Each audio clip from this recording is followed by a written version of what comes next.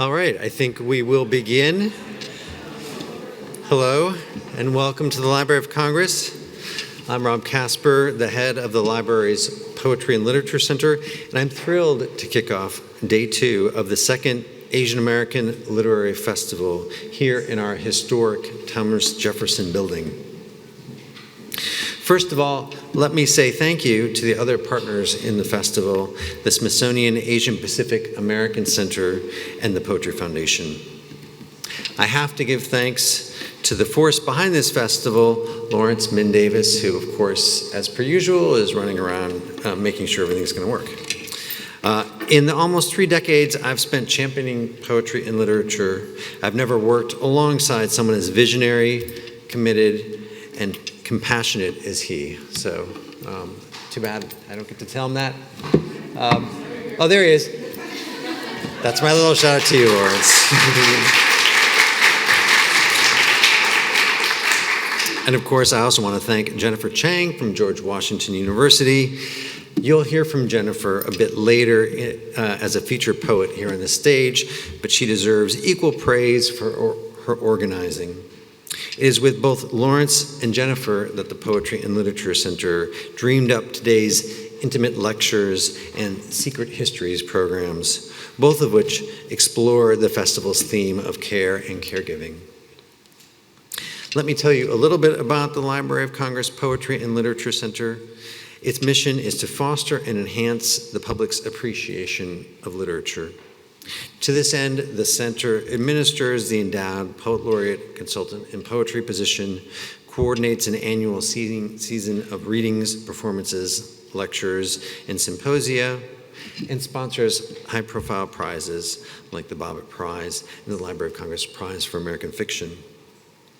To find out more about our programs and initiatives and to explore features such as our online archive of recorded poetry and literature, you can visit our website, loc.gov/poetry. The center is honored to co-sponsor today's events with the Library of Congress Asian Division and Asian American Association. Starting with an 1869 presentation of 933 volumes by the Emperor of China, the collections of the Asian Division have grown to represent one of the most comprehensive collections of English language materials in the world. It now provides public access to more than 4 million items in over 130 Asian languages and covering an area ranging from the South Asian subcontinent and Southeast Asia to China, Japan, and Korea. The division also contains the Asian American Pacific Islander collection, established in 2007 by a mandate and annual appropriation from Congress. This collection includes a wealth of materials from literary manuscripts, theater scripts, and oral history interviews to conference papers, community newsletters, and yearbooks. Were it a weekday, we could all just head down to the Asian Division reading room, which is on the opposite side of this first floor. Alas, it is not open today, but we've arranged a sneak peek of its Chinese rare book digital collection. And that collection, the computer that's showing that collection is right there in the back of this room. We hope that in between today's events, you'll get a chance to check out the collection, and we hope you go to the division's website, loc.gov/rr/Asian to see more. I also want to give special thanks to the Library of Congress Asian American Association. Founded in March 31st, 1994, the association traces its origins to the 1991 celebration of Asian Pacific American Heritage Month at the library. The event brought together a group of staff eager to raise awareness of Asian Pacific American heritage in the library community and to encourage fellowship and support among staff interested in Asian Pacific American issues. On behalf of all the sponsors here at the Library of Congress, we welcome you and we hope you enjoy the day. And with that, let me welcome Lawrence Min Davis onto the stage.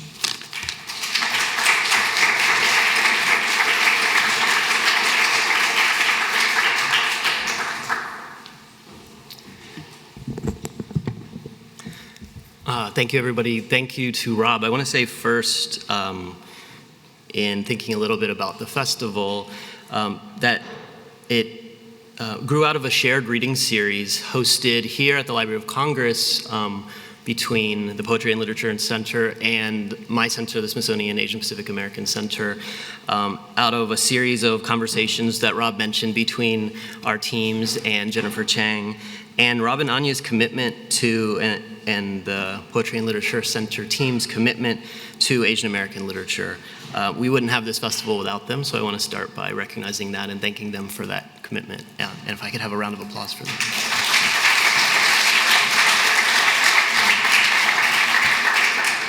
It means a lot for the Library of Congress to recognize the importance and make this kind of long-term commitment to Asian American literature, and I want to be appreciative of that to start. I've been taking to saying that it takes a village to throw a festival, and so I'm really thankful to a lot of the folks in this room who've taken part in that kind of process of community curation, a whole series of organizations and individuals who've put in the kind of thinking and creative and organizing work to make it happen. We like to think about the festival as a cooperative space rather than simply a performative space, an opportunity for the co-creation of the future of Asian American literature, even as we also honor its present and its past. I want to recognize my center, where I'm proudly a curator, the Smithsonian Asian Pacific American Center. Our director, Lisa Sasaki, is here. And can we have a round of applause for Lisa? Lisa has been a steadfast champion of the festival, and for that, we're all deeply appreciative. APAC, the Asian Pacific American Center, is a museum without walls, rethinking what museum experience can be, and serving as the nation's resource on Asian American and Pacific Islander art, history, and culture.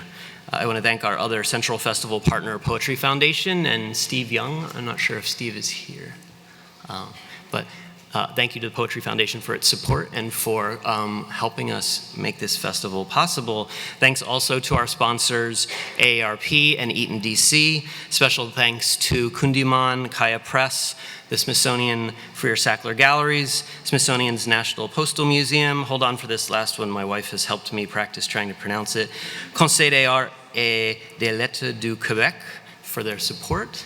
My French is terrible. As a child of a Vietnamese immigrant, the colonial legacy didn't stick with me, or maybe I'm like rejecting it in my blood, so I'm terrible at French. Apologies to the wonderful council, who is not responsible for that colonial history. And great appreciation to all of our festival's participating community partners. I'm going to bring up Kate Howe, who will be introducing our first speaker today, Monique Chung.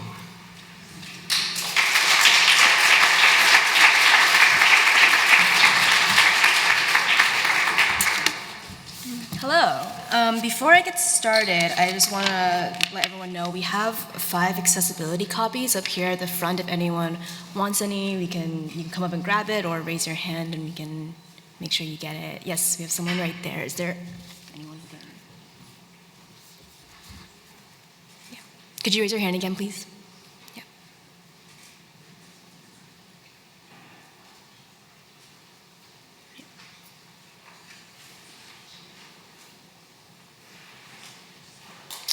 And we have one more right here. Oh.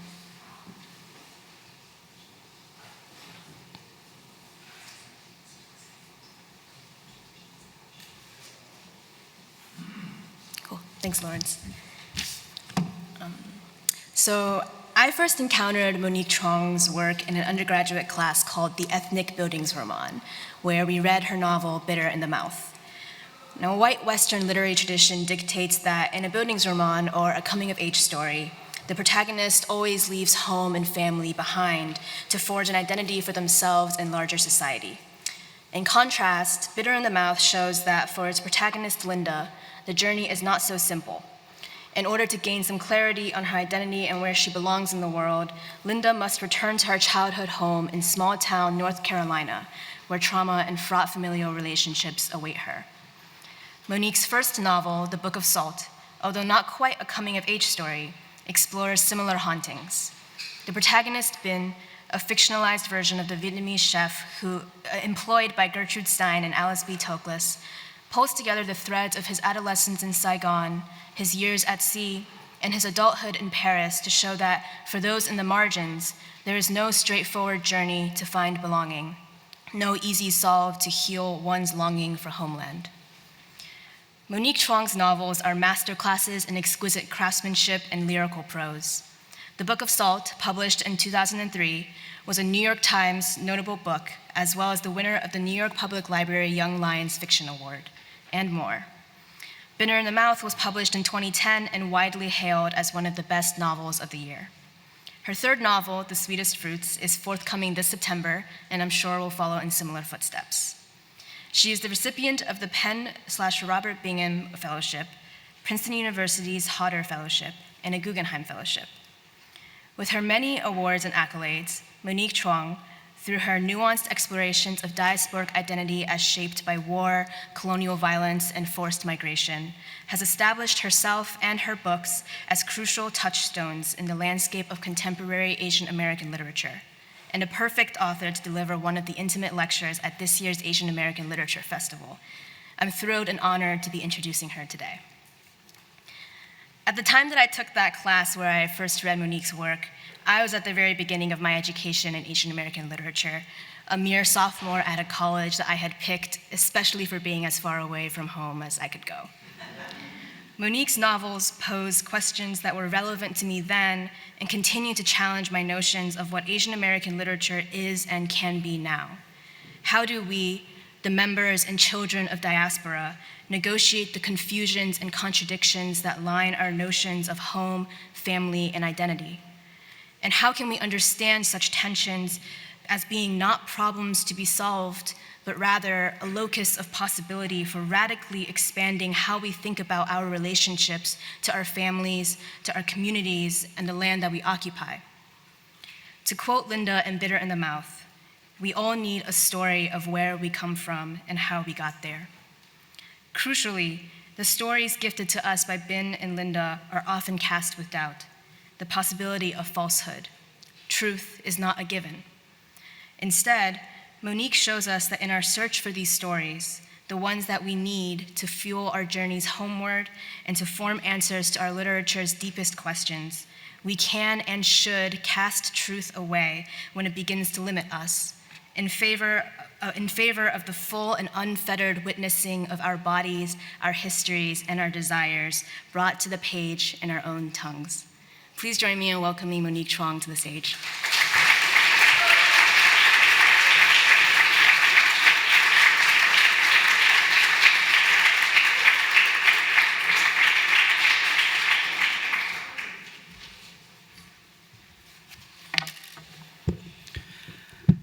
Kate, that was an amazing, hello. It's hard to see you below that podium. That was an amazing introduction, and I'm honored. I am equally honored to see so many faces and bodies here. It's very touching. An intimate lecture. That was how Lawrence, one of the members of the village that brought this festival together, described in an email to me in terms of what he had in mind for today's presentation. When I first saw that phrase, I laughed.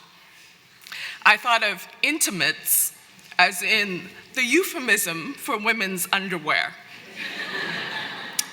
That I would be standing before you today, clad only in my skivvies, or that you, dear audience, would be required to attend in yours, or maybe both.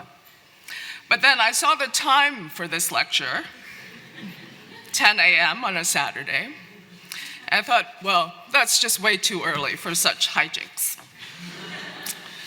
Then I thought about the other meaning of intimate, the one that is surely intended. Intimate as in a feeling or quality of closeness engendered by trust, friendship, or love. And I laughed again, because that connotation suggests that I should invite you up here one by one and whisper this lecture directly into your ear. Not because its content is full of secrets meant for each of you, but because this lecture's intent is to share with you what is tender, fragile, and true to me. A plain song to the literature of Asian America, and how and when their voices have spoken directly to me, whispered themselves directly into my ear. So let's begin this way. Let's imagine that I am not standing in front of you, but that I am seated by your side. Imagine that for this moment, the two of us are alone, which is not at all the same as being lonely. And I'm saying sotto voce into your ears the following. You and I may have never met, but I have been here for you, as you are here for me now. The writer and the reader, that is our intimate relationship. Our trust, our friendship, our shared love for the literature of Asian America. This nation state of our voices, full-throated and passionate, amid the raucous, multiphonic chorus that is American literature. It's a pleasure to be in your company this morning. Pleasure is, in fact, the theme, the organizing principle of this intimate lecture. In an environment of heightened anxiety and daily attacks upon the marginalized communities of this nation, I submit to you that pleasure is a radical state of being, a disruptive feeling to claim as our own. To gather here this morning on this day and to take pleasure in the literary traditions and the imaginative present day of Asian America is to affirm that we and our creative labor belong here at the Library of Congress, belong here in Washington, D.C., that we and our allied communities belong in all of the 50 states of this union and the territories of American Samoa, Guam, the Northern Mariana Islands, Puerto Rico, and the US Virgin Islands. What does pleasure mean for this reader? Because we are all readers first. It means opening a book and seeing for the first time the body, the Asian American body. And it means recognizing that body, that Asian American body.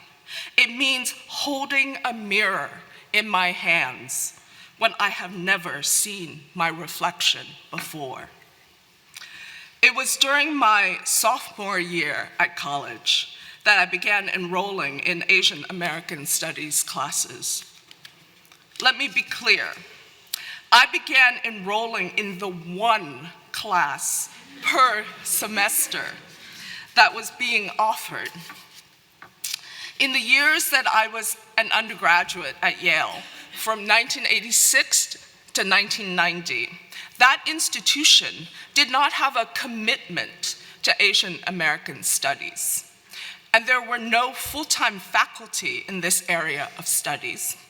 Instead, Yale, like many other universities, preferred to bring in, and again, let me be clear, to exploit a rotating roster of adjunct instructors.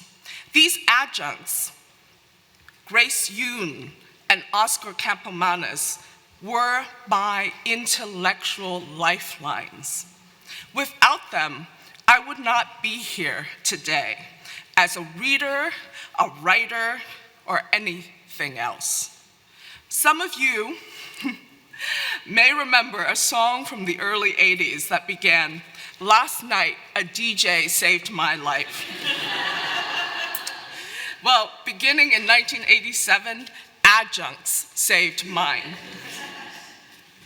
Yoon and Campomanes taught classes that introduced me to Asian American history and Asian American writers of poetry, fiction, and plays.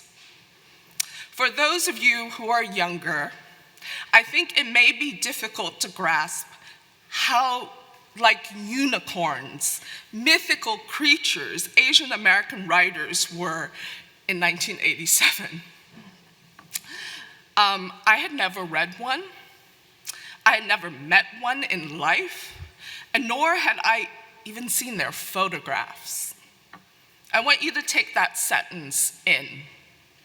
Their literal body, in addition to their body of work, were unknown to me until I was 19 years old. Among the first books that I bought for an Asian American Studies class was called Breaking Silence, an anthology of contemporary Asian American poets, which had a publication date of 1983. I remember flipping through its pages and fixating on the black and white photographs of the contributors that preceded their works. 45 of the 49 contributors had sent in a photograph. Garrett Hongo, George Leong, Win-Tek Lam did not. And Alan Chong Lau sent in a small potato block print of a human figure. The photos that were sent in varied, but most of them weren't sleek author photos. And pre-1983 was, of course, many years before the iPhone and the selfie. So another human being, most likely a friend, took those images. I took in every detail offered by these photographs, from the shape of the poet's face, the length of their hair, to the items of clothing that they wore. And also, whatever I could gather about the room or the setting where the poets had situated themselves. On the pages of Breaking Silence, I saw for the first time a photograph of Jessica Hagedorn. Her short, spiky hair, her off-the-shoulder blouse, her arms crossed in front of her chest, her cool girl smirk. She looked back at me as if she was going to kick my ass. If I didn't love her and her poems. Now that I have met Jessica in person and I consider her a friend, I know that was exactly what she meant to convey with that photo. Songs from My Father was one of the poems that she had in Breaking Silence. And here's how it begins. I arrive in the unbearable heat, the sun's stillness stretching across the land's silence, people staring out from airport cages thousands of miles later.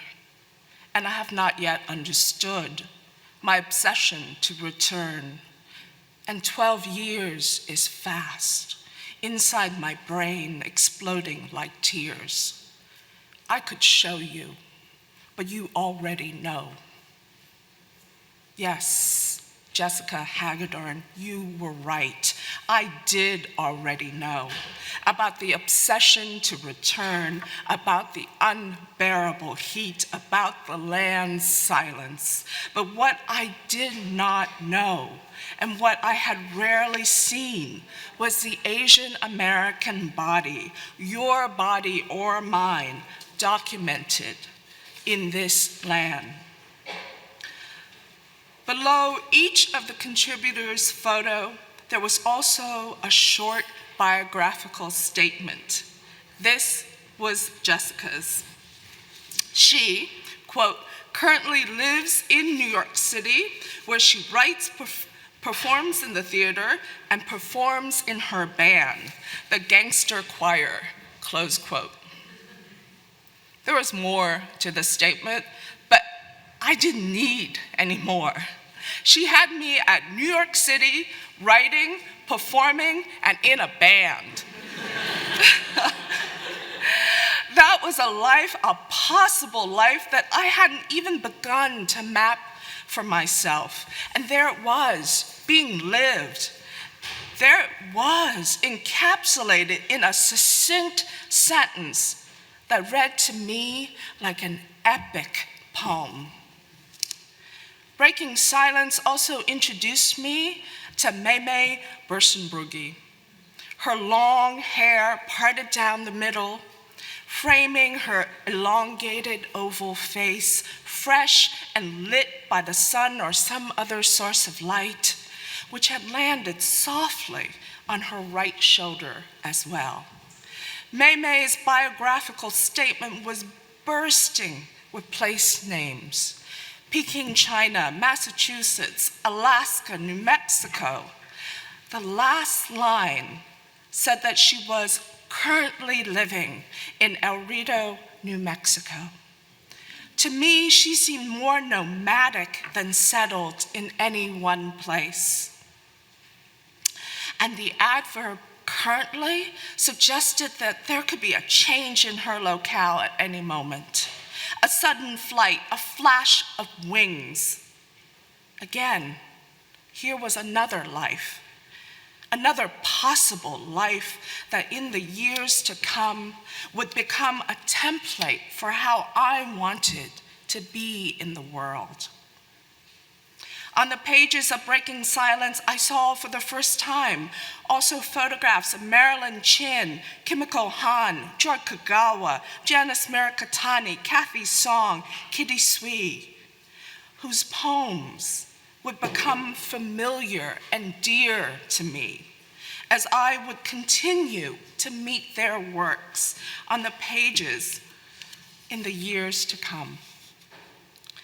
The pleasure of seeing the body, the Asian American body, as I have just described it, may sound too literal, too documentarian, and have little to do with literature per se.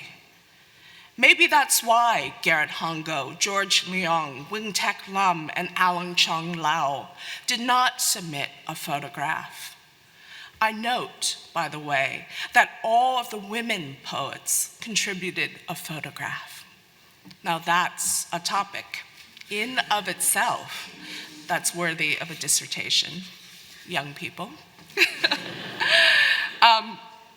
To see the Asian American body, a reflection, a refraction, a near or a distant relative of your own, in a photograph, on the page, on the screen, on the stage, in the day-to-day world for that matter, is the beginning of being able to imagine that body and your own body within a multitude of places, environs, and possible lives.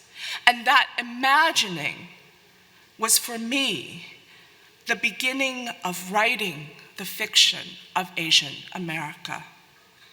The pleasure of seeing and of recognizing the body cannot be devalued as something less than literature or separate from literature. The written word begins with the writer who lacks the occasion to see and to recognize her body is alone, as in profoundly alone. She can write and create in that state, in that void, because the imagination is resilient and will find for her other narrative vessels. But this lecture, remember, is about pleasure, and pleasure in the context of Asian American literature is about not being lonely. Before we leave the pages of Breaking Silence, I want to share with you a poem by Yuri Kagayama, whose photo in the anthology was a canvas of pitch black with only her face, the waves of her hair, and a standing mic emerging from the darkness. Her eyes are cast downward, focused on the instrument that is amplifying her voice. Her biographical statement identifies her as a performer who was born in Japan and grew up in Tokyo, Maryland, and Alabama, and San Francisco is now her home. The poem is entitled, "My Mother Takes a Bath," and the body is at its center. This is how it begins. My mother sits in the round uterine, rippling green water, hazy vapor gray dampness, soapy smelling, in the air a circle cloud above the tub of a bath. The wet old wood sending sweet stenches, sometimes piercing to her nose and sometimes swimming in the hot, hot water. Tingling numb at the toes and fingertips when she moves too quickly, but lukewarm, caught in the folds of her white, white belly. Her face is brown spotted, beautiful with dewdrop beads of sweat lying neatly where her forehead joins her black, wavy, tired hair. And above her brown pink lips, one drop lazily hangs, droops over, sticking teasingly to her wrinkle, then pling, falls gently, playfully disappears into the water. She sighs and touches her temple, high and naked, runs her fingers over the lines deep. Her hand has stiff knuckles in large joints crinkled and hardened, but her thick nails thaw in the water, and her hand is light against her face, and gentle and knowing, and the palm next to her bony thumb is soft. Her breasts are blue-white clear, with soft brown nipples that dance, floating with the movements of the waves of the little ocean tub. Slowly, a step behind time.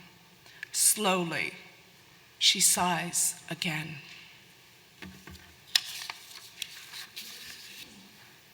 The pleasure of recognizing a kindred body, a family of kindred bodies, was for me followed in quick succession by the pleasure of recognizing the kindred spirit.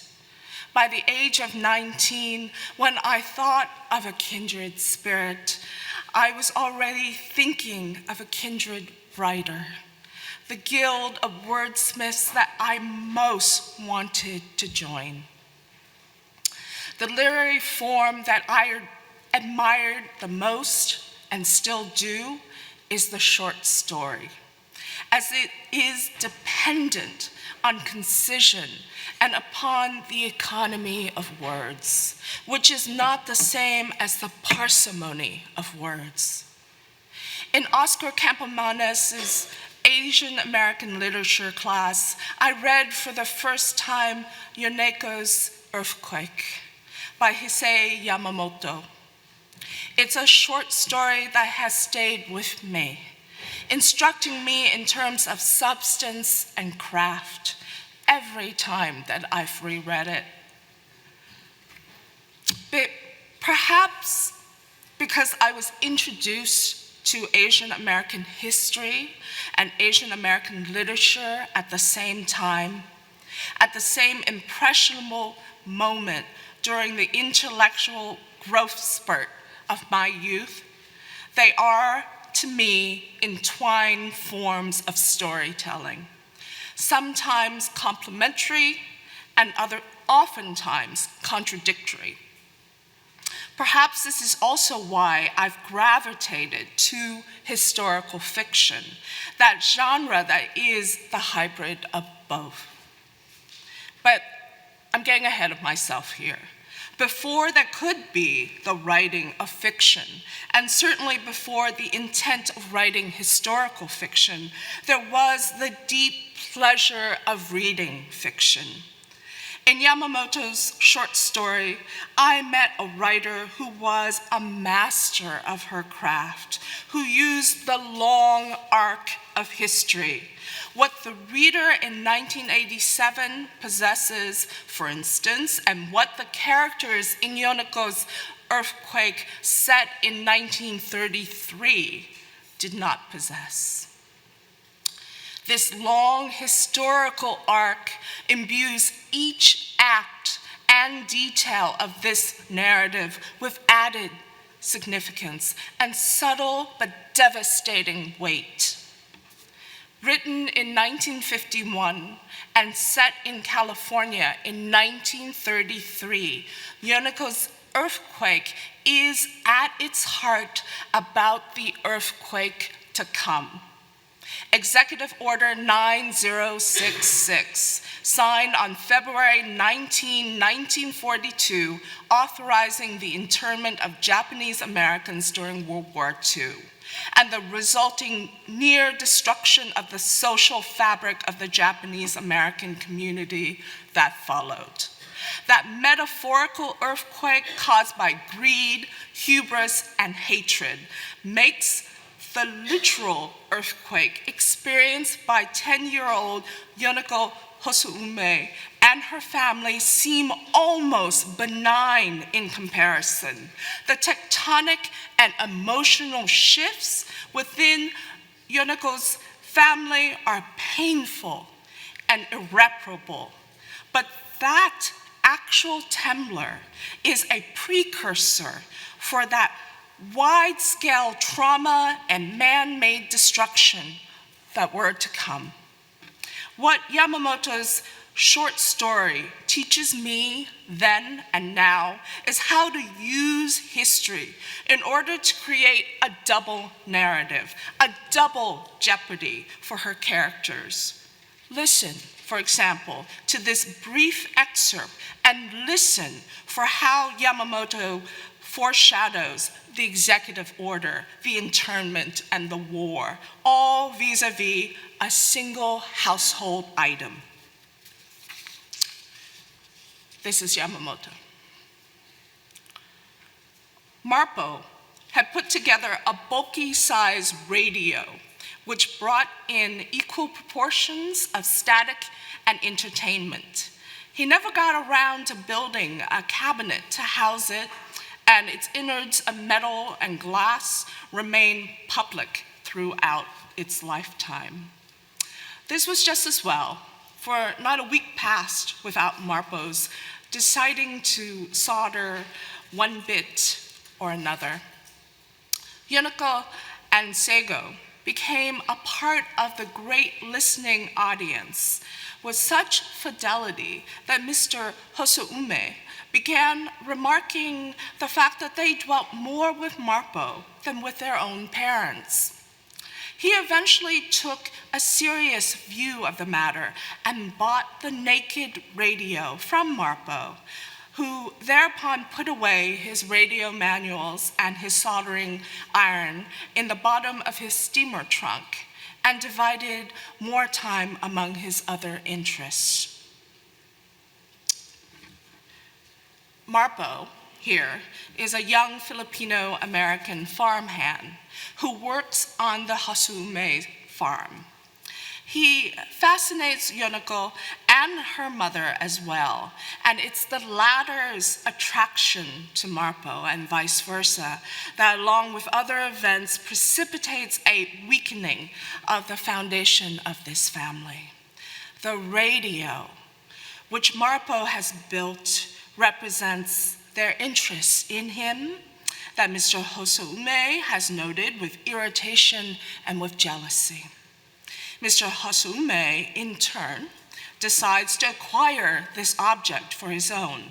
That radio takes on another layer of significance and foreboding when a reader considers the history that was to come and the bombing of Pearl Harbor and the days immediately following when Japanese Americans were promptly deemed suspicious and traitorous for simply owning items such as a radio or a camera.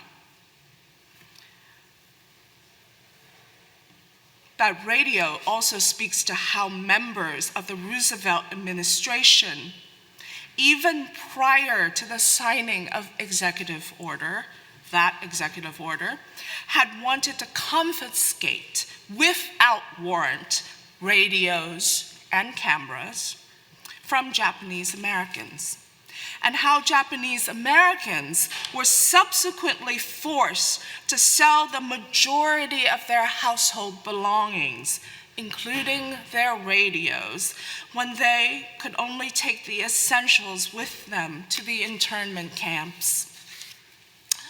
Marpo's radio, which then becomes Mr. Hosume's radio, is the equivalent of a loaded gun or a knife. Yamamoto, a skilled builder of short stories, would not have introduced such a weapon without an implied threat or danger. What she teaches me then and now with that radio is the necessity of knowing Asian American history. Without it, the radio remains a radio. Without knowing Asian American history, I, the reader, would have had a lesser, only partial understanding of Yoneko's earthquake. It is important to note that Yamamoto's short story, devoid of any explicit foreshadowing or historical framing, does not aim to teach this history to the reader. That is Yamamoto's most important lesson. The literature of Asian America is not here to provide a service or to enlighten, functioning as a quasi-native guide or cheat sheet to history. The literature of Asian America is a participatory act. As a reader of it, you and I have to step up and do the work. That seems fair to me, then and now. In 1996, I was living in New York City. I had fulfilled that one component of the possible life that I had glimpsed in Hagedorn's biographical statement. But there was no pleasure whatsoever in the life that I had created for myself. I graduated from Columbia Law School the year before and was working as a litigator in a law firm whose name I often forget now. I I remember its joke name more often than the actual name, because the joke name is closer to the truth. Huge cupboard of greed. Pleasure was a completely alien feeling to me. I'd become a stranger to writing, with not a word of fiction written since 1992, the year when I entered law school. My body was rebelling against this stranger, threatening to shut itself down entirely. I had a facial tic. One of my shoulders was raised higher than the other and frozen in place because of stress. And I was having nightmares in which I was fighting, as in trying to punch the partners whom I worked for. But the momentum of my arm would slow to a standstill as I got close to the face. And my fist never manages to make contact with the skin or skull. In the mornings, I would put on the mask of unquestionable competency and wear the thick skin demanded by a corporate law firm, a space where I was assumed to be a secretary on more than one occasion.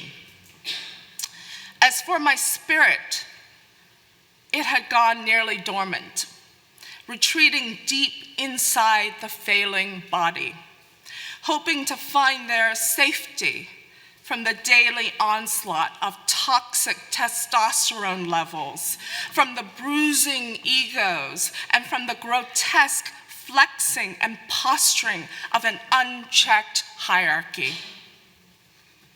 Whenever I could, I sought refuge in Asian American literature, which in New York City occupied a physical space, the Asian American Writers Workshop, located then in the East Village on St. Mark's Place, in a basement below a Gap clothing store.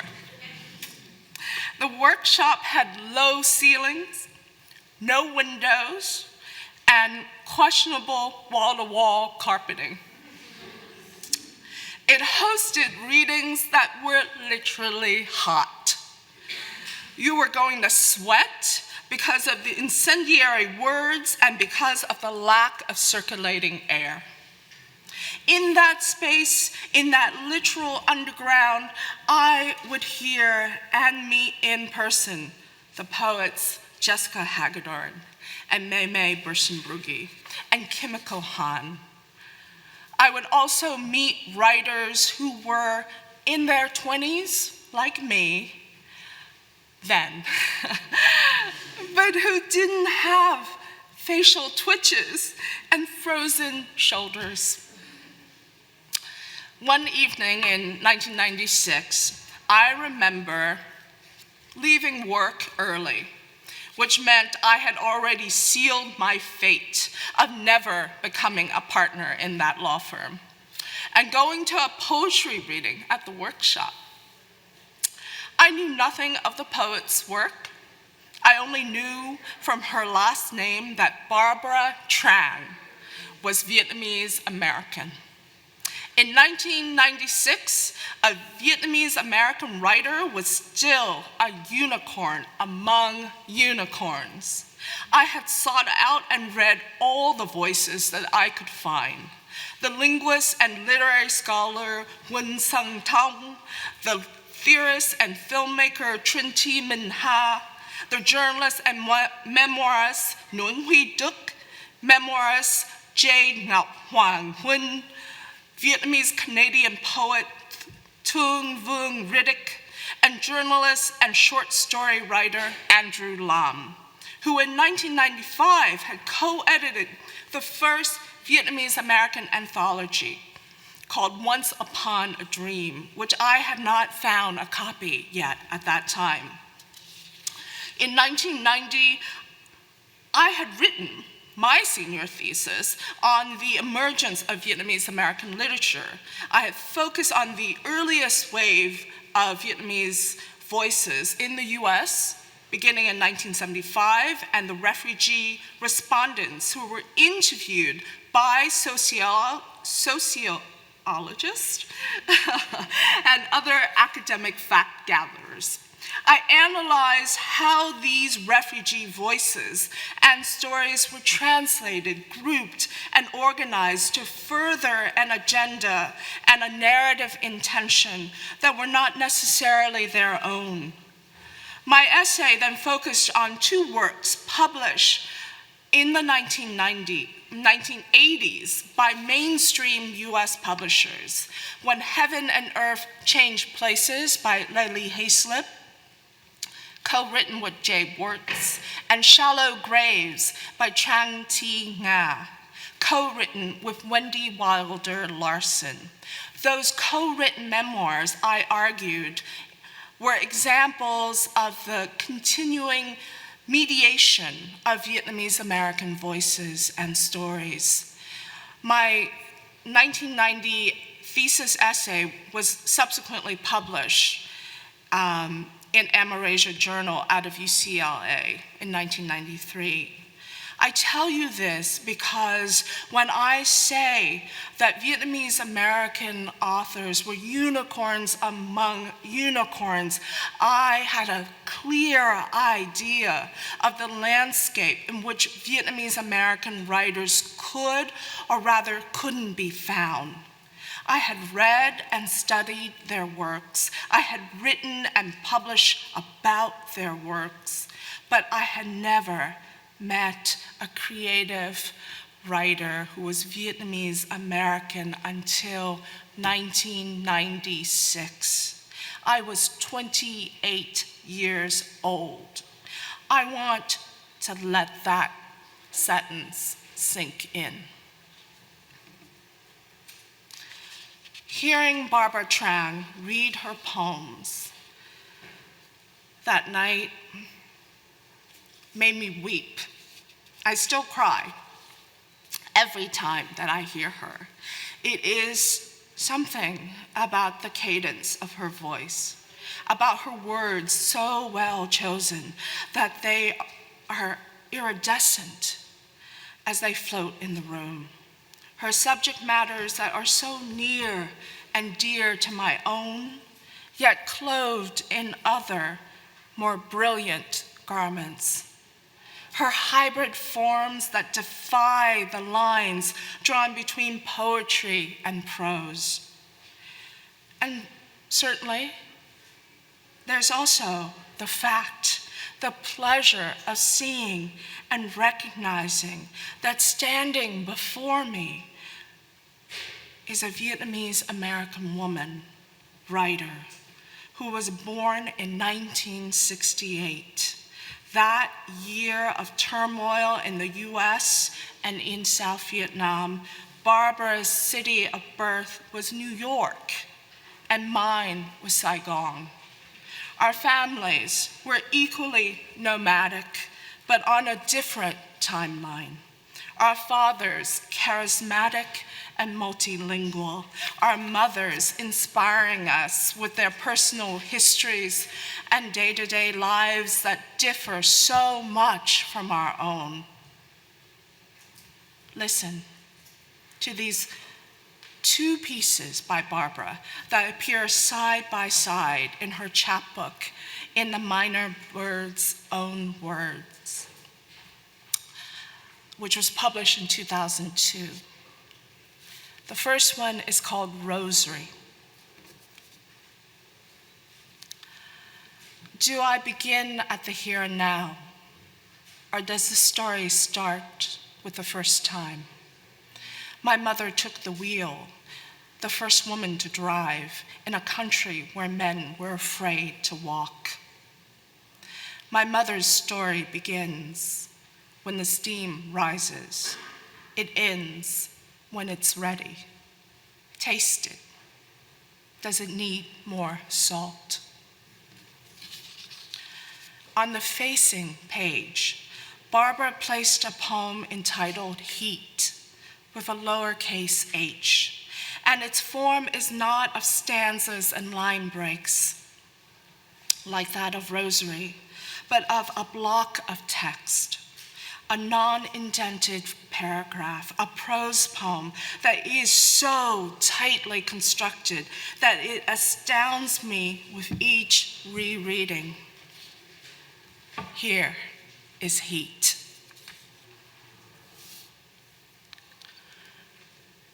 Today, at 67, she stands at the stove at work. The heat overcomes her. She thinks she is standing at the shore. The steam is like a warm breeze being carried out to the sea. My mother hears the seagulls circling above. She feels the sun on her skin and admires the reflection on all the shining fish bodies. Her father's men have been collecting the nets for days now, laying the fish out for fermenting. The gull with the pure white underside swoops toward the fish farthest away, lands on an overturned boat, its sides beaten and worn, its bottom sunburned like a toddler's face after her first day of work in the rice fields. Beside the boat, a palm hut, where the fishermen hangs their shirts, where their wives change when it's time for a break from the scooping and jarring, when their black pants become hot as the sand itself. And then the laughter starts, and the women's bodies uncurl from their stooped positions, their pointed hats falling back, the men treading anxiously in the water as they imagine a ribbon pulling gently at each soft chin. Hearing Barbara that night at the workshop, seeing her at the front of that low-ceiling, airless room, and then meeting her afterward, when I declared to her that I too am a writer, despite the blue suit and the black briefcase and the dull hair pulled tight into a neat, flavorless bun. That was a pleasure. The pleasure of seeing and recognizing both a kindred body and a kindred spirit. Her presence in that space as writer and my presence in that space as listener and soon to be a dedicated reader of her work disrupted the misery that had overwhelmed me, silenced me, nearly broken me. The pleasure of the literature of Asian America is about not being lonely. I'll leave you with this. The pleasure of body and spirit are not distinct. Their borders are non-existent. Asian America knows that borders are fiction, written by war, conflicts, man-made disputes, and avarice. Asian American bodies and spirits have found a way to defy, to deny, and to breach the barriers of this land. This is the refrain of our plain song, and I encourage you to sing it at every standing mic, on every social and media platform, in every hallway of power, at every demonstration in the streets of this nation, and in every word that we contribute to this raucous, multiphonic chorus that is American literature. Thank you.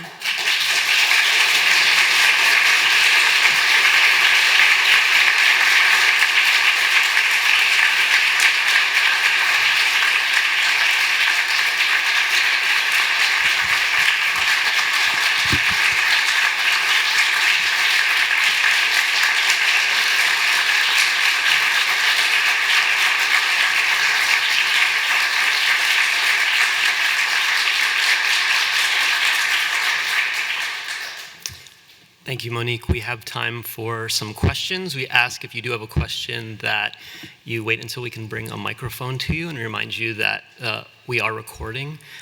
Kate has a microphone and we'll bring it over. If you could please raise your hand and Monique will point you out and answer questions. Thank you. Thanks.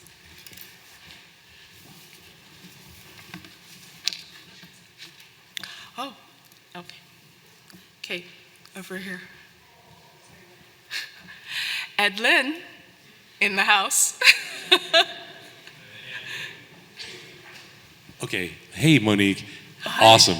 Why do you write fiction and not poetry?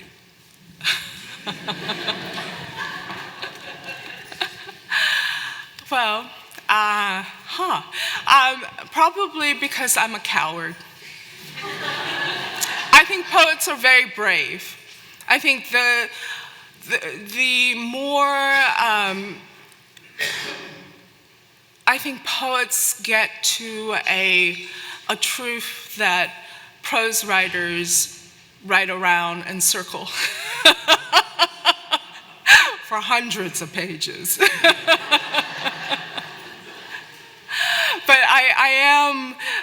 I have been working on a libretto, which feels to me very much like writing a form of poetry, and that gives me great pleasure.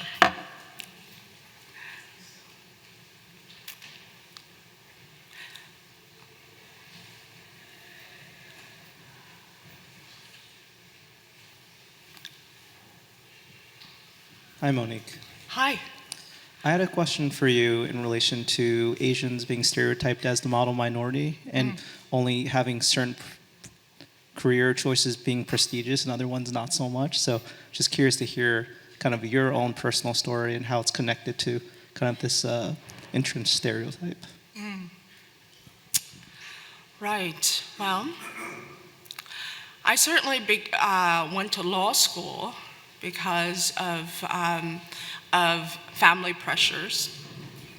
And it took me a long time, actually, to understand really what was at the heart of that pressure. At first, I thought it was very much about wealth acquisition. And I think that that's not a deep enough understanding. It's really about stability. And this is what our parents lost. And that is what they want for us. So I think once you're able to unpack those pressures, because those to me are the more important of the exterior pressures versus the, sort of the greater societal expectation that all we can do is math, and once you understand where your family, that source of tension is coming from, I think it's easier to live and to create your life within it. And I clearly was not able, as a young person, to say, well, I'm gonna go my own way and become a writer, I think you'll find that writers of my generation were often dual personalities, like Lan Cao, who wrote the very first Vietnamese-American novel in English, Monkey Bridge. She is also a lawyer.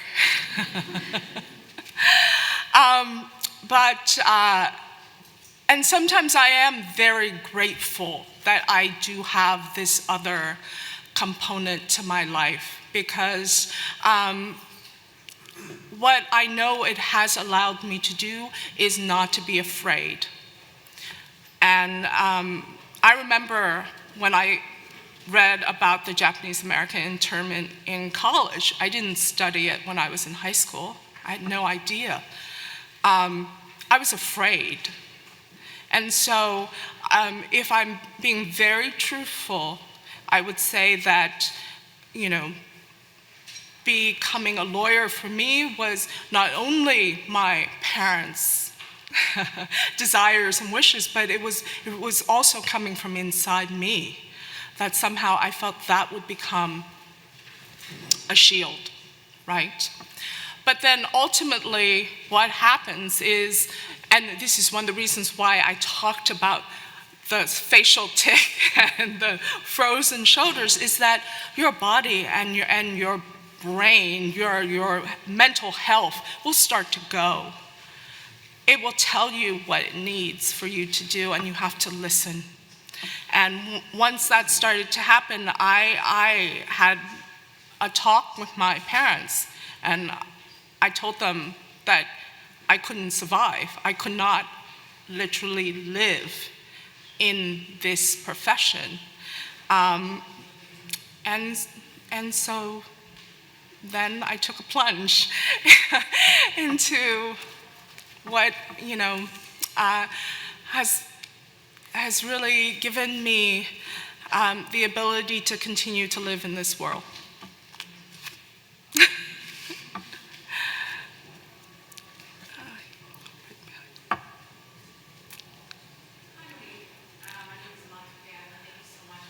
Here today. Good. Okay, you hear me now? Yeah. As a fellow Vietnamese American woman who is a reformed and recovering lawyer, who also went to Columbia Law School, I very much related to your discussion of feeling that tension. And I think a lot of people in this town understand that tension and the coupling of working hard, grinding, and feeling that that leads to success. And at 36, I discovered the pleasure and frightening feeling of leisure. And you described that so eloquently in your talk. And I was wondering if you could talk a little bit about how you overcame the discomfort of learning to enjoy yourself, to enjoy life's pleasures, and feel happy without guilt. Wow. I think that's a lot of assumptions about my mental health.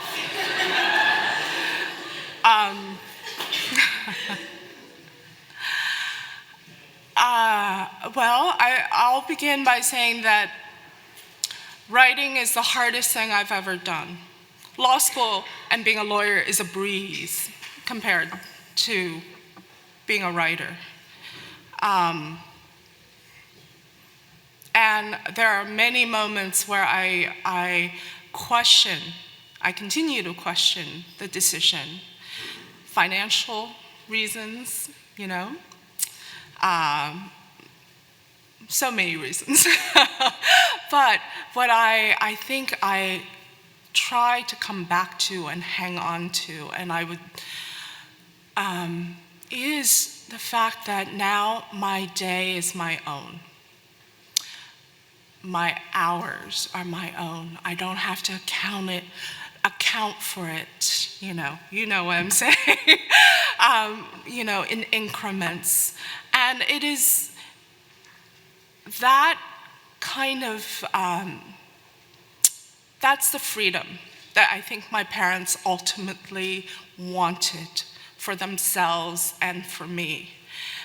And so when I can remember that is when I can truly say that this is the path that I should be on. Yeah. You had a question, yes? Thank you. Sure. It actually follows very much because I wanted you to speak more about pleasure. I think that you started to suggest that pleasure was a form of resistance, actually, to much of what we're kind of talking about here. And could you speak a little bit more about how pleasure and engaging in pleasure can actually be a kind of stability or a kind of resistance? Well, I think it follows in the sense that it's necessary for your mental health, for the preservation of you and your family and your community. And in this moment, in this nation, I think we are, let me pull back and say that I am in a constant state of rage. You can add your name to that list if you'd like. And rage is consuming. It consumes your energy, it consumes your body, it consumes your mental health, it consumes your day-to-day actions, as opposed to turning it into, this is not what we want. I think part of pleasure is to say this is what we want as a community, as a country. And once we can define and articulate for ourselves and to focus again on what it is that we desire and need and enjoy and find true happiness in, that is when we can go out there and create and change. So, resistance, right? Yes. Hi. Hi. It's on, right? Would you talk about your next book, The Sweetest Fruits? I understand that it's on Lafcadio Hearns. Yes. Who is I guess he was an American journalist who went to Japan and became kind of native, right? I mean, anyway, I would be very interested in hearing you talk about your next book. Thank you. Thanks for that question. Yes, so my next novel is called The Sweetest Fruits, and it's coming out in September.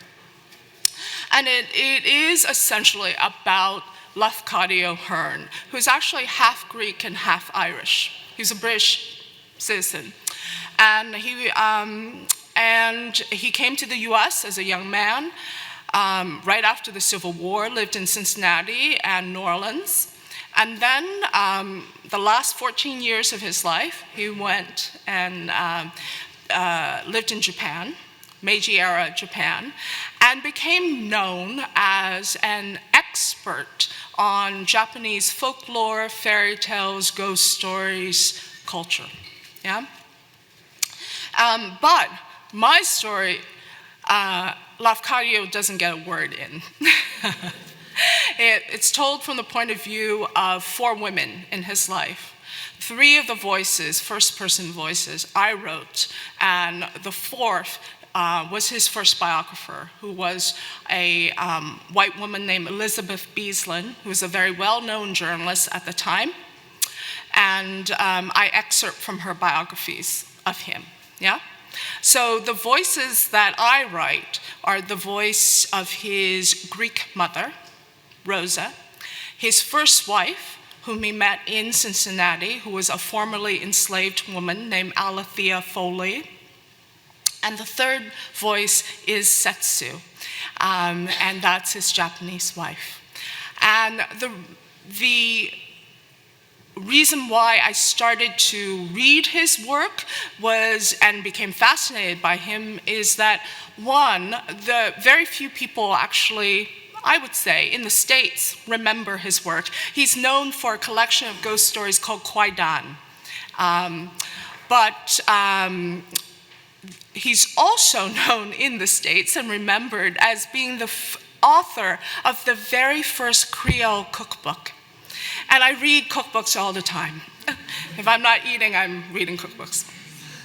And so I started to read his work, and everything about the brief biography or biographical statement that I started with seemed improbable to me. It just made no sense, none of it. So, and then, it was very clear in the beginning that this was a man who had made the reverse migration that I did.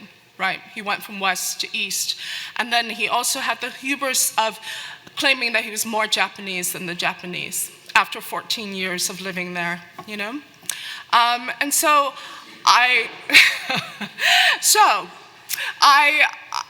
as I did more research about him, I started to see the women in his life and the way that they certainly shaped him as a human being, and also the way that they were also incredible border crossers, not in the same way as getting on a ship, perhaps, and sailing the world, but their lives were also about crossing boundaries and being intrepid and being cultural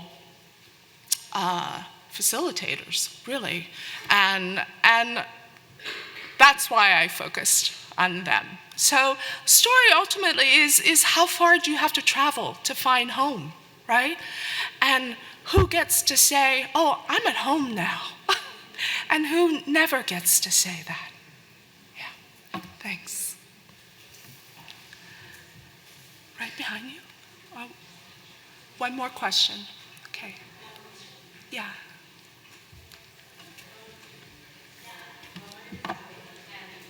I don't think it's on.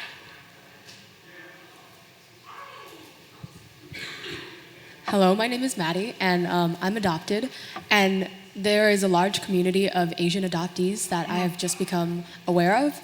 But one of my main things that I've always recognized was pleasure. But until now, you've only worded it so succinctly and so succinctly that I am able to recognize what it is now. It's pleasure, being known and being seen.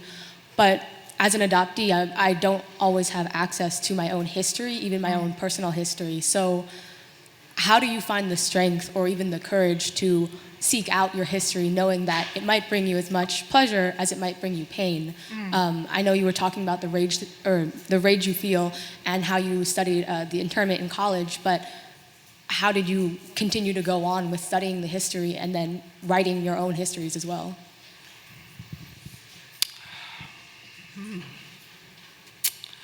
Wow. For the last question, that's a doozy.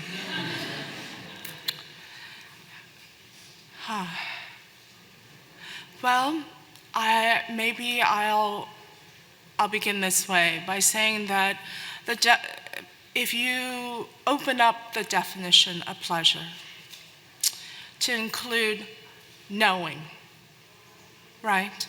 So not only seeing and recognizing, but to know that that is also part of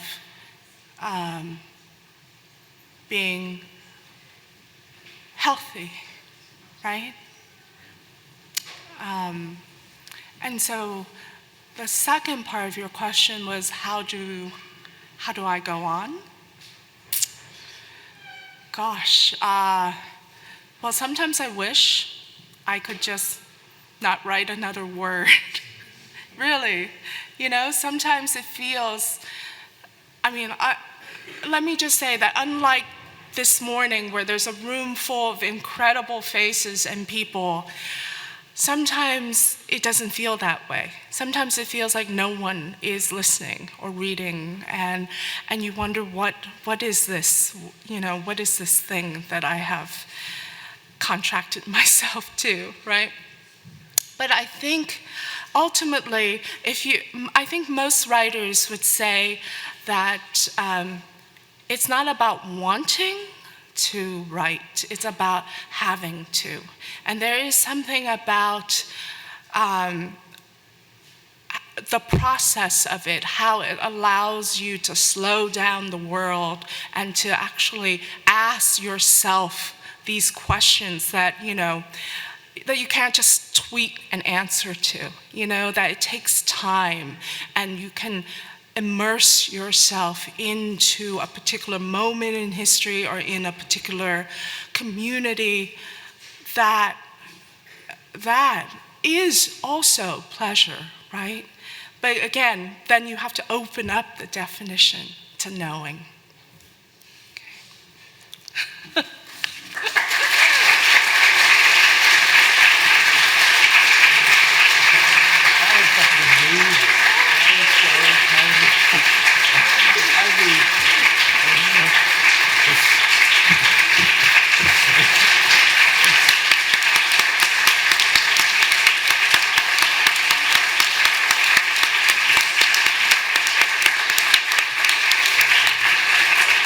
Wow, we've just started. We're going to have a quick break. Take seats in the front. There are a few here. Thanks for being here. In 5 minutes, we'll have Kathy Park Hong and Jennifer Chang talk about secret history. So don't go anywhere.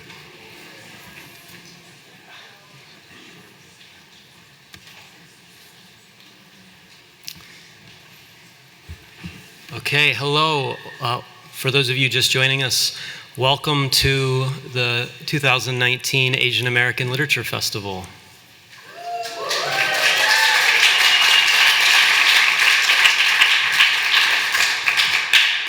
I'm Lawrence Minbui Davis, curator at the Smithsonian Asian Pacific American Center and humble sender of emails to many of you here. Thank you to the library for hosting us today. Thank you to Rob and Anya and the team here. I loved Monique's opening theorization of the intimate lecture, both the inter or transpersonal dynamics and the underwear part. When Juan Felipe Herrera was finishing up his first term as U.S. Poet Laureate several years ago, he gave a closing lecture on Chicano poetry. It was a personal walk through literary history, people he remembered, key moments, excerpts of poems. Afterwards, we called it an intimate lecture. I think that Rob coined the term, but maybe Juan Felipe did. Intimate, as Monique intuited, indicating the kind of history, connective rather than individual, private, away from the public historical eye, away too from the noisy markers of awards and acclaim and critical attention, instead wanting to attend to quieter moments, off to the side exchanges, personal relationships, forgotten poems, forgotten poets and writers. We thought afterwards about what it means to pass this kind of intimate history down, or perhaps laterally, across generations or across regions of writers and readers as a kind of gift and a kind of inheritance, how Asian American literary community might nourish itself by remembering and sharing this way. These are the origins of the sessions today, the intimate lectures by Monique and later Arthur Z, following lectures by Karen Tae Yamashita and Kimiko Han last festival in 2017. New this year, we are proud to present the Secret Histories series. The series comes from a similar source. It takes a focus on the lost, the underattended to, the elders that we have forgotten to honor properly because history and maybe even their own times did not give them the proper care. Secret Histories begins with or opens through the eyes of mid-career poets and writers, and the question of where they fit in this matrix of inheritance, of veneration, of portaging the things we need to live from one place to another and one time to another. Jennifer Chang came up with the idea of the Secret History series based on her own ongoing work to excavate the oeuvre and life of the poet Wang Mei. What if we asked others how they had already begun this kind of work and for whom, or if they wanted to embark anew on this kind of work? And in a broader sense, what would it mean for all of us to embrace this work as necessary and ongoing? So other mid-career poets and writers, what lost writers' secret history underpins what we understand now as Asian American literary culture? This is the task that we set out, whose work and life and circuits and passions have invisibly shaped your own work? We proudly open the series with Jennifer Chang and Kathy Park Hong, who will give brief talks and then read poems inspired by their chosen figures. Briefly, introductions for the two, about whom one could say much. Jennifer Chang is the author of 2 books of poetry, Some Say the Lark and The History of Anonymity, which I want to say are on sale outside later, and I encourage you to go and buy those books, as well as Monique's books and Arthur's books. Jennifer serves as an assistant professor at nearby George Washington University. Associate professor, apologies. And congratulations. No demotions happening here today. Kathy Park Hong's poetry collections include Engine, Empire, Dance Dance, Revolution, and translating Mom. She is the poetry editor of The New Republic and a professor at Rutgers Newark University. Her book of creative nonfiction, Stand Up, will be published in spring 2020. Please join me in welcoming the two.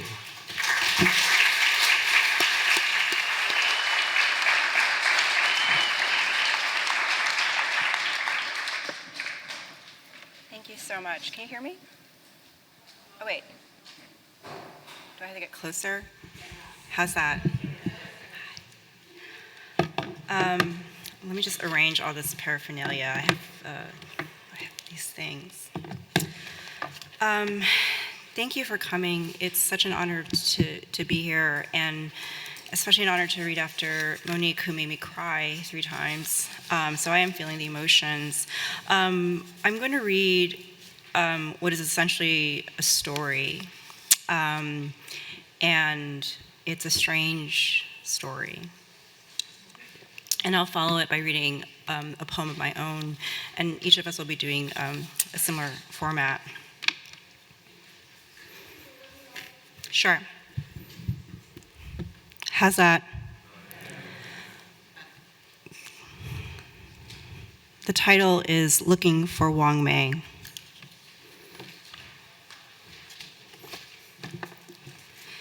There were 2 things I wanted to do in Ireland. I wanted to go to a bog, and about this I was emphatic, reminding my husband daily that the trip would be a failure if there were no day at the bog. Any bog would do. The second thing I wanted to do was find Wang Mei, a poet with whom I'd begun corresponding in the months preceding. I was quieter about the second desire because I knew the trip was precious time. It was our first trip alone after the birth of our firstborn, who had just turned 1, and we knew that such an opportunity to wander countless hours through unknown streets and fields, to stay late at a pub and then sleep it off the next day, would not come again easily or soon.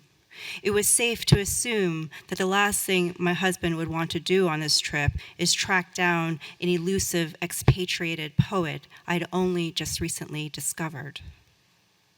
And yet, since we began planning the trip, I fantasized about my rendezvous with Wang Mei. I could take her out for whiskey at Temple Bar. We could stroll the paths at St. Stephen's Green, stand side by side in front of the Henry Moore sculpture of Yeats, and recite by heart our favorite lines from his poems.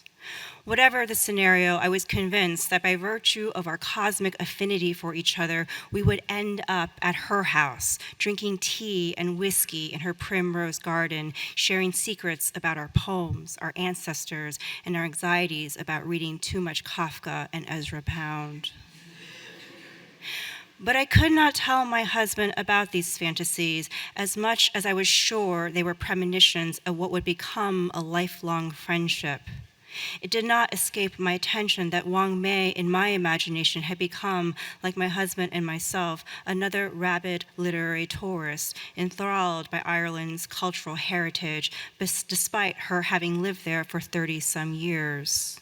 In fact, I had no idea what she thought of Yeats or Joyce, though in one email she responded indifferently to my query about Seamus Heaney. She wrote, "How did I manage to spend 35 years in Ireland without meeting Seamus Heaney? Well, do I regret not having met the Dalai Lama? There must be certainly a perverse streak in me." Her response was not merely indifferent. She was mocking my fangirl solemnity for capital L literature. She was, by nature, irreverent. I found this quality utterly bewitching. There must be, certainly, a perverse streak in me. My correspondence with Wang Mei began in July 2014. Earlier that year, I had caught sight of her name on the website of Octopus Books, the small press about to publish her first book in 36 years, Picasso's Tears, Poems 1978 to 2013. I was as curious about her name as I was about that span of time, years that comprised nearly my entire life. But I was also embarrassed by my curiosity, which struck me as slightly solipsistic, slightly egotistical. Born in 1944 in Chongqing, China, and then raised in Singapore, Wang Mei was roughly the same age as my mother, whose family had also migrated from China as world and civil wars besieged their country. But Wang Mei, I conjectured, did what my mother could not. In 1966, she arrived in the United States to attend the Iowa Writers' Workshop, staking a claim on an independence that my mother never could. She published her first book in 1969 with Harcourt Brace, and published 2 more with the same house in 1972 and 1977, before relocating permanently to Ireland in 1978. She had an Irish husband, 2 sons. Her 4th book would not appear until August 1st, 2014, days before I found myself in Dublin scanning the crowds in cafes, bookstores, and buses for a face that looked like mine. But I'm getting ahead of the story. I had a basic biographical sketch and my superficial projections. The subtitle, Poems 1978 to 2013, suggested she had not stopped writing. However, she had, it seemed, stepped away from a particular career trajectory, either because of migration or because of marriage and family. Or perhaps it was both. I thought about my own mother, who had felt equally trapped by her life as an immigrant and by marriage and family. Again, I was projecting, indulging myself in self-reflection rather than thinking critically. I recognized this and decided then to set aside everything to properly answer the question of Wang Mei. In truth, I was desperate for distraction. There was my infant son who measured the time of my day like a clock. It was always almost time to pick him up from daycare, to put him down for a nap, time for the first snack, the second snack, bedtime, waking. I was in the first year of my second tenure-track job, which was another clock, the seconds ticking away faster and faster, with no poems, no new book. And there was languishing alongside all this a dissertation I had managed to still not finish 5 years into beginning it. Now time suddenly stopped. I had discovered a poet I had never before heard of. The title of her first book, I soon learned, was A Bad Girl's Book to Animals, of Animals. What a coincidence, I thought. I am a bad girl. I love animals. She must, I deduced in my delirium, be writing to me. In Wang Mei's first book, I found this poem. This is on page 1 of your handout. The American bestseller. This is me, your murderer, calling from Florida at 3:15. Sorry to wake you up. I'm describing that scene. I need your help. Let me think about it, I say, and I walk barefoot to the bathroom and wash my face. I looked for the animals in A Bad Girl's Book of Animals, eventually realizing that the poems are the animals, vivid, evasive, brutally intelligent, and driven by the heat of instinct. The poems baffle, inviting readers to reflect on their unease. The murderer in the American bestseller leads us to a speaker, the designated victim, whose mundane actions make a mockery of various forms of violence. American capitalist struck culture, the rhetorical tool of irony and self-erasure as subjugation. Wang Mei's response to the threat, I walk barefoot, I wash my face. Who exactly does the poet mock? Her reader, America, or literary convention? Let me think about it.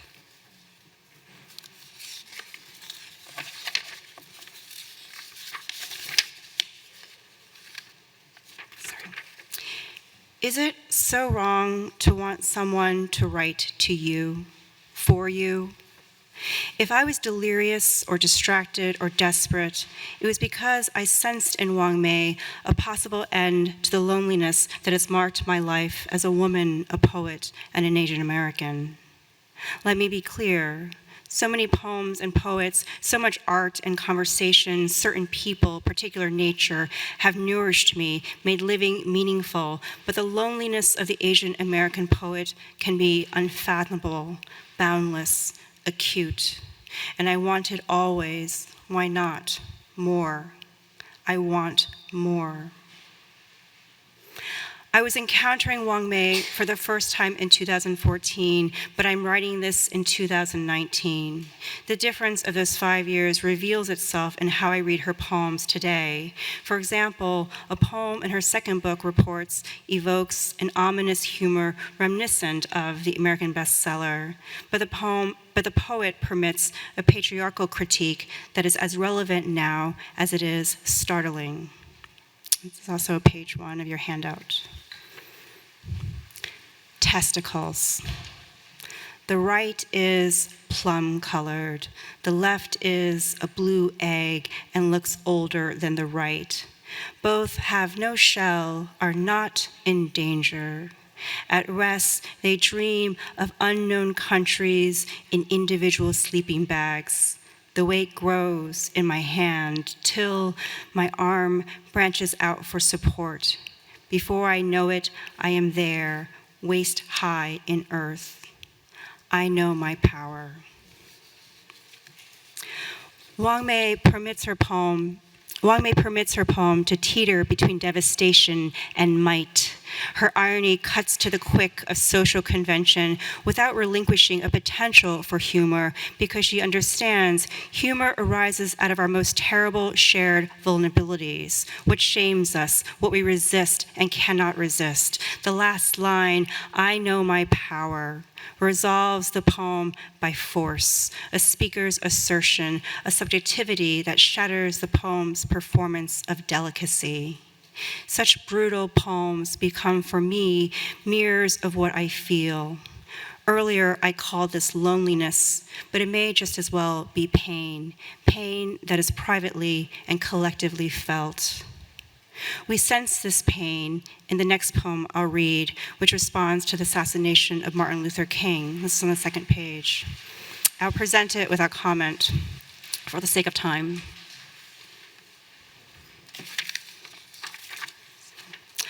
In Memoriam, Martin Luther King, spring 1968.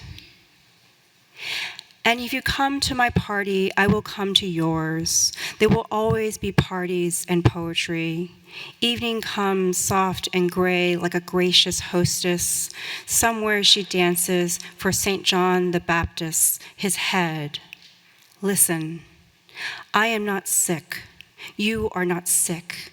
The inpatients are indoors. The outpatients are outdoors. The world is not sick. After a few martinis, people with glasses in their hands touch each other, imagine blood. Spring is here, in April as always. Assassins spring up everywhere like prophets. Donations, donations. What is the occasion? Did someone drive into the cows? Some white men imagine they are in Africa. Listen. If you listen carefully for long enough, you will hear nothing. They want peace.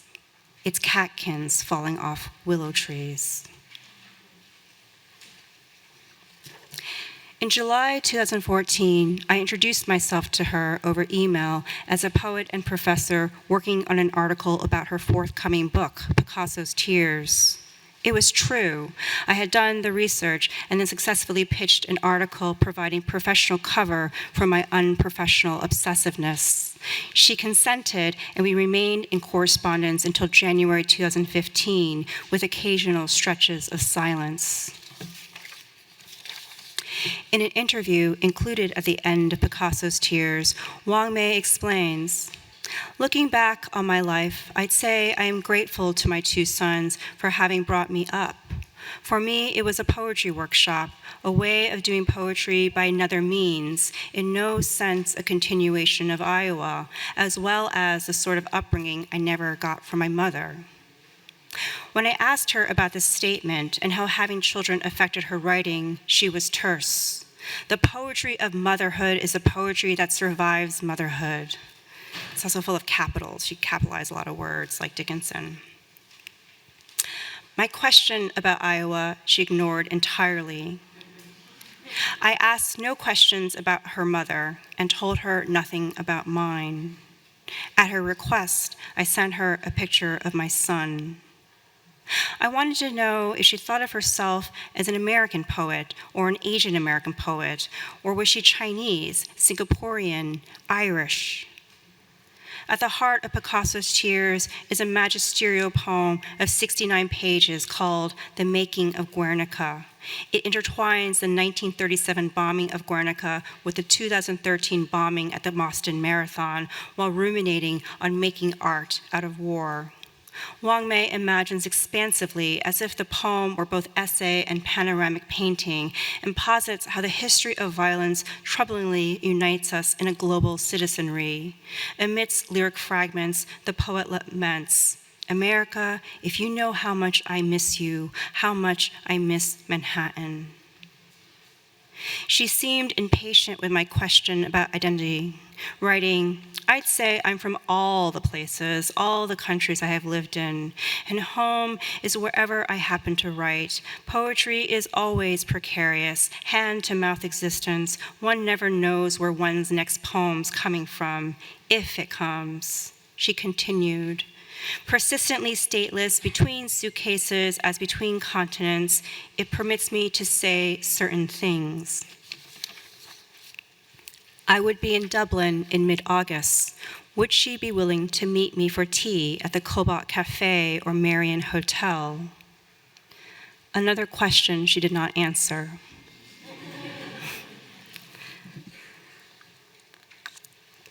But it is hubris to claim I discovered Wang Mei. No, I did not discover her. Like everyone else, I was not paying enough attention. Years later, I pulled from my shelves Juliana Chang's anthology, Quiet Fire, a book I'd had since graduate school. There, in the table of contents, I saw Wang Mei's name and the titles of 2 poems from a Bad Girls Book of Animals. The bibliography includes her first 3 books, though the dates of publication are incorrect, and her name in the pages of the poems is inverted to Mei Wang, which is also incorrect. I had done the very thing I'd criticized the canon makers about.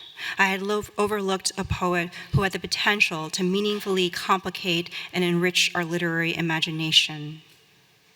What would it have meant for my poetics and my pedagogy had I read Wang Mei as an MFA student? In my MFA program, the professor for whom I felt an aesthetic kinship told me my poems reverberated with the voices of the Tang Dynasty. Never mind that I had read scarcely any classical Chinese poetry. Never mind that I shared with this man the same heroes. I forgave him because I knew he hadn't meant to hurt me, and because, as I've said, I was lonely. About Wang Mei, I did discover this. In the September 1969 issue of Poetry magazine, her poems are nestled in close proximity to my professors. Their first books would appear around that time, mere months apart. Crookus Review would describe Wang Mei's book as containing, quote, "difficult, unpleasant poems." Whereas my professor got a reprieve from harshness. Despite his unevenness, he still emerges as a sensitive, accomplished poet. On our 4th day in Dublin, we rented a car and drove to the bog of Allen in County Kildare. In borrowed galoshes too big for our feet, we galumphed across ground that felt like cake batter. As we were the only ones there that afternoon, the woman at the nature center had time to be curious about what would compel Americans to visit a bog. Surely there are no bogs in the States. I was elated from moving through the air's cool moisture, exploring the planetary strangeness of this environment, and so cheekily recited the Emily Dickinson poem about nobody, emphasizing the conclusion. How dreary to be somebody, how public like a frog, to tell one's name the livelong June to an admiring bog. I really did that. The woman was not familiar with our American poet, but noted that Seamus Heaney had been a friend of the Bog of Allen's Nature Center and had contributed money and once a poem to their newsletter. Everyone in Ireland seemed to have met Seamus Heaney, except for Wang Mei. This was not the last conversation about poetry we would have with strangers in Ireland. Of course, my husband and I talked about poems and poets by force of habit. We haunted the hangouts of Yeats, Joyce, Shaw, and Wilde, and there was that other conversation about poetry that kept almost not happening. Each night, when I would check my email again, hoping to see Wang Mei's name in my inbox, wondering which questions she would answer and which she'd leave for myself alone.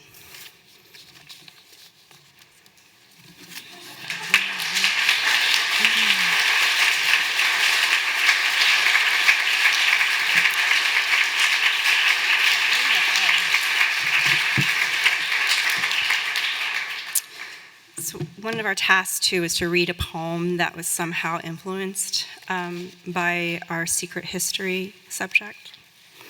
So I'll close by reading this poem. My own private patriarchy. One father was driving a gold Mercedes-Benz. One father was listening to the Beach Boys. One father was having an affair with every woman in California. One father asked me if I preferred Hemingway or Fitzgerald. He had never heard of Juna Barnes or Jessie Fawcett or Laura Riding Jackson.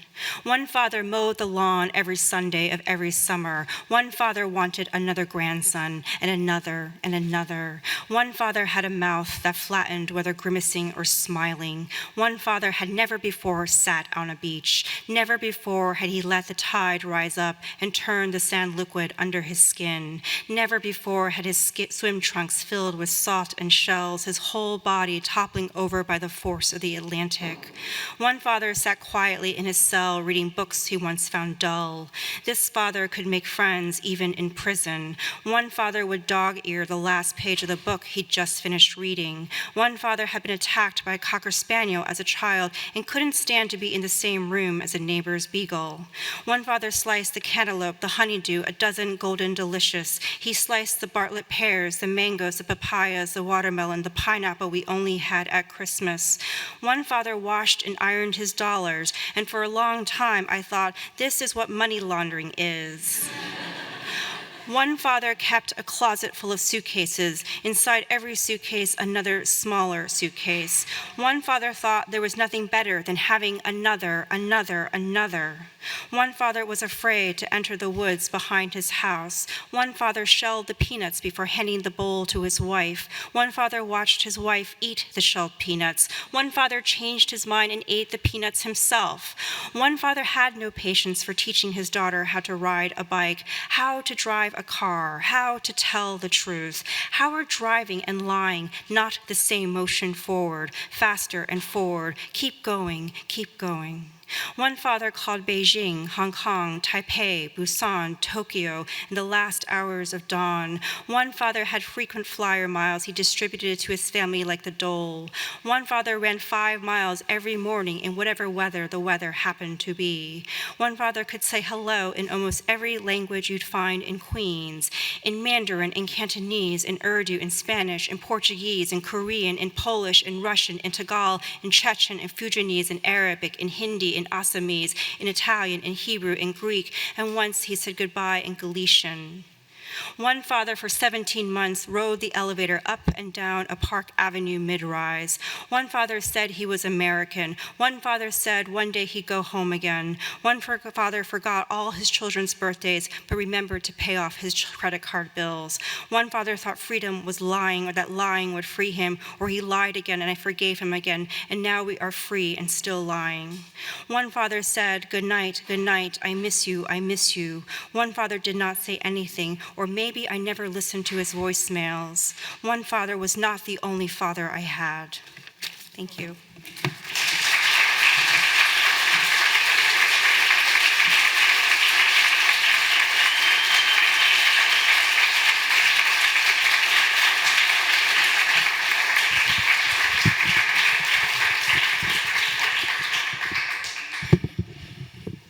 Can you hear me? Okay, great. Thank you so much, Jennifer, for that really powerful and moving tribute to Wang Mei. I'm going to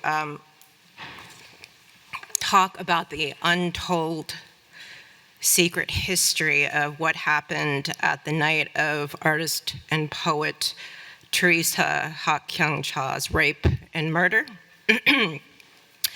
Some of these are based on interviews with families, court documents, and the essay is going to be in my book, Minor Feelings.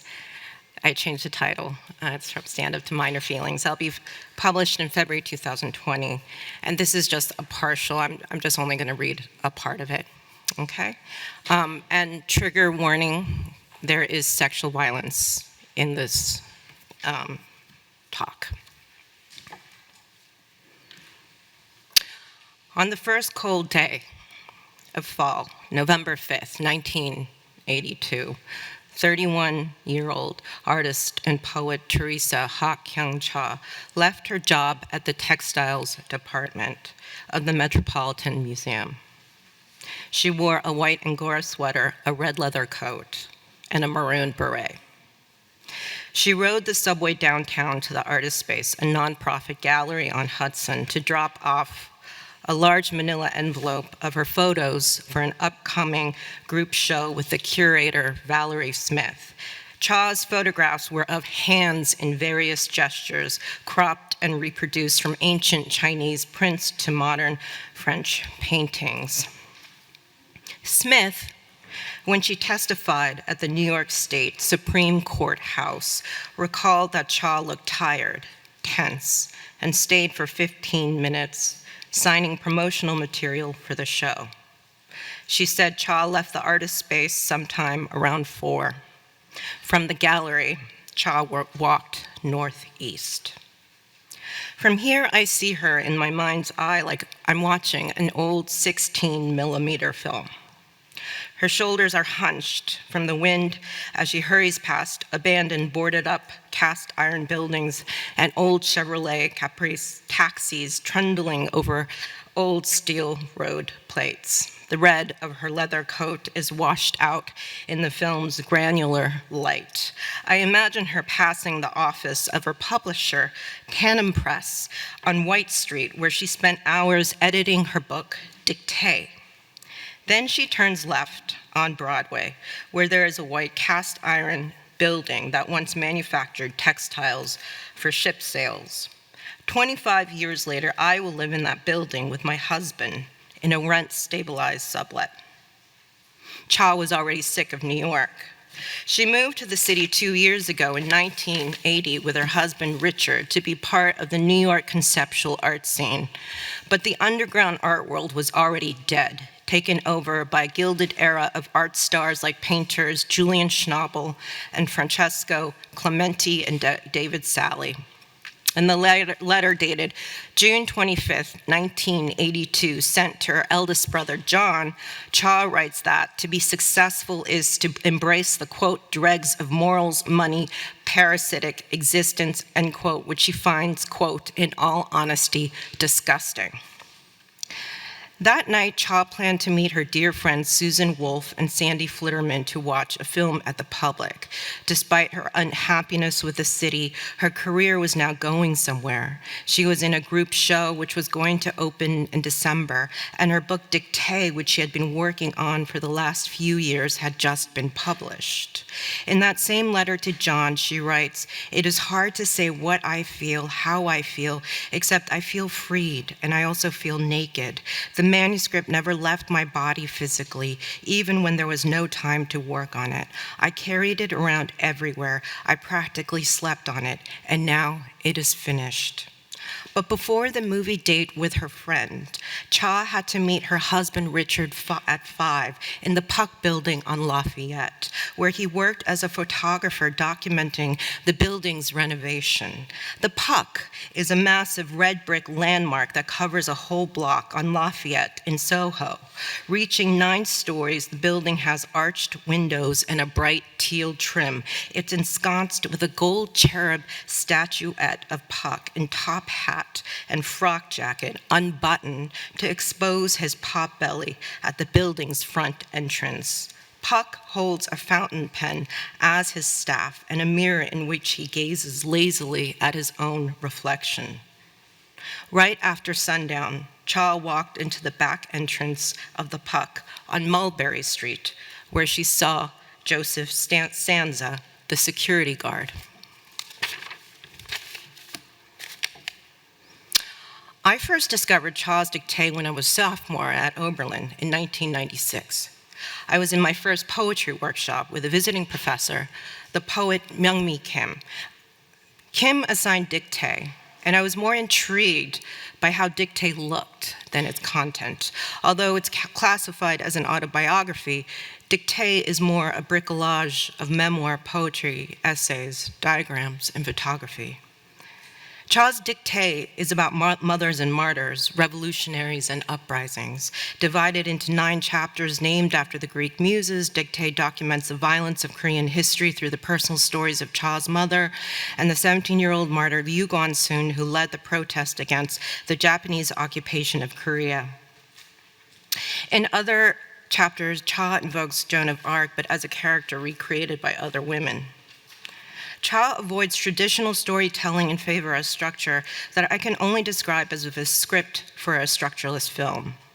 Scenes are described as stage directions. Poems are laid out like intertitles. Cha never directs your reading of Dictée. She refuses to translate the French or contextualize a letter.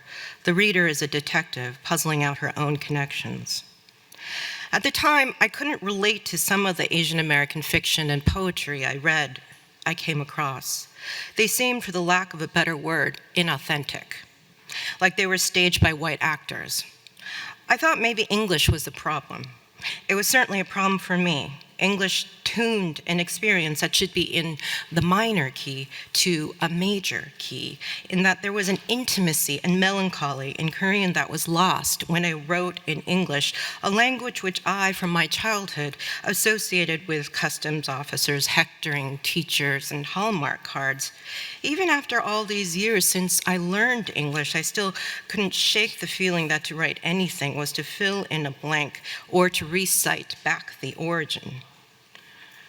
Cha spoke my language by indicating that English was not her language, that English can never be a true reflection of her consciousness, that it was as much an imposition on her consciousness as it was a form of expression. And because of that, Dictée felt true. I first heard that Cha was raped and murdered by a security guard in New York City in Kim's class. I don't remember how Kim presented it. I just vaguely remember the facts. Since then, throughout all the years that I reread Dictée, or taught it, or presented Dictée for a talk, it never occurred to me to find out what happened. And yet Dictée's death saturated my reading of the book, giving the book a haunted, prophetic aura. Dictée is, after all, about young women who died violent deaths, although I would never admit to that interpretation in a talk. A few years ago, When I was writing about Cha in a review, I decided to check on the date of her rape homicide. Digging into Cha's bibliography, I was surprised that no one wrote anything about the crime. If her homicide is mentioned at all, it's treated as an unpleasant fact, acknowledged in one terse sentence before the scholar rushes off to write about narrative, quote-unquote, indeterminacy and dictate. More disturbing is that no one admits that Cha was also raped. An omission so stubborn, I had to consult court records to confirm that she was also sexually assaulted. Did they not know? Were they skittish? Murder has been desensitized to a crime statistic, but combine it with the word rape, and it forces you to confront her body. It's difficult to find reliable statistics on Asian American women who have been sexually assaulted. The Asian Pacific Institute on Gender Violence found that 21 to 55% of Asian women experience physical and sexual violence, which is a very broad range. Another survey excluded Asian women altogether because the, quote, sampling size was too small. I have a hard time trusting any of these findings. Growing up, I overheard stories of women who disappeared or went mad. What happened? I asked my mother. Nothing, my mother would say, and then I was hushed. In every Asian culture, stories abound of women disappearing or going mad without explanation. The most that would be revealed was that something bad happened. How many Asian women would then feel bold enough to report in their culture of secrecy and shame? To talk about it would be to heap upon the family great pain. I asked a friend who's an Asian American scholar why he thought no one has written about Cha's death. They probably don't want to re-traumatize the family, he said. After he said that, I couldn't help but see Cha's critics, including myself, as part of her story. I think of Sylvia Plath, the titan of tragic female poets. A cottage industry of biographies have cropped up around her. Everyone from the casual reader to the most devoted scholar is a sleuth, trading gossip, poring over letters and journal entries to find that one stone left unturned about her life. But much of Cha's personal life has remained sealed, the length to which scholars will argue how Cha is recovering the lives of Korean women silenced by historical atrocities, while remaining silent about the atrocity that took Cha's own life, has been baffling. There has been important scholarship about dictate, such as the compilation of criticism, Writing Self, Writing Nation, and essays by scholars like Ann Lin Cheng, and Timothy Yu. But the more I read about her, the less I knew, and the less I knew, the more I couldn't help but regard Cha as a woman who also disappeared without explanation. Cha was born on March 4th, 1951, in Busan, South Korea, at the height of the Korean War. She was the middle daughter of 5 children. Her family, along with thousands of other refugees, fled south to Busan from Seoul to escape the North Korean invasion. Her family remarked her eldest brother, John, was always on the run. The parents first escaped to Manchuria to escape the Japanese occupation, then to Seoul to escape the Soviet invasion, then to Busan to flee North Koreans, and finally to the US to escape the South Korean dictatorship.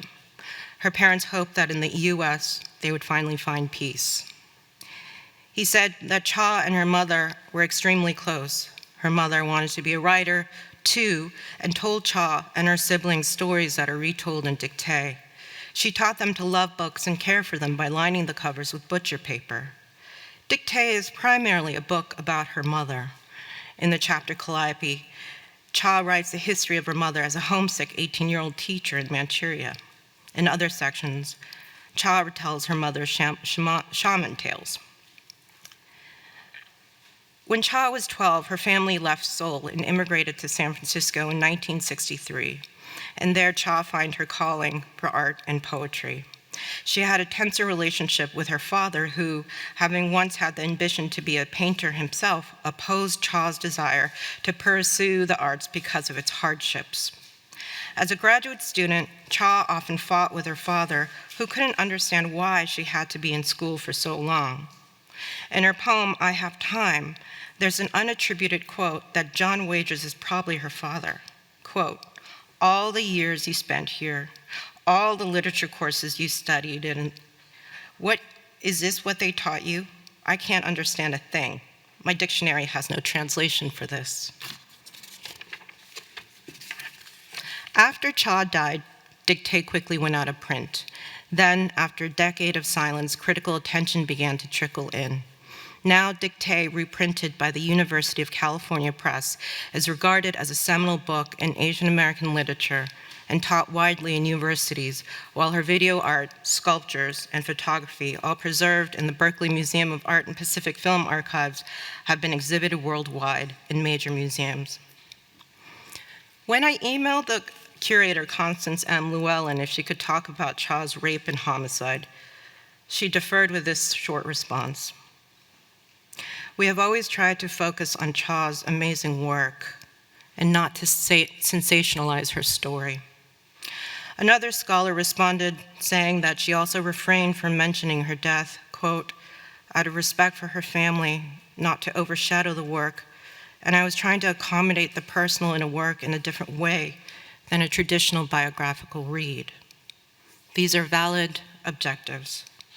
It was essential early on to foreground the importance of Dictée, to champion her innovations while deflecting what happened to her, lest the public became diverted by her appalling death.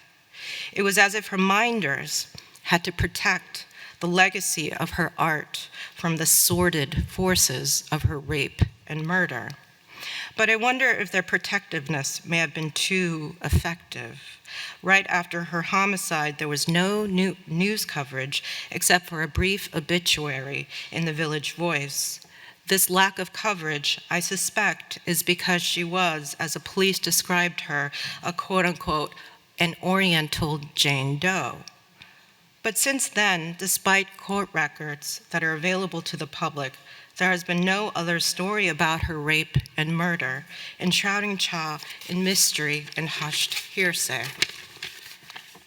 Cha, I should note, developed an aesthetic out of silence, making it evident through her elisions that the English language is too meager and mediated a medium to capture the historical atrocities her people had endured. It was more truthful to leave historical horrors partially spoken, like sapphic shrapnels, and ask the reader to imagine the unspeakable. In a way, the scholar is mirroring Cha's own rhetoric of silence by disclosing her death in the most abstemious manner. In November 5th, 1982, Cha was killed. The scholar indicates that her homicide is too horrifying to impart through biographical summary, and that it is up to the reader to imagine what happened. But where does the silence that neglects her end? And where does the silence that respects her begin? The problem with silence is that it can't speak up and say why it is silent.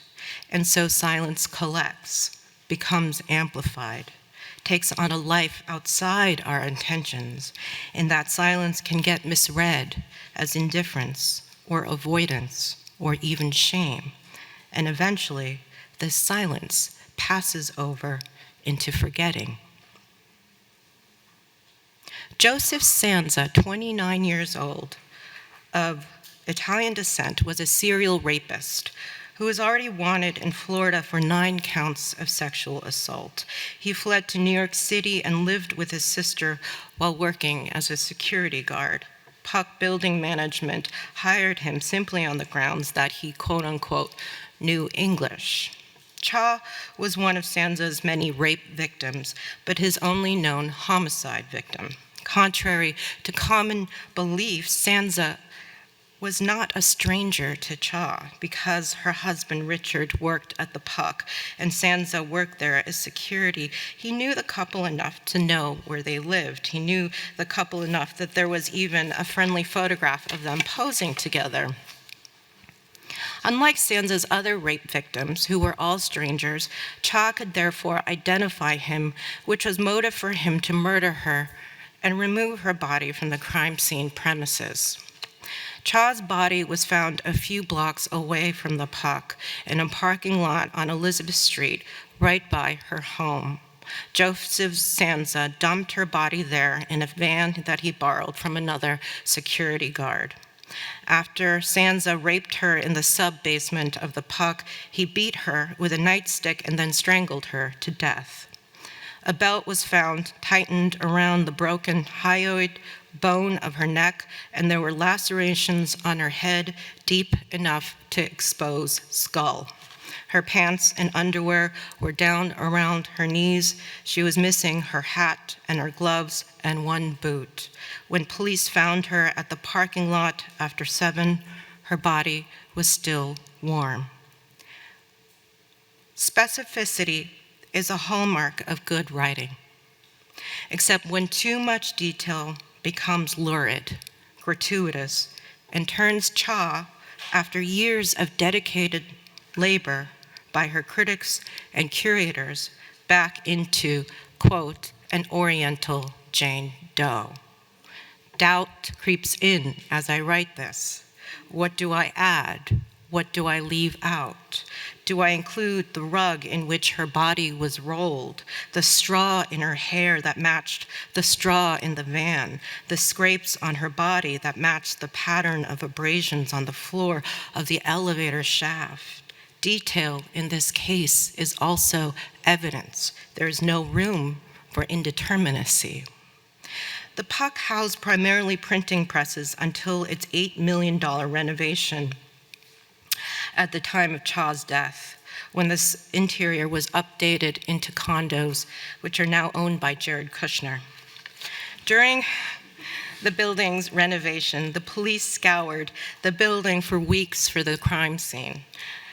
They even had a bloodhound named Mandrake at the site, but much to the shock and embarrassment of the police, it was actually Cha's 2 brothers, John and James, and her husband, Richard, who after they decided to go on their search mission themselves, found the crime scene in the basements, in the building's unused sub-basement. For the first trial in 1983, the prosecutor brought in 3 of Sansa's victims from Florida. One woman testified how Sansa broke into their house and sexually assaulted her with a gun to her head.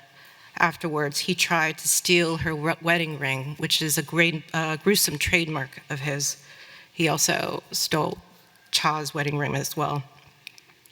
He was convicted in that first trial, but the decision was overturned in 1985 because the court found there wasn't enough similarities between Cha's case and the other 3 rape victims who testified against Sansa.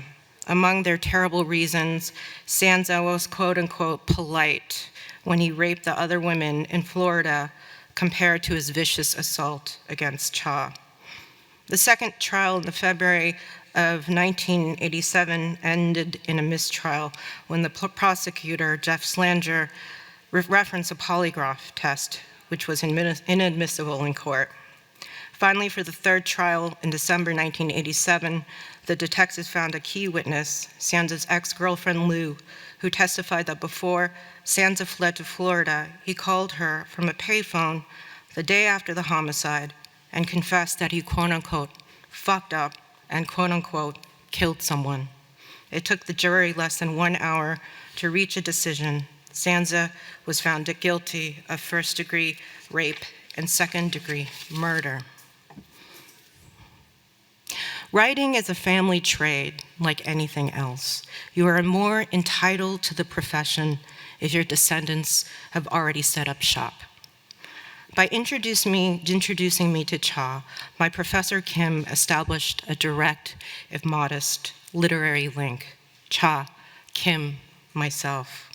Not only did they share my history, they provided for me an aesthetic from which I could grow. In writing about her death, I am in my own way trying to pay proper tribute. But once, when I read an excerpt of this essay in public, someone asked if Cha would have written about her rape homicide in the fairly straightforward narrative account that I'm writing in. Not at all, I said, but I'm trying to write what happened. I found that formal experimentation was getting in the way of documenting facts. The younger version of me would have been appalled by this opinion and argued that biographical narrative is just as artificial as any other form. The younger version of me would have also been annoyed that I'm now imposing a biographical reading of dictée, like her life is an answer key to a book that refuses answers. Not only that, I am imposing myself onto her, filling her in with myself as if I'm some kind of cotton ticking.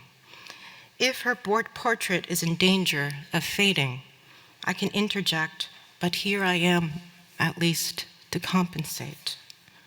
Maybe I'm just tired of Cha's ghostliness. If she's known at all, she's known as his tragic, unknowable, subaltern subject. Why hadn't anyone reached out to Cha's relatives? Why hadn't anyone looked at the court records? But why hadn't I bothered to find out about her homicide earlier? Didn't I also type and then delete the word rape before murder when I wrote that review where I mentioned Cha? Rape burns a hole in the article and capsizes any argument. There is no way to continue on with your analysis, no way to make sense past it. You can only look at it or look away, and I looked away. But it's not just because her death was so grim. I sometimes avoid reading a news story when the victim is Asian because I don't want to pay attention to the fact that no one else is paying attention. I don't want to care that no one else cares because I don't want to be left stranded in my rage. Thank you.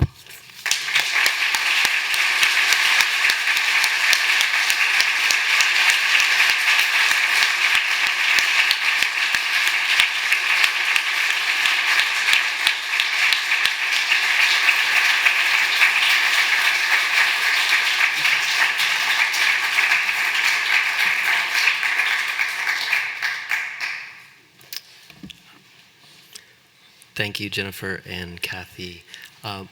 Before we open to audience questions, I thought we would allow for a brief moment for the two of you to perhaps respond to one another's lectures and place them more directly in conversation, if you would. I was really moved by your talk and about Wang Mei and maybe we should we stand up? Maybe we should open up to questions. Let's first do that, and then we can, talk about each other's talk. Yeah, organically. Yeah. Can you all hear Kathy? Mm-hmm. Yeah. Yes. Are we able to hear Kathy? Kathy, can we do another mic check from you to? Hello, can you hear me now? Yeah. Okay. And Jen? Hi. Okay, sure. Happy to open up to questions, and we can maybe circle back around to one another's talks. And we'll have mics that we will pass out to you. If you could please speak into the mic.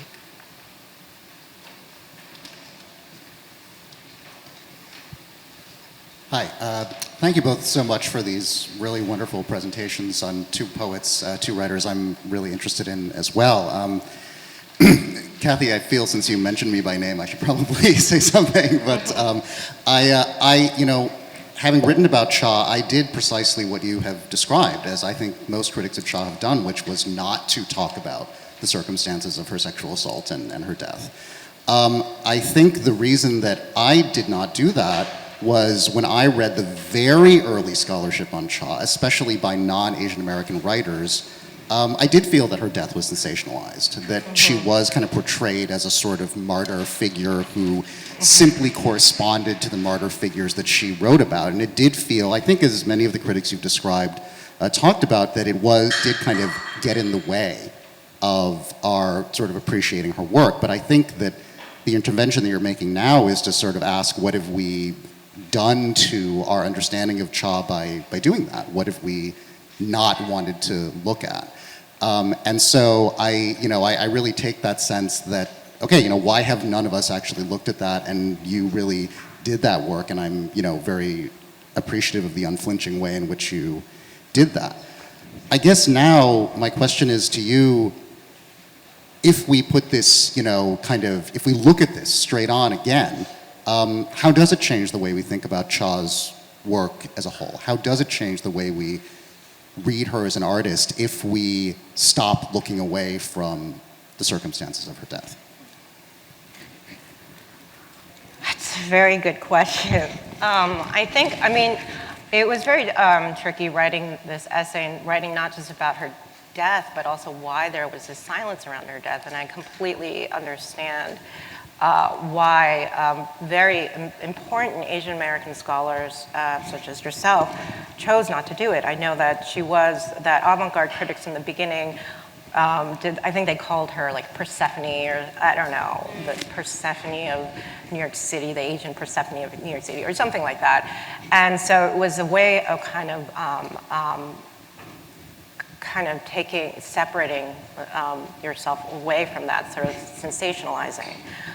But I also think that I meant it. I think your essay on Teresa Cha was really informative and influenced my thinking of her work. But I'm just thinking about her criticism, the scholarship as a whole, and as a whole, there was a hole, in what happened to her. And that hole became deafening when I was just reading one after another, and it was one after another, where they just even couldn't say the word rape. And I just thought, we can't continue doing this. We have to face it, especially, I think, in the service of sexual violence in Asian American women are not talked about enough. It's silenced, and it needs to be discussed. Now the question is, how do we talk about her? I looked at her death as directly as I could, but I think I also had the privilege to do that after criticism like yourself and by many other scholars. There's been a lot of work done about her. If I were to write about her death right after, let's say in 1990, then I think that people would have focused too much on her. And I'm thinking by the fact that there's already such a wealth of scholarship around her, that this will be just one part of her legacy of what happened to her. And I think maybe what I would say is that, there's been a lot of, not to get a little wonky here, academic here, but it seems like a lot of criticism about Teresa Ha-Kyung Cha was from a post-structural lens. And if we look at post-structural criticism, there's a real kind of aversion to the body, an aversion to attaching the author to the text, and always really treating the text as this kind of, messages in a bottle that wash up into the shore for the critic to dissect on its own. And there's a kind of coldness to that I felt, I resisted. And it's not just her life. I write about her life too, and I didn't talk about that in the essay.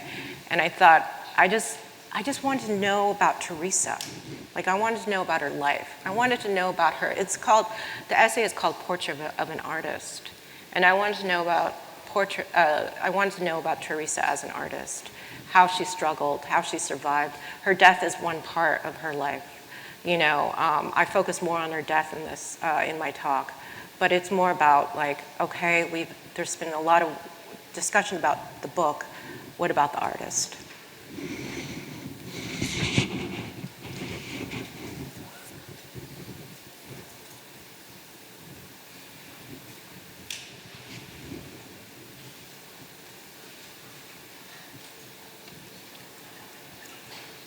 There's a person over there who's, oh, yeah. Yeah. Can y'all just say a little bit more about personal poetics changes or personal aesthetics changes, given the fact that in both of your essays, Jen, you mentioned, for instance, the fact of loneliness, sort of looking back at the professor. My question has to do with how might things be different now, or would they be different now, from a different lens.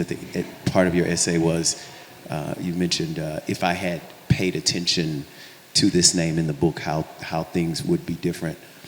How would things then be different, or how are things sort of actually different in terms of appreciation? Same thing, Kathy, in your essay, I love this moment where you say, my younger self, and you sort of go back and forth fighting with the my younger self in that moment. So can you talk just more directly about what those changes are in terms of what your reading is like for anyone or for anything? And whether or not you're sort of always sort of slapped into the awareness of this younger self over and over again as a present tense person. Yeah, I really appreciated what you wrote, Kathy, about having a hard time finding a model that was truly speaking to you as a student of poetry, and Cha being that person for you.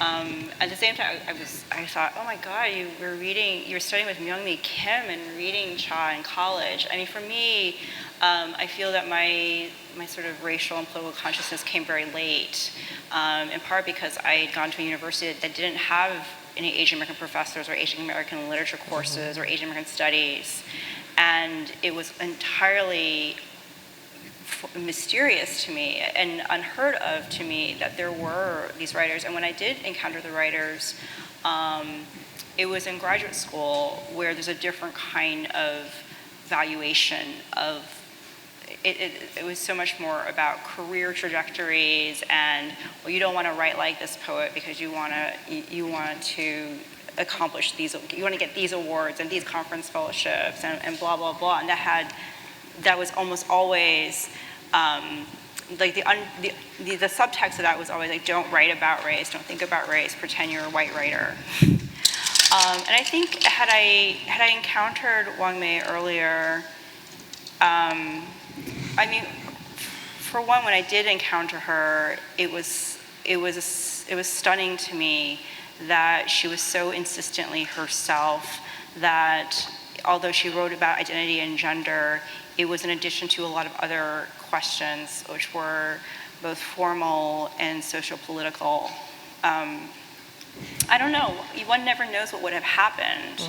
But I do, and I was so moved by your talk, Monique, where it's, you were 28 when you met another Vietnamese American poet. I mean, for me, when I became a part of Kundiman, that was life altering, and it changed my life, and it changed my conception of myself as a writer. And I guess I would have, I mean, maybe I wouldn't be so old now and still try. I mean, I feel like I've just figured out why I'm a poet because of those encounters. And I don't know, I mean, I don't regret that entirely, but that loneliness, because it was felt at such a formative time, I feel will never leave me. So, I'm grateful for today. But that loneliness is just, it's a residue of how I think about art and myself as an artist. Yeah. I mean, I was struck by that too with your talk, is like you kept talking about feeling lonely, and even in your correspondence with Wang Mei, like you're just like waiting for her to respond or not, and then feeling both this anticipation, but then there's also this like neediness, which I really related to. Yeah. And I think that, and I also feel that, I think it's really radically changing now, but with our generation, it was really lonely to be an Asian American poet. There was like no models, none. I was very lucky in college because I had Myung-Mi Kim, who introduced me to Teresa Ha-Kyung Cha. I was at Oberlin. I had, and I also write about this, I had two best friends who are also artists and interested in poetry. So I had a community. And, and Oberlin, even back then, was super PC and all of that. So it was, so I was, I guess, like I did have sort of my quote unquote awakening in college, but then it was sort of reversed when I graduated. Like I was in New York, I worked for the Village Voice, I was, and they were dealing with the police brutality cases like Diallo back then, and then from there I went to Iowa, and I was very curious. I was so curious about her Wong experience. May's experience at Iowa, because I was like, it was like moving backwards, It was like, and it was that, MFA programs have that tendency. MFA programs have that tendency. I know, and I was like, and I was, that scene in Get Out, the movie Get Out, where he's on the phone with his friend, and he's like, it's really weird, it's like the movement never happened. And that was Iowa. It's like the civil rights movement never happened, the feminist movement never happened, and I was like, what is this? Everyone's writing about God. This is so weird. So it was very estranging, and I think that was when I felt quite, where I really acutely felt that kind of loneliness. But I think I was very lucky in that I discovered Cha early on and was always not just interrogating the content of what I could write about it wasn't just for me, and I learned this from college, just from Youngmi Kim, from teachers and so forth, that when you're writing about race, it's not just telling your stories. It's not just about telling your stories. It's about how you tell your stories. And that too is an interrogation. And that was drilled into me early on. And that was always a core part of who I was and am as a poet and essayist. And that I have found foundational and very valuable.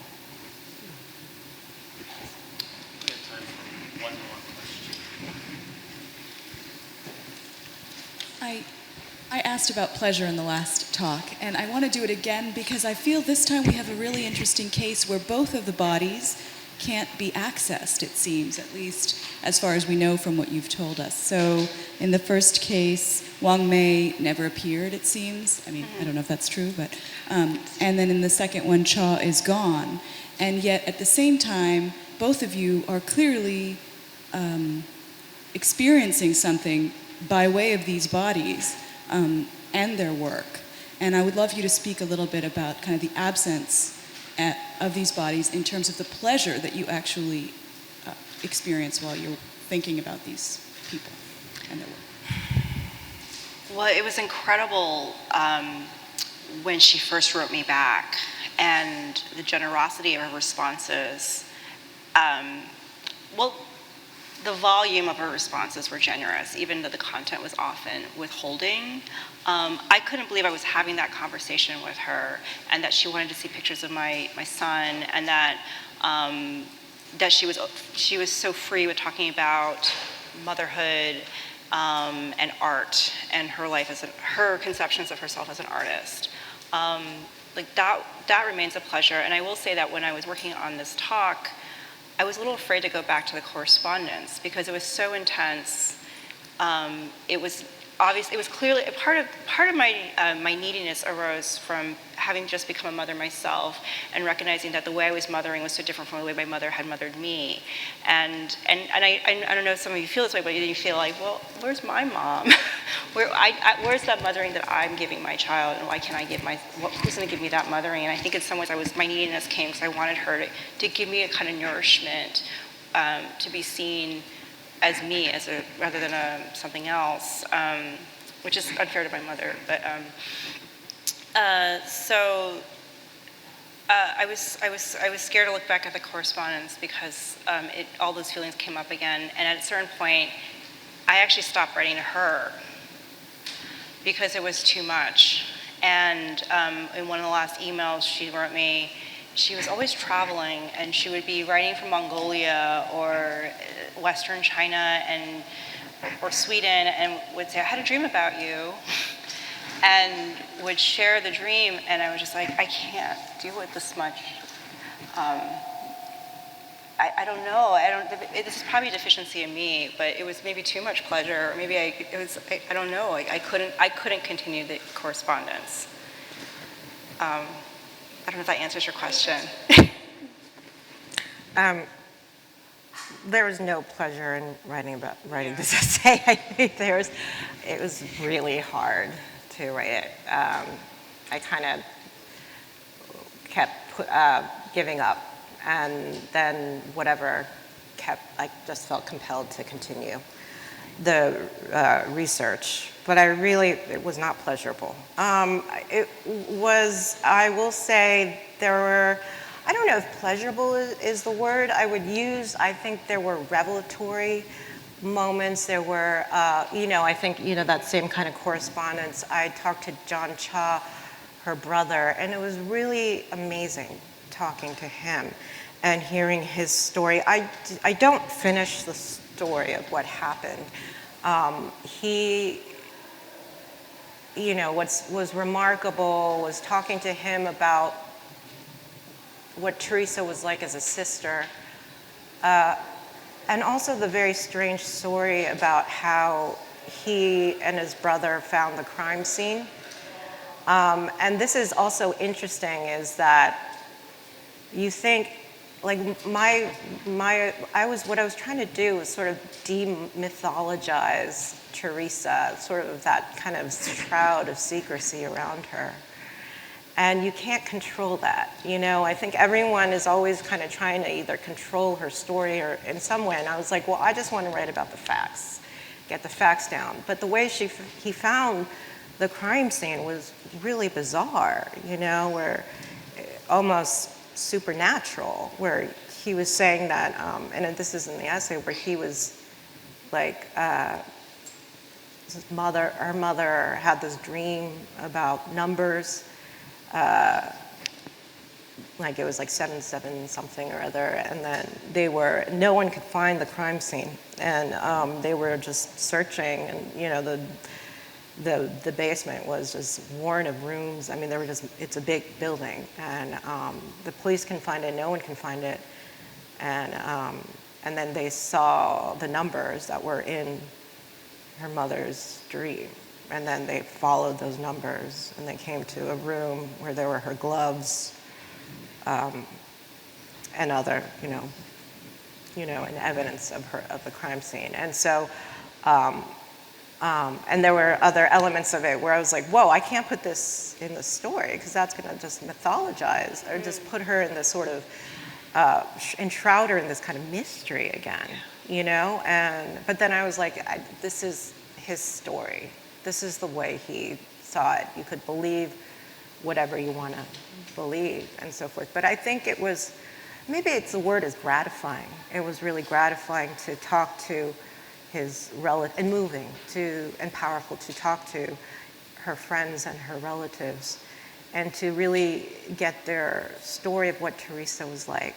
And she was also a very funny and sweet person as well. And it was nice to get that perspective. Yeah, and I would add this, because it sounds like part of what was gratifying was you finally had control over a kind of story that everyone else was telling you, and that you felt intuitively was wrong. I think from my experience with Wang Mei, I think it was a story about Asian American poetry and Asian American women's poetry that I felt needed supplement, and I needed the story to be more complicated. And I think my desire in writing her was to get a kind of story, to rewrite history. Okay, we are at the end of our time for now. A round of applause, please. Let's have you again.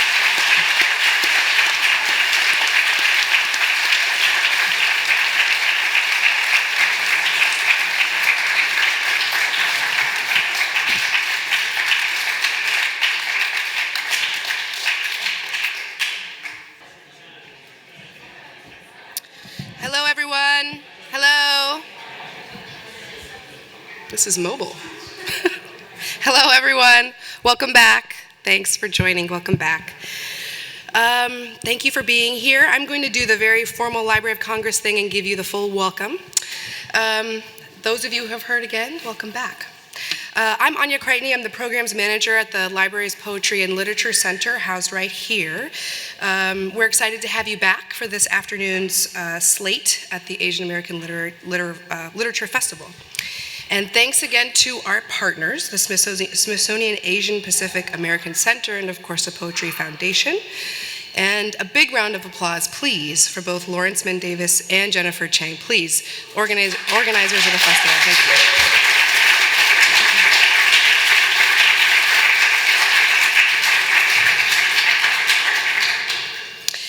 The Library of Congress Poetry and Literature Center fosters and enhances the public's appreciation of literature. To this end, the center administers the Endowed Poet Laureate Consultant in Poetry position, this year Joy Harjo, coordinates an annual season of readings, performances, lectures, conferences, and symposia, sponsors high-profile events such as this, and fellowships for literary writers. To find out more about our programs and initiative, please do take a look at our website, loc.gov/poetry. We're also honored today to be co-sponsoring with two other, one division and one association in the library, the Asian Division, which my colleague Rob Casper talked about a little bit this morning, but it bears repeating. The Asian Division here started in 1869 with 933 volumes by the Emperor of China. The division now holds 4 million items from over 130 countries. We know that the division is itself closed today, but we wanted to give you all an opportunity to look at some of the digital items that are in a couple of the collections. So we've put a computer here in the back, so at the end of the day, browse a little. I hope it whets your appetite. Come back to the library, get a reader card, and spend a little time in the division. It's a real place that holds real treasure. I also want to give thanks to the Library of Congress Asian American Association. Founded in 1994, the association traces its origins to the 1991 celebration of Asian Pacific American Heritage Month at the library. The event brought together a group of staff eager to raise the awareness of Asian Pacific American heritage in the library community and encourage fellowship and support among staff interested in Asian Pacific American issues. So, on behalf of all the sponsors here at the Library of Congress, we are delighted to have you here for this afternoon programming. I'm going to go ahead and turn it over to Jenna Pang, who's going to introduce Arthur Z, and we'll kick off our afternoon. Jenna, you want to come up?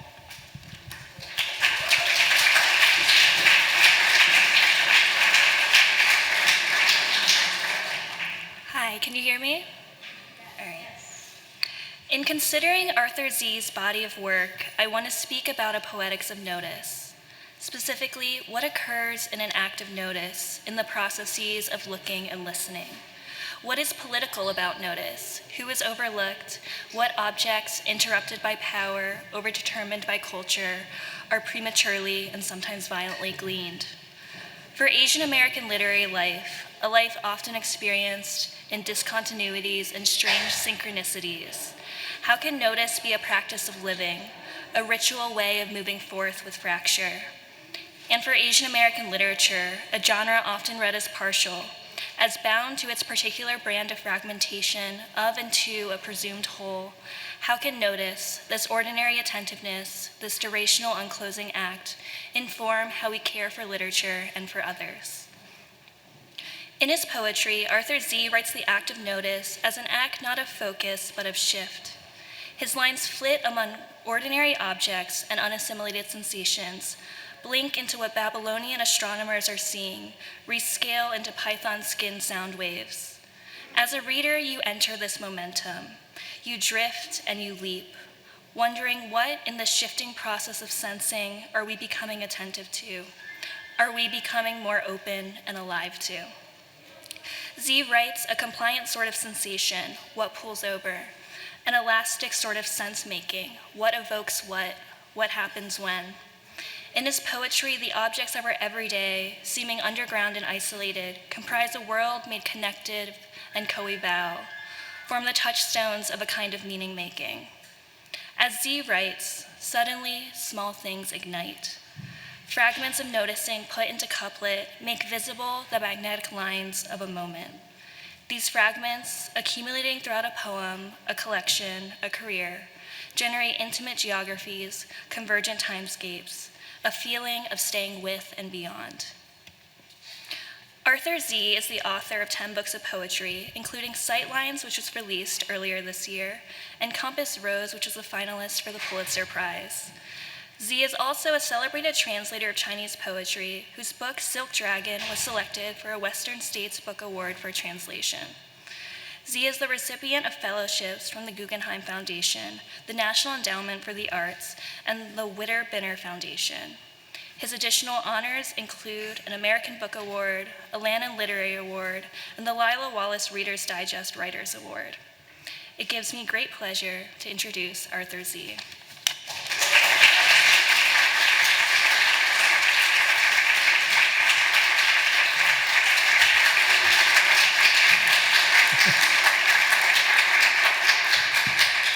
Thank you for that introduction. I'm going to move the mic just a teeny bit closer.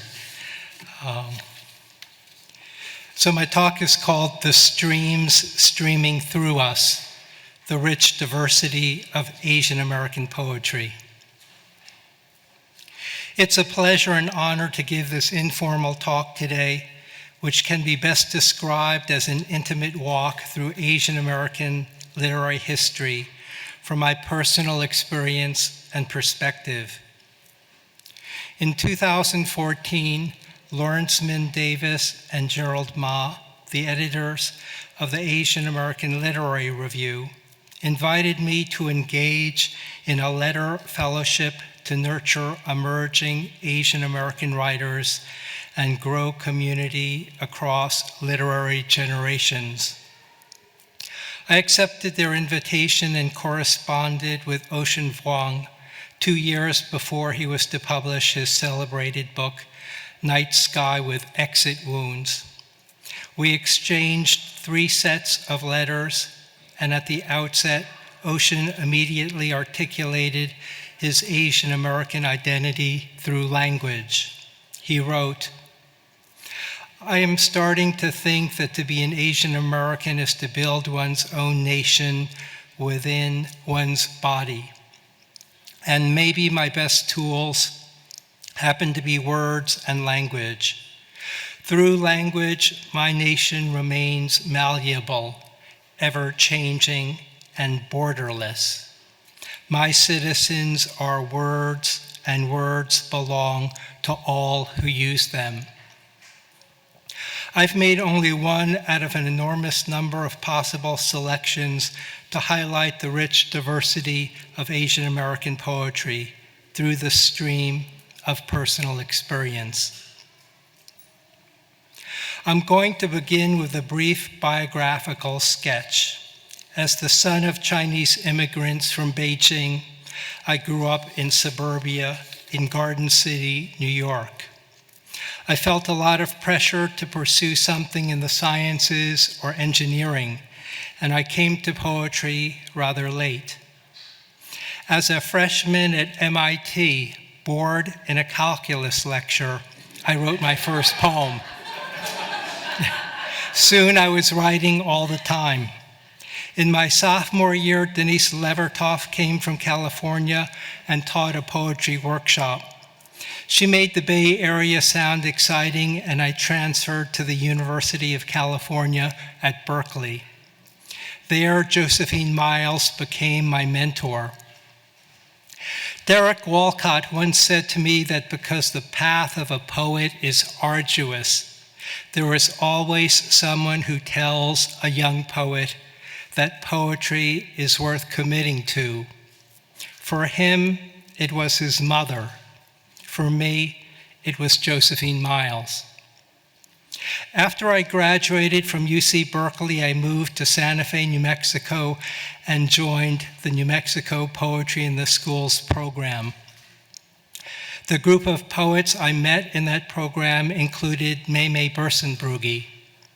Maymay and I have been friends since 1973, and over the years, we have shared drafts of poems at countless lunches, talked about poetry while we hiked from the bottom of the Santa Fe ski basin to the top of Lake Peak, 12,409 feet above sea level.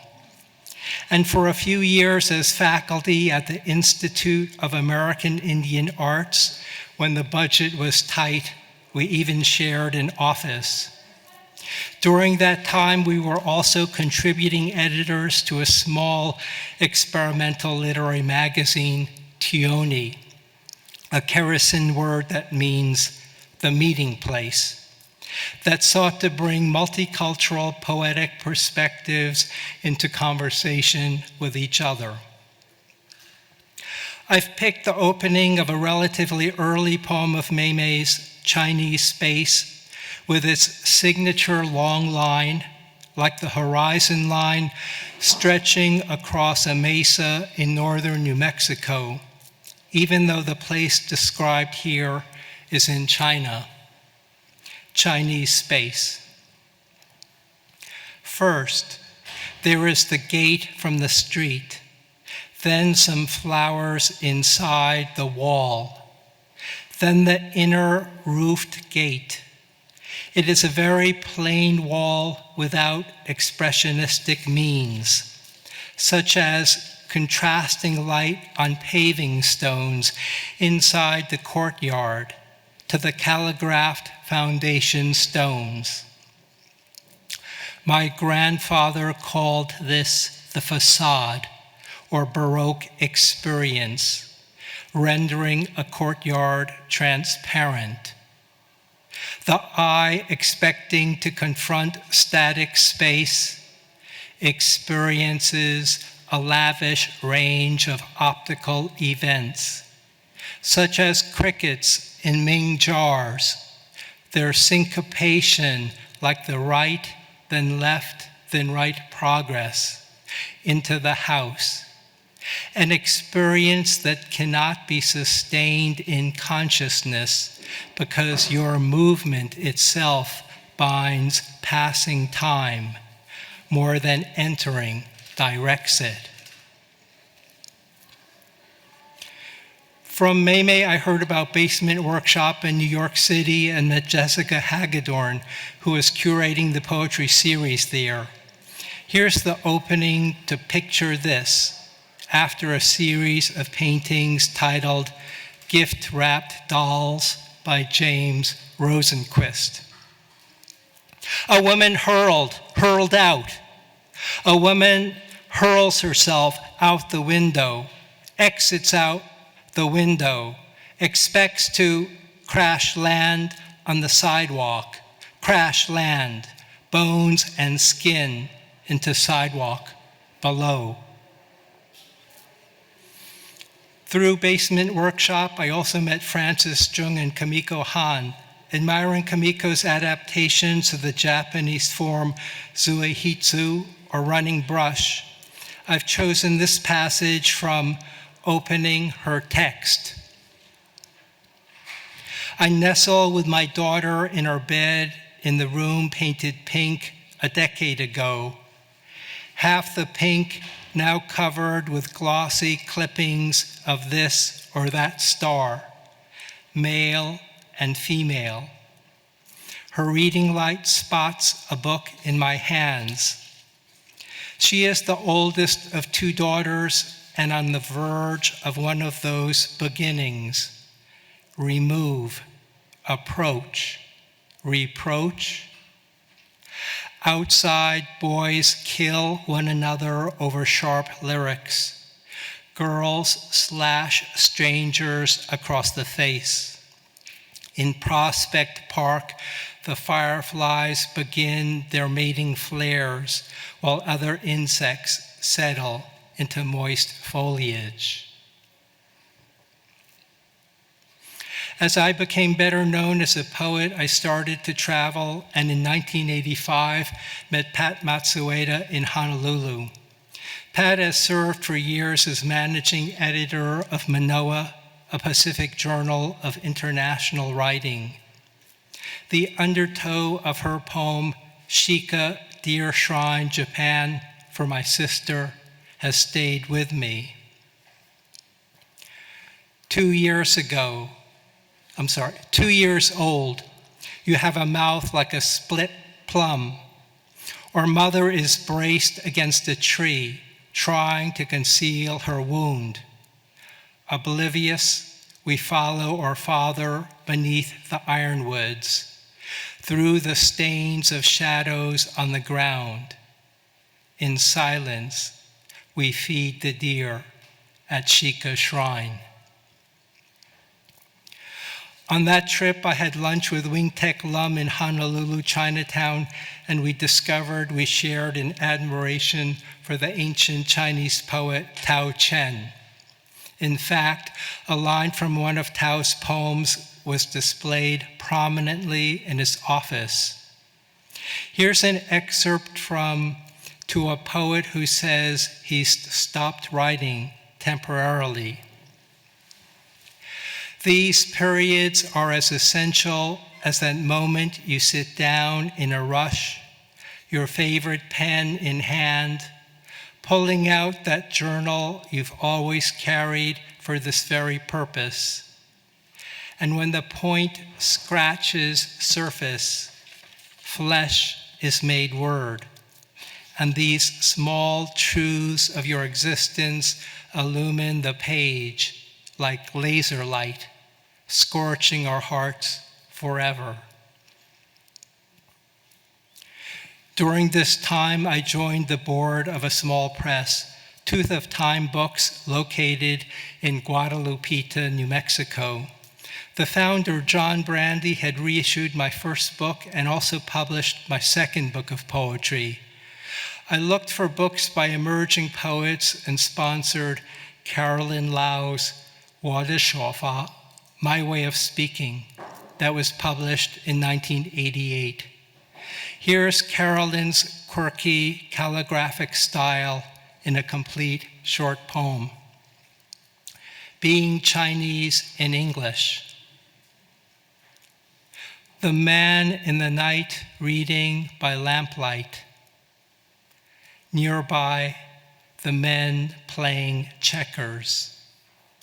All the varieties of crickets, nervous, cringing. The balcony gardens insisting we better not show our interest in orgasm. Outside, babies questioning their ears. Therefore, shifting twilight upside down in soft spots. Dear ox, how desperate we are, certain only in this thing we can call ours, urging life to feel so good in pleasure. At Tooth of Time, I also helped to publish another first book by an Asian American poet, Circumnavigation by Sin Zarko. Here's the opening stanza to her book. Gustavo said, your poems are like samba, some even tango on the page, as if part of some strange ritual, what the rooster does before mounting. Living in New Mexico, I found connection to other Asian American poets through publication. When Joseph Bruchac edited and published his groundbreaking anthology, Breaking Silence, in 1983, I found myself in the company of so many poets I admired. And a decade later, Garrett Hongo's anthology, The Open Boat, brought many of us a wider audience. Here's the opening to Garrett's Oban, Dance for the Dead, that begins with the important work of reclamation. I have no memories or photograph of my father coming home from war, thin as a cane worker, a splinter of flesh in his olive greens and khakis and spit-shined GI shoes, or of my grandfather in his flower print shirt humming his bar tunes, tying the bandana to his head to hold the sweat back from his face, as he bent to weed and hoe the garden that Sunday, while swarms of planes maneuvered overhead. Around this time, I also developed a friendship with Marilyn Chin. At first, I came across her translations of the Chinese modernist poet Ai Qing. Many of her poems are informed by a knowledge of classical Chinese poetry, and here she adapts the fu, or rhyme prose form, in this passage from Rhapsody in Plain Yellow. Say, a scentless camellia bush bloodied the afternoon. Fuck this line, can you really believe this? When did I become the master of suburban bliss?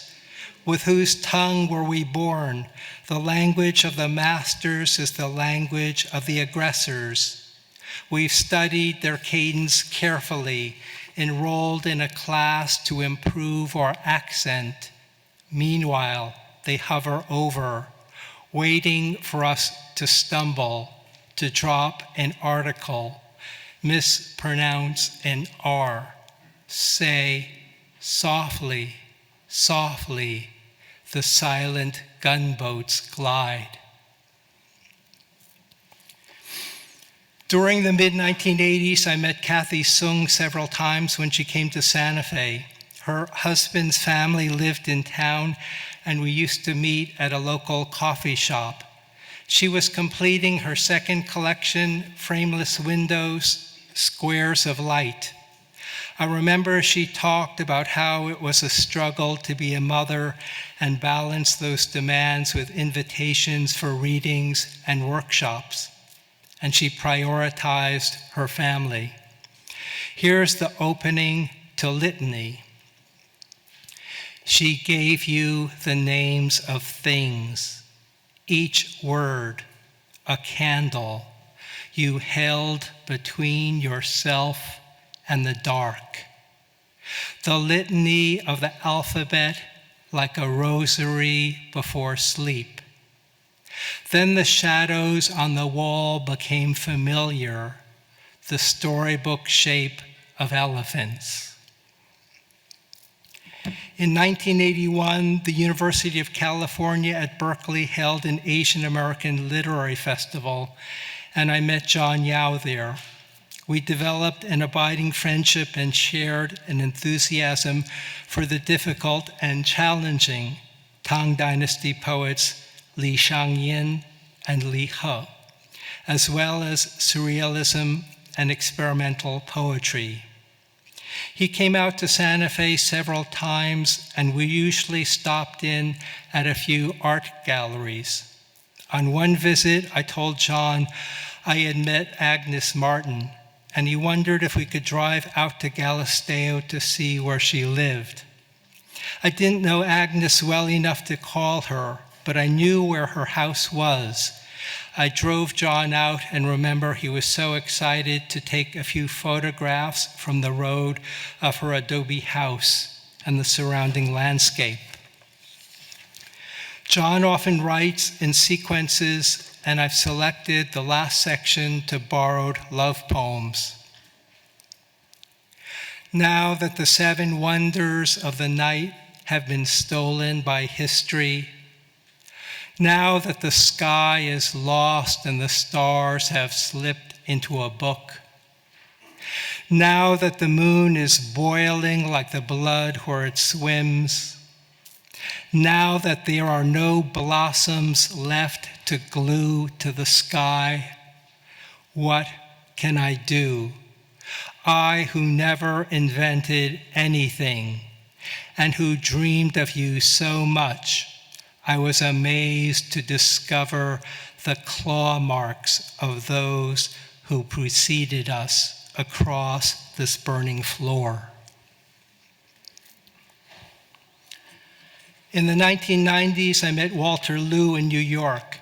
Walter was the editor-in-chief at Kaya Editions and assembled a sprawling anthology of Asian American poetry, Premonitions. He wanted to widen the range of aesthetics to include the astonishing diversity and eloquence of new poetries spread out among numerous networks and poetics, both esoteric and activist, imagist and deconstructive, pidgin and purist, diasporic and Americanist, high literary and pop cultural. Here's the ending from Walter's opening poem in Treadwinds, which is, as every poem is, an ars poetica, and includes the French word fait or fax, and even borrows a phrase, lake of the heart, from Dante. We make up our laws out of fear and tenacity, and find in them fait about the light, its aberration and flawing.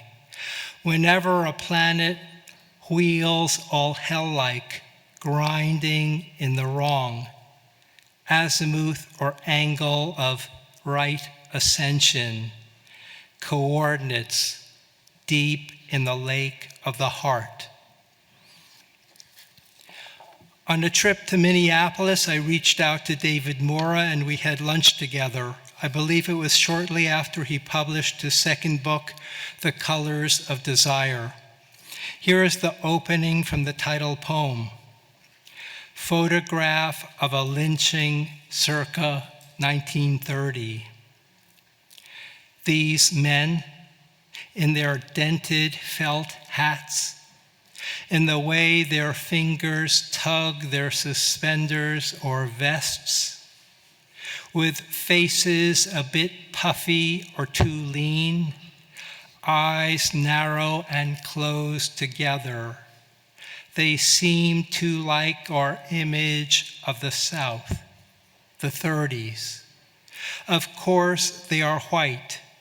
Who then could create this cardboard figure, face flat and gray, eyes oversized, bulging like an ancient totem this gang has dug up?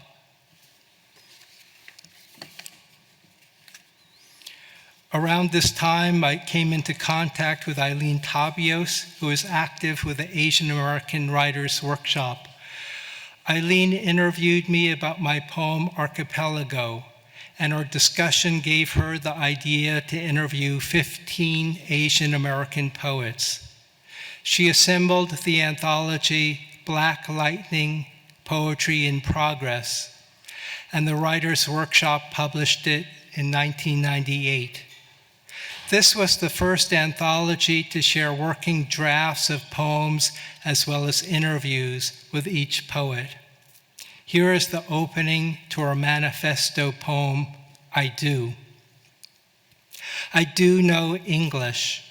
I do know English, for I have something to say about the latest piece stirring between a crack that split a sidewalk traversing a dusty border melting at noon beneath an impassive sun. I do know English, and therefore when hungry can ask for more than minimum wage, pointing repeatedly at my mouth and yours.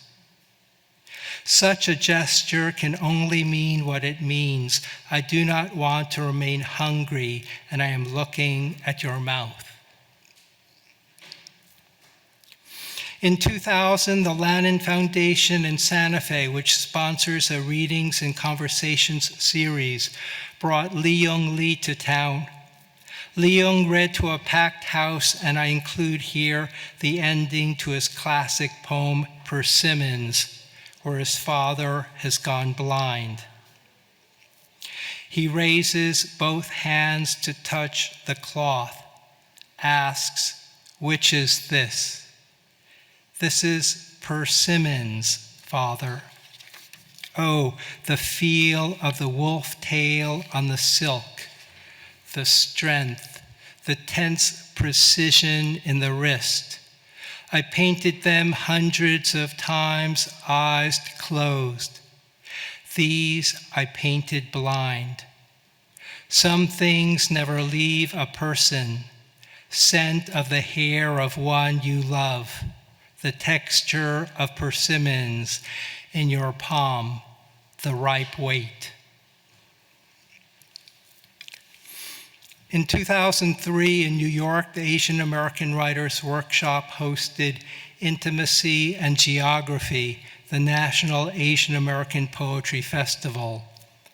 And among the many readings and conversations, I remember talking at length with Mina Alexander about literary translation, its impossibility and also its necessity.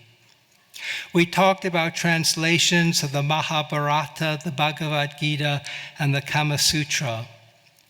Mina moved fluidly between languages and cultures, and she ended her poem, Black River, Walled Garden, with these lines.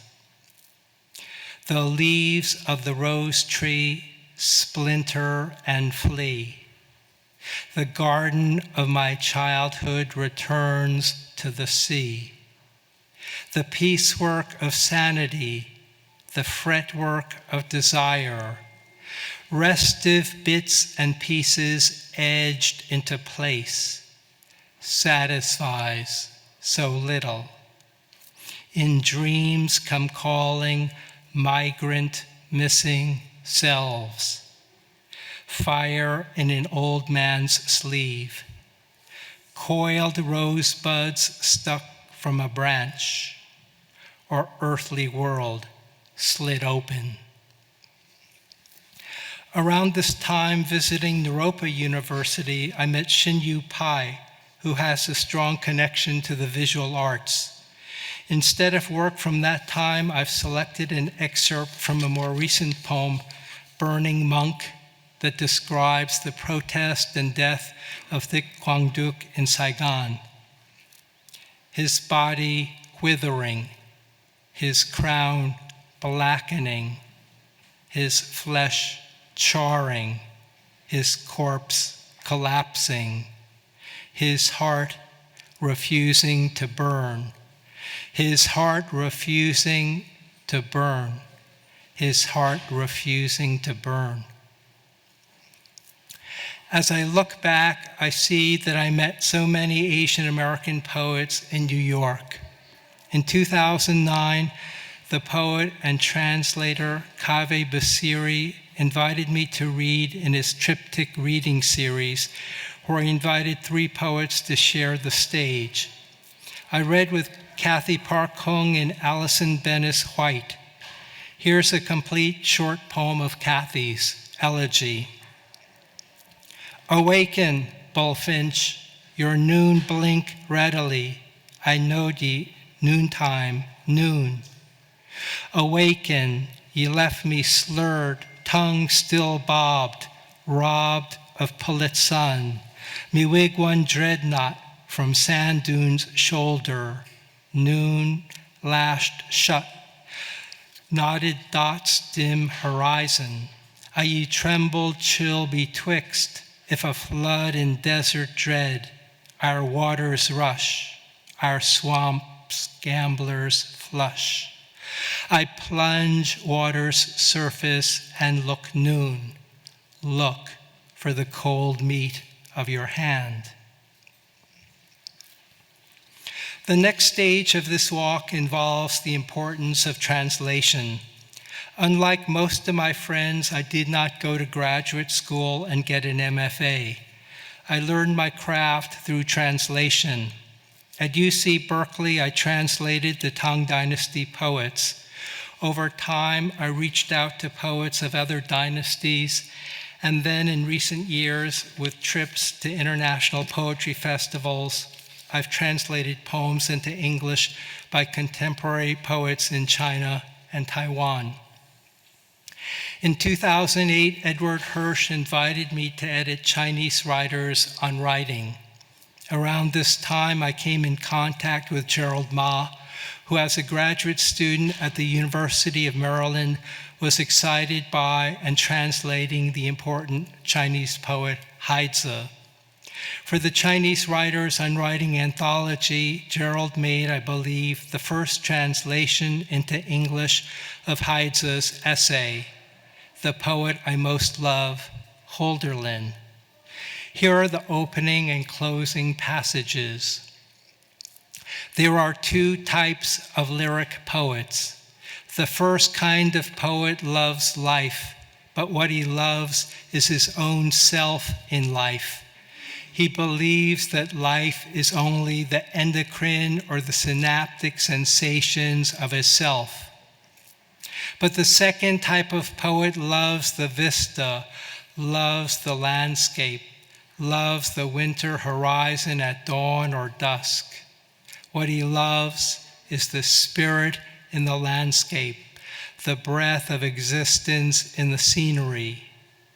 To become a poet, you must love the secrets of mankind, in holy night roaming from one place to the next.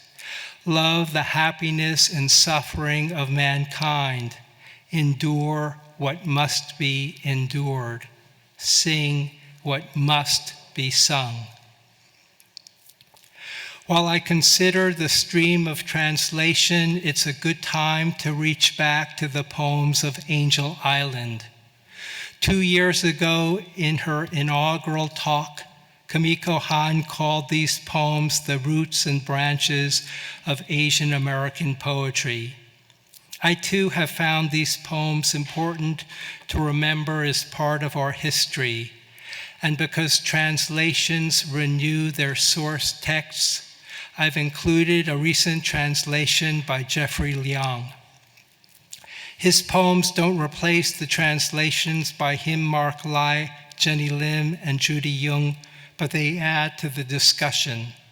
Here's number 40, where a Chinese man incarcerated on Angel Island looks at nature around him.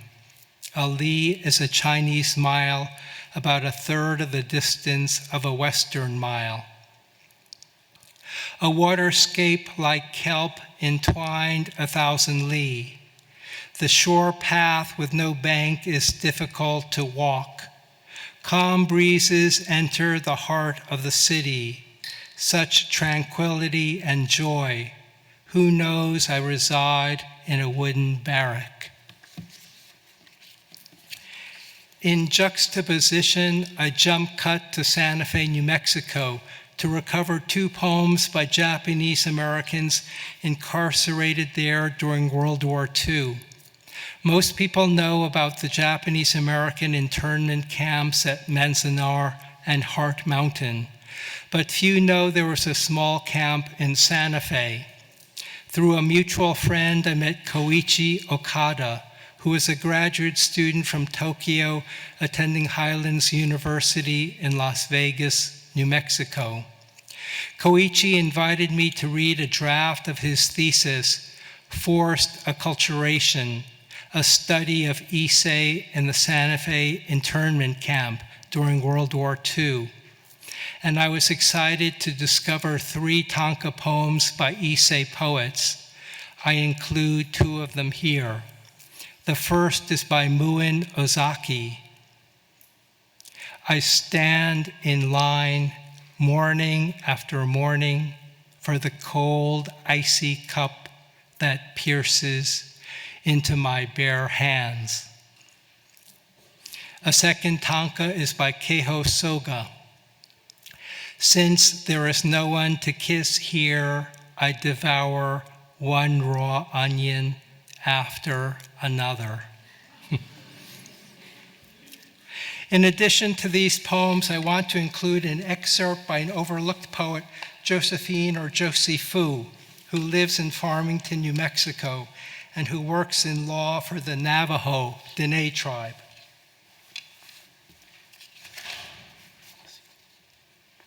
She collaborated with the dancer Leah Stein to create a book-length performance work, A Lily Lilies. Here's an excerpt from View for an Afternoon. It is a Saturday at the old uranium mine. Therefore, machines are resting. They are stripped of their skin. A dog nearby searches for a heartbeat among the curves and slants, their interlacing nerves and veins. There is a heartbeat a long way off. A search in the woods yields bone-like pieces of steel. I throw one 20 feet.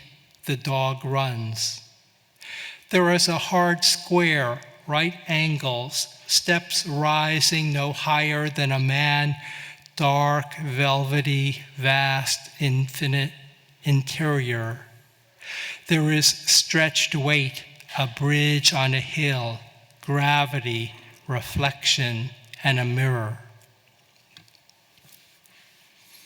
Kundiman, an organization dedicated to fostering Asian American writing, was founded in 2004 by Joseph Legaspi and Sarah Gambito.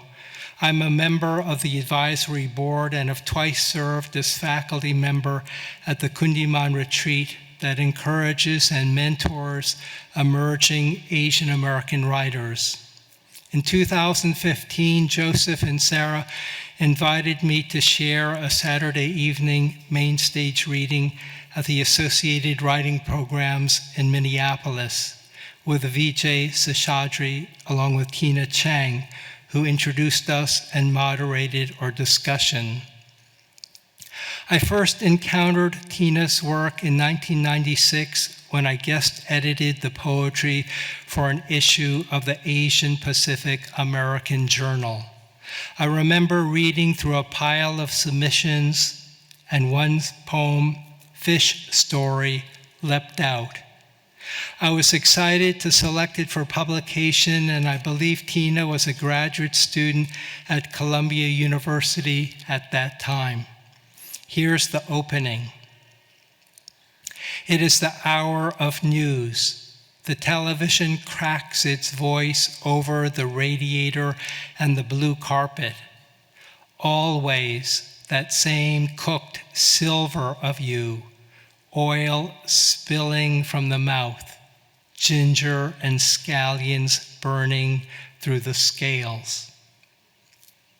And here's an excerpt from Imaginary Number, the opening poem to Vijay Seshadri's celebrated book, 3 sections. Consciousness observes and is appeased. The soul scrambles across the screes. The soul, like the square root of -1, is an impossibility that has its uses. To come back to Kundiman, Joseph and Sarah have so generously promoted younger, emerging poets. I want to give their own work some attention.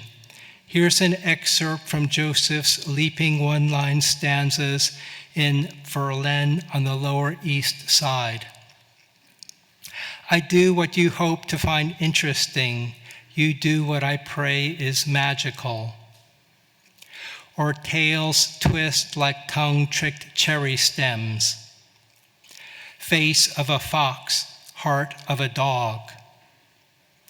Are you someone I would buy a bread box with? This dialogue hopes for more beyond social codes and rudimental mimicry. Outside, darkened, and taxis circling the thriving, heartbreaking avenues glow. Corkscrew curl of lemon rind, a Mobius strip suspended in vodka. The twisting forks of my ribs are closing in on my beating liver. And here's the opening from Sarah's poem on how to use this book. You deserve your beautiful life. Its expectant icicles, the dread forest that is not our forest, and yet we meet there. The streams streaming through us, the leaves leaving through us. Once I was black-haired and I sat in my country's lap. So many streams run through the work of Asian American poets today. I've only pointed out a few of them. In his second letter, Ocean Vuong wrote, "I think writing to me is not so much an architecture for closure, but rather a searching for a myriad existence." I believe the poets I've quoted in this talk are actualizing myriad existence, and this is cause for celebration. I'd like to close with a trans-Pacific poem I wrote after participating in the 2007 Pamir Poetry Journey at the Yellow Mountain Poetry Festival in Anhui, China. Some of the Chinese poets who attended included Yang Lian, Xi Chuan, and Yan Li, whose poems I later translated into English. My poem is called Pig's Heaven Inn, and I add a quick note. A shun is a small ceramic vessel with holes. By covering and uncovering those holes, set to notes on a pentatonic scale, one can play music. Pig's Heaven Inn. Red chilies in a tilted basket catch sunlight. We walk past a pile of burning mulberry leaves into Shidi village. Enter a courtyard, notice an inkstone engraved with calligraphy, filled with water and cassia petals. Smell Ming Dynasty redwood panels. As a musician lifts a small shun to his mouth and blows, I see kiwis hanging from branches above a moon doorway. A grandmother, once the youngest concubine, propped in a chair with bandages around her knees, complains of incessant pain. Someone spits in the street. As a second musician plucks strings on a zither, pomelos blacken on branches. A woman peels chestnuts. Two men in a flat-bottomed boat gather duckweed out of a river. The notes splash silvery onto cobblestone, and my fingers suddenly ache. During the Cultural Revolution, my aunt's husband leapt out of a third-story window. At dawn, I mistook the cries of birds for rain. When the musicians pause, yellow mountain pines sway near Bright Summit Peak. A pig scuffles behind an enclosure. Someone blows his nose. Traces of the past are wisps of mulberry smoke rising above roof tiles. And before we too vanish, we hike to where three trails converge. Hundreds of people are stopped ahead of us. Hundreds come up behind. We form a rivulet of people funneling down through a chasm in the granite. Thank you.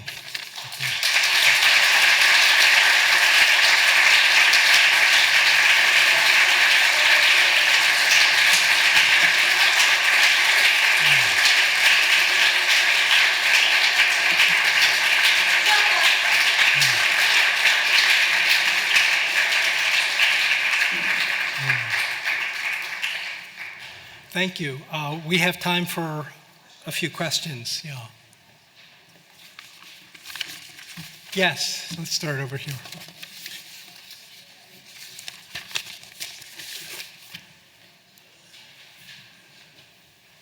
Hi, I just want to thank you first of all for your generosity in bringing so many different voices throughout the kind of history of Asian American literature that you have lived and experienced into the room. I think it's such a testament to the work that you yourself have done as well.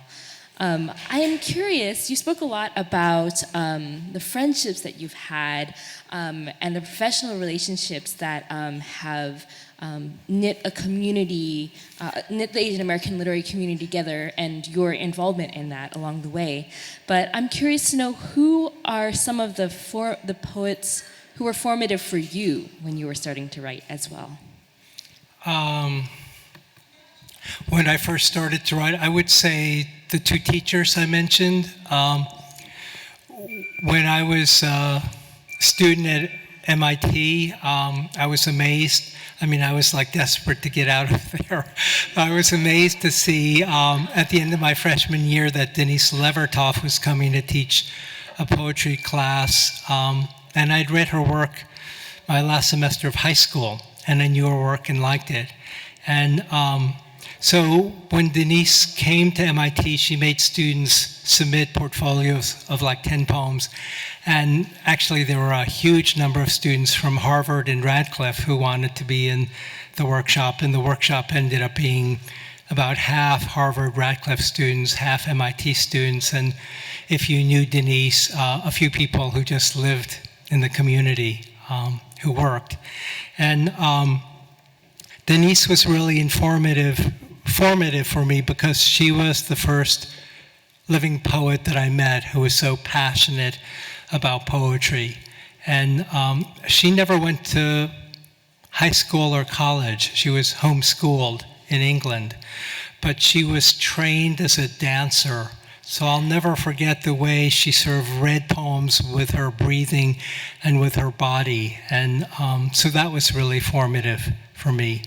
And I only took 2 workshops as a student. As I said, I didn't go to graduate school, but when I transferred to the University of California at Berkeley, Josephine Miles was really important to me because I was in a workshop of hers. Berkeley classes are enormous if you have any experience there. And the poetry workshop was like 65 students.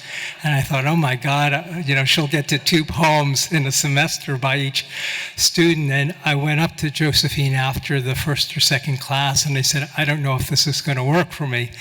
And she was very sweet. She, well, first of all, she had rheumatoid arthritis, just, so her fingers were like this. They were all disfigured and her ankles were swollen. She had to be carried into a classroom. And as background, she was the first woman to receive tenure in the English department in the history of UC Berkeley.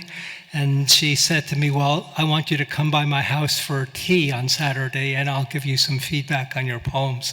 I was like, oh, great.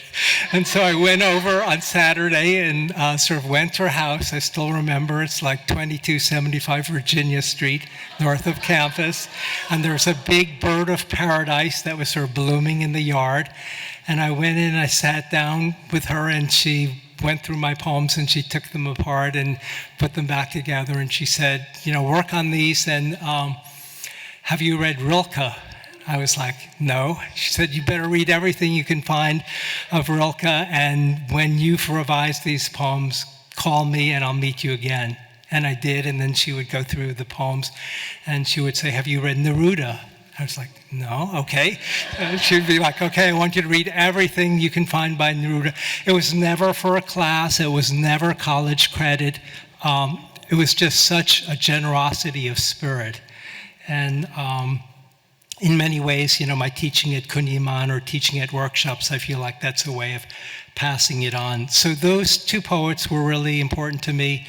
As a student at UC Berkeley, just about everyone came through the Bay Area. So I remember hearing Gary Snyder, Robert Creeley, Galway Cannell, and being interested in their work. And Bob Creeley was very, very supportive of me when I moved to Santa Fe, New Mexico.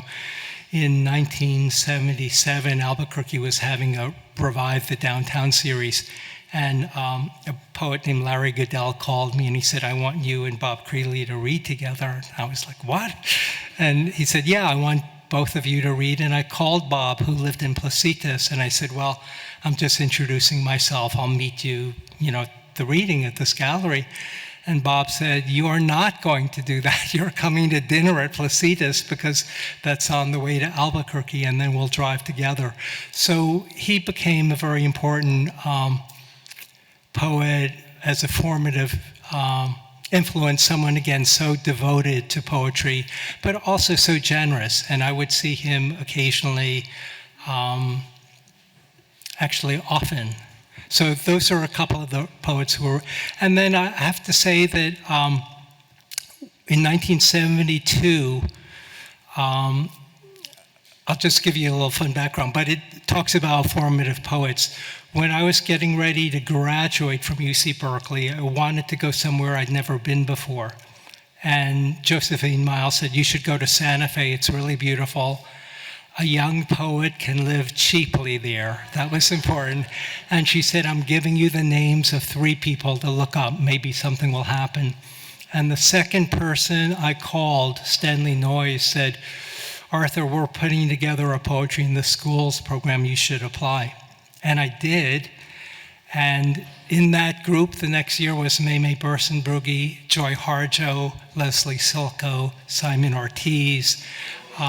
It was an amazing group. They all had their MFAs and had, frankly, terrible experiences at Iowa, Columbia, wherever. And it made me keep delaying going to graduate school, and eventually I didn't go. So that's a long answer. How about other questions?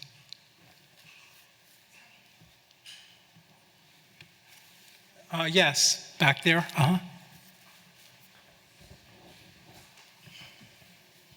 Thanks. Hi. The first lecture this morning, Monique remarked on the difference between poets and those who create pieces of literary fiction. She said that basically poets are quote unquote brave because their style and personality is quite evident through like their relatively short pieces, while fiction writers are quote unquote cowards who who submerge motifs and lessons through like hundreds of pages of work. As a poet, what are your thoughts on this matter? Let me just make sure I heard the last part. As a poet, what are my thoughts about this? Well, obviously it's not true. I mean, I think prose writers are brave. I don't know how prose writers can write a novel or sustain it. And I confess once when I was trying to write a short story, I ended up cutting it and then saying it's a prose poem, and I couldn't make it. I wanted to make it a short story, or I had this idea of this could be a novel, and so I think it's just a different muscle. It's a different energy.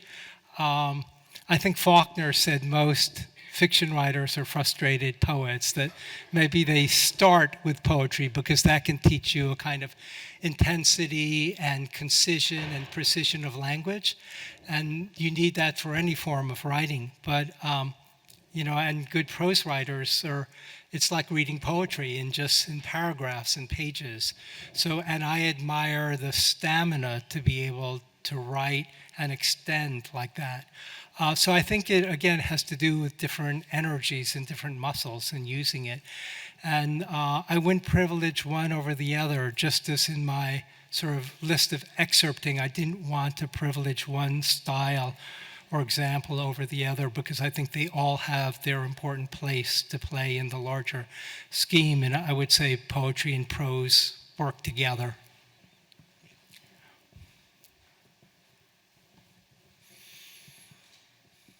Yes, David.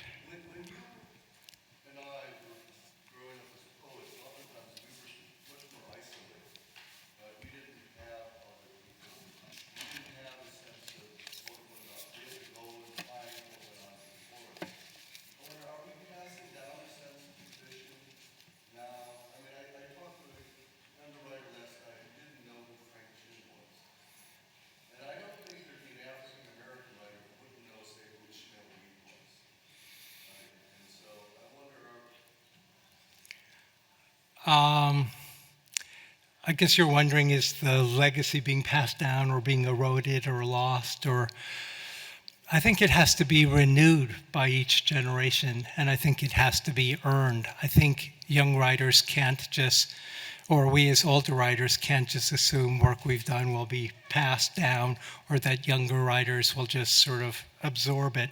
I think there's always a struggle against what I would call oblivion, against forgetting, and that means one might actively have to search for the writers that are inspirational, that count, and mean so much to you in those early stages. So I would say there's no guarantee. You know, we don't know. In many ways, I think it's for the younger generation to decide or redefine who continues to speak to them. Yes.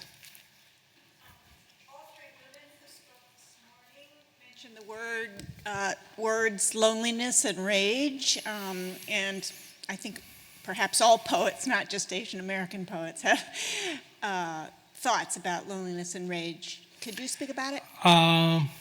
Writing is a solitary act. You know, nobody can, I think I like to call it or think of it as the terror of the blank page. You know, you can sit down, you think you know what you're going to write about, and then it's not there, or the real poem isn't there. And it's a lot of arduous work where the writer is struggling to not just write what might be there, but to discover what can, you know, sort of come into being, what I like to think of as below surface. And that struggle, there's no substitute for the solitude one has to have. Nobody can give that to you. Nobody can do that for you. The writer has to do that and earn that. So in that sense, writing is lonely and a struggle. On the other hand, I also feel like writers are writing out of necessity, out of a deep need, and there's that sense that I think writers will find a way to communicate and connect. So when I, for instance, first moved to Santa Fe, I was incredibly poor in those early years. I did odd jobs. I worked as a poet in the schools, but you know, it was very much of a struggle and isolating experience. And the one thing that saved me was that group of poets I met in the Poetry in the Schools program, because we were all young poets. We were hired by the State Arts Council, and they sent us all over the state. And I worked for 10 years in the program, and I worked at one point in the prisons and maximum security. I worked on all the Indian reservations. I worked in Spanish-speaking communities. And yes, I was alone, but I was also exhilarated and feeling like I was discovering a part of America I could never have imagined or foreseen.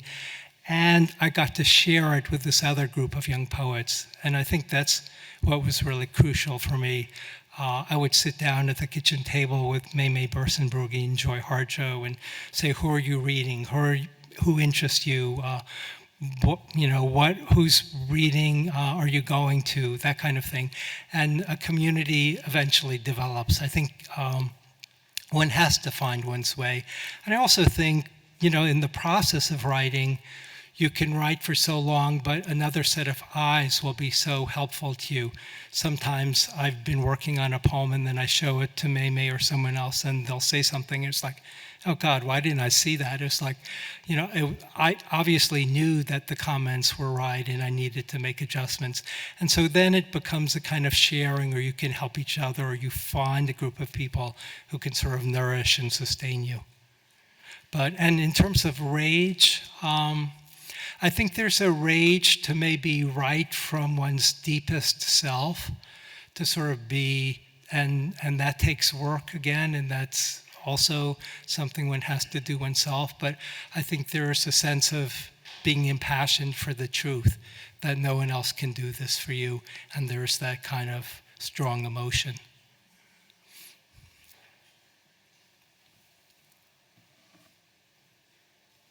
Last question, or?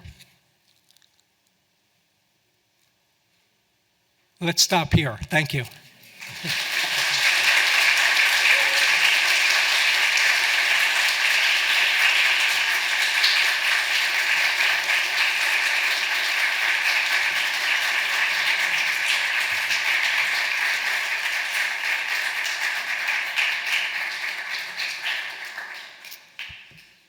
Thank you, Arthur. Thank you, everyone, for being here. If you've just joined us, welcome to the 2019 Asian American Literature Festival.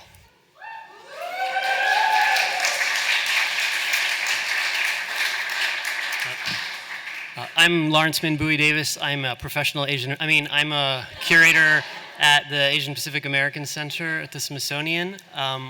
Very glad to see all of you here. We're going to take a few-minute break and come back in time for our next session, Secret Histories, with Kazim Ali and Ching-Yi Chen. See you in a few minutes. Thank you. Okay. Hi, everyone. Hello. Is the sound on?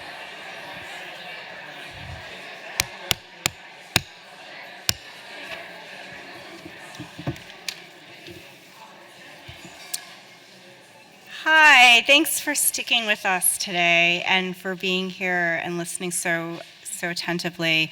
I'm delighted to get to introduce the second half of our Secret Histories talks, and in particular, the chance to introduce Ching-Yi Chen and Kazim Ali, two poets, writers, and visionaries who I've known for a very long time. Here I go. In her introduction to the anthology Quiet Fire, a historical anthology of Asian American poetry, 1892 to 1970, Juliana Chang writes, "I was constantly confronted with the specter of lost history. How many copies of these fragile, dusty books were left in the world? How could we begin to find out about some of the more obscure poets whose books were published by small presses that have long since vanished? How are these pieces relics of a now gone life in history? How do we read in the present these remains of the past?" This was published in 1996, but these words remain relevant today in 2019, and they're the questions that inform the thinking behind Secret Histories, Remembering Lost Voices, a collection of talks that recover writers and artists missing from our literary cultural discourse, and that imagine what their inclusion might do to embolden Asian American letters and poetics. In Ching-Yi Chen and Kazim Ali, we have two formidable artists and literary citizens whose voices are among the most distinctive and capacious and contemporary Asian American poetry. But beyond their accomplishments, the reason I asked them to participate in the Secret Histories was that I strongly suspected that they had secrets. Selfishly, too, I wanted to spend more time in their mischievous imaginations, which always surprise with their formal dynamism and historical consciousness. After hearing their talks, I hope you will feel this way, too. Ching-Yi Chen is the author of The Heart's Traffic, a novel and poems, Recombinant, and To Make Black Paper Sing. After teaching at Sam Houston University in Texas for many years, they will begin teaching this fall at the University of Washington at Bethel. Kazim Ali is the author of numerous books of poetry, fiction, nonfiction, and hybrid experiments, including most recently Inquisition and Silver Road, essays, maps, and calligraphies. After teaching at Oberlin College for many years, he will be a professor of literature and writing at the University of California, San Diego. We're very happy to have them here today, shortly after they've relocated, and I will give you our wonderful writers. Thank you.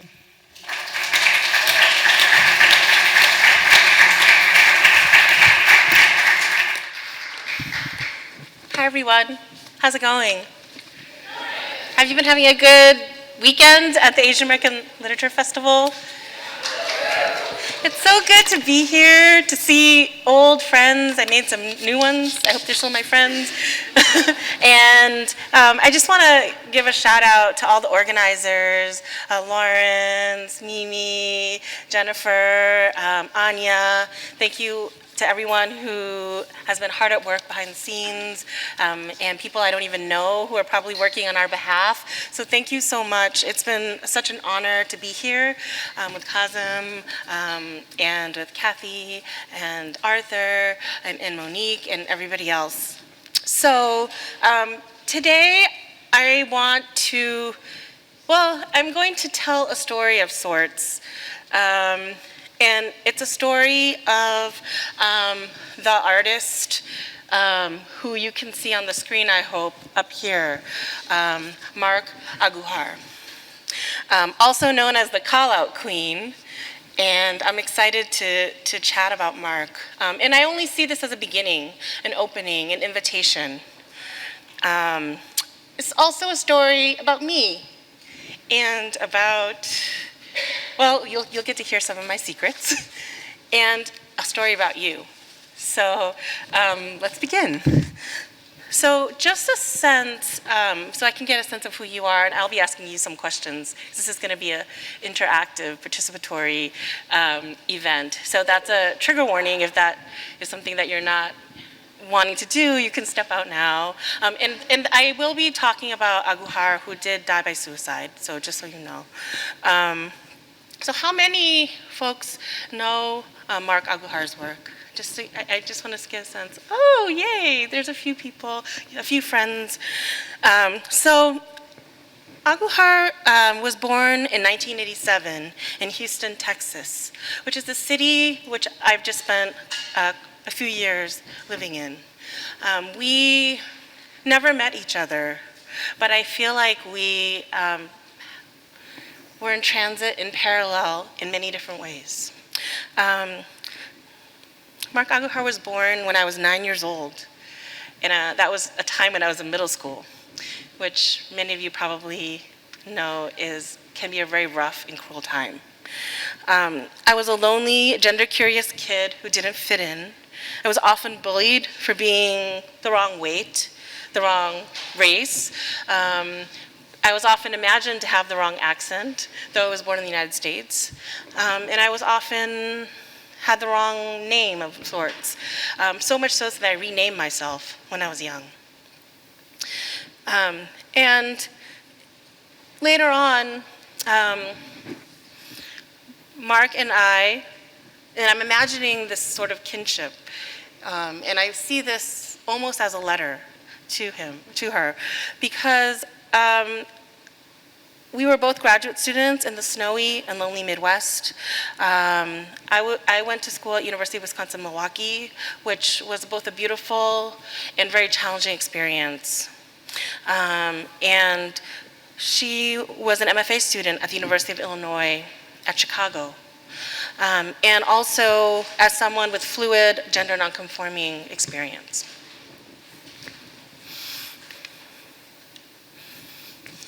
So this is a screenshot of Call Out Queen, which made Mark Tumblr famous. And this is a page from March 2012, which is the last set of entries that were published. And I just wanted to show you, because I think this is an archive of self-making, self-construction of our everyday lives. And some of it is petty, some of it is beautiful, some of it is self-referential, some of it honors others, some of it is painful and difficult. And I think it's something that is worth combing through. There are many, many, many entries. And I followed a link early on in this process, and it took me to a page that said, this archive doesn't exist anymore. And then I panicked. I was like, what? And then, I found another link and I found my way back there. But it also is ephemeral. And Mark never had a book that was published by a major university press, or a critical book. So this is the book. This is what we have, and this is what survives. So these are some questions that I'm going to throw out, and I'm going to ask us to participate. And I want you to, if you have this experience, either raise your hand or stand up as you can. And the questions that I want to ask are, who do we want to remember? Whose work survives? Whose work is visible? Who is honored? How do we learn about the work of those who are adjacent to us, are walking in parallel to us? And why don't we learn about them? How do I know that the stories, experiences of API trans and non-binary elders will live with this in this room? And I want to ask you as an audience, what are you going to do to include us, to love us, and to cherish us as someone within your community? And how will we survive? So, if you had a writing teacher in K through 12 who identified as an API, trans, or non-binary person, could you either raise your hand or stand up?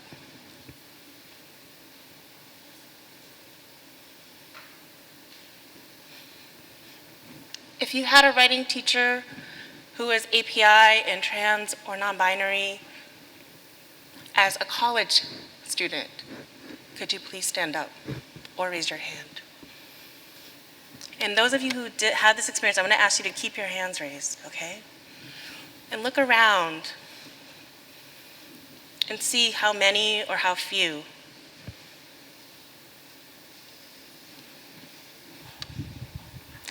Those of us who went to grad school who had an API, trans, or non-binary teacher, please raise your hand or stand up.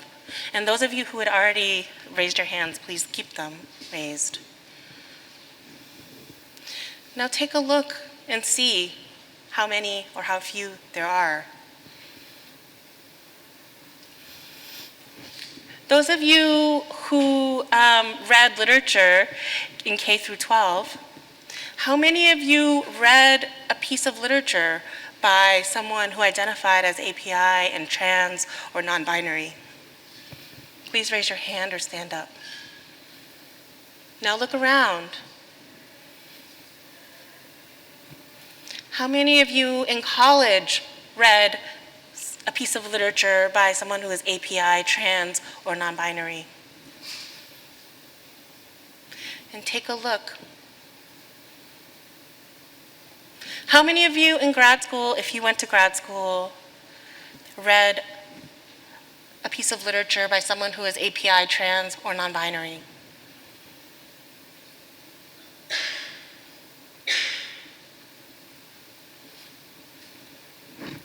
How many of you count as someone who is beloved, someone who is API, trans, or non-binary? Please raise your hand. And look around and see who's around you.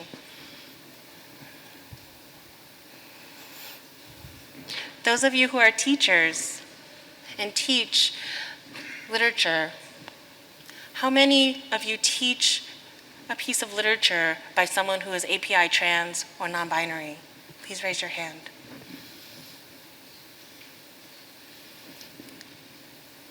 And those of you who are editors, how many of you publish pieces of work by folks who are API, trans, and non-binary?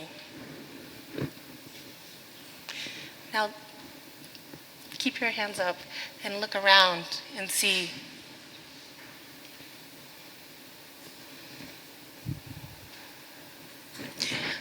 So I want to talk about Mark Agujar's work in this context, in the context of a world which doesn't often acknowledge that we exist.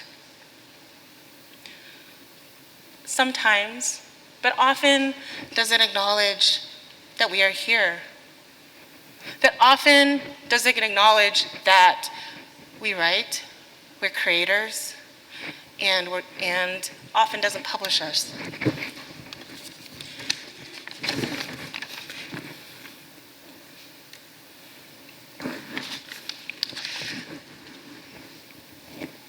And this is what I think this work is about. This poem, Litanies to My Heavenly Brown Body, circulated after the Pulse shooting. And it started as a Tumblr post. And in 2019, I walked into the Brooklyn Museum and I saw this post made large on the wall of a museum. And what I love about this poem is that it's celebratory and it calls into the room folks who are often not celebrated. So I want to read this poem with you. And I encourage you, if you can see it, to read it with me.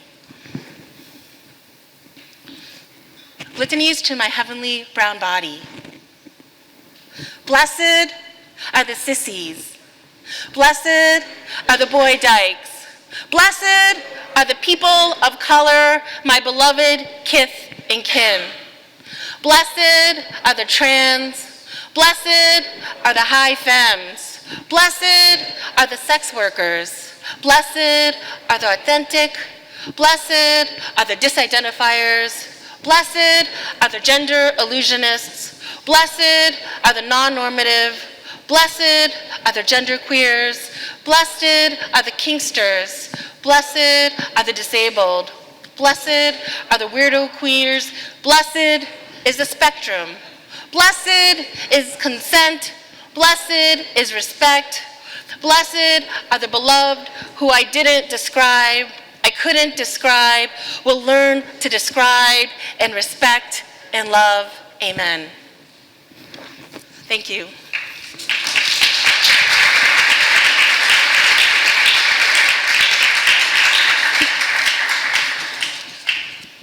So, as I mentioned, Mark's work is quote-unquote published on the internet via Tumblr and YouTube performances, which you can still find.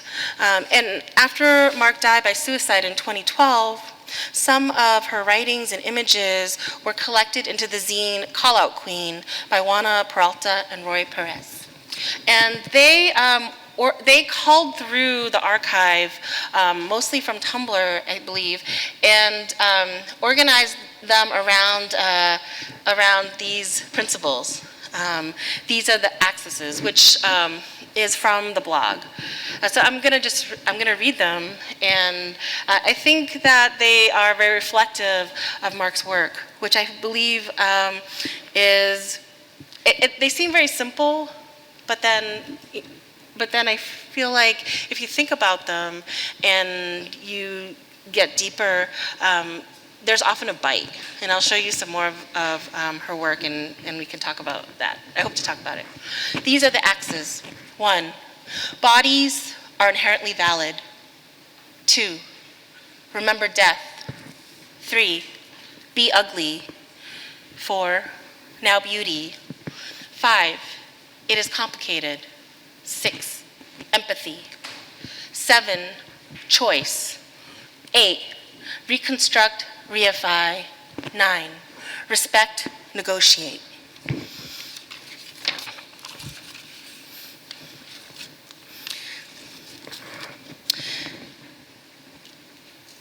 And I want to read you from Call Out, the Call Out zine.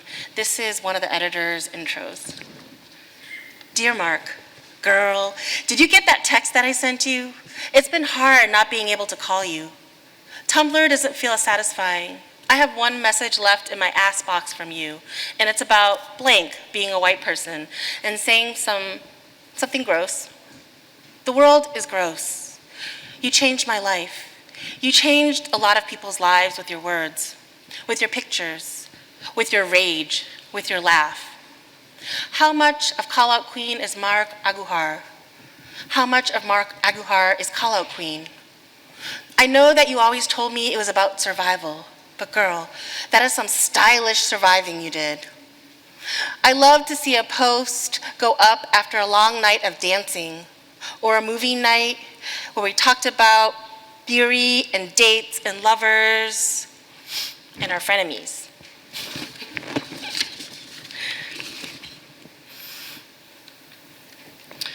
So now I'm going to show you an example of a video performance that was meant to be watched online.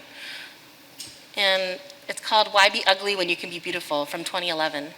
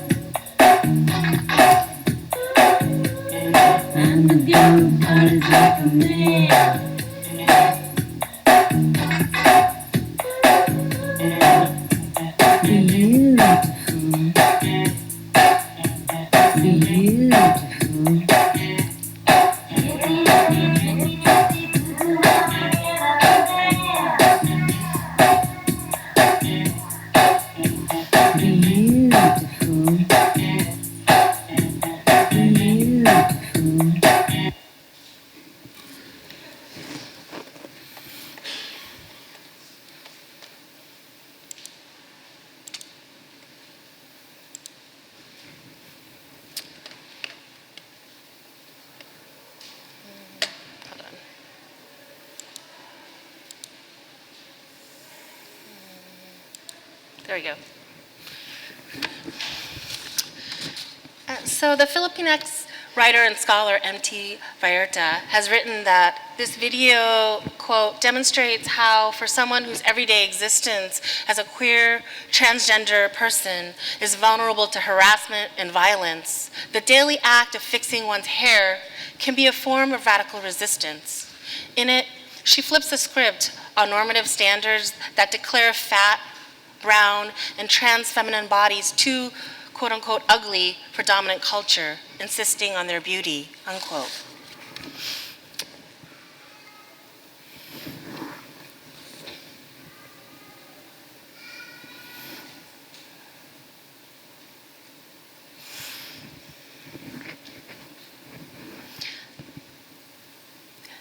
And these everyday acts of resistance, this showing up and being present, looking yourself in the mirror, that's something that I take away from Mark's work.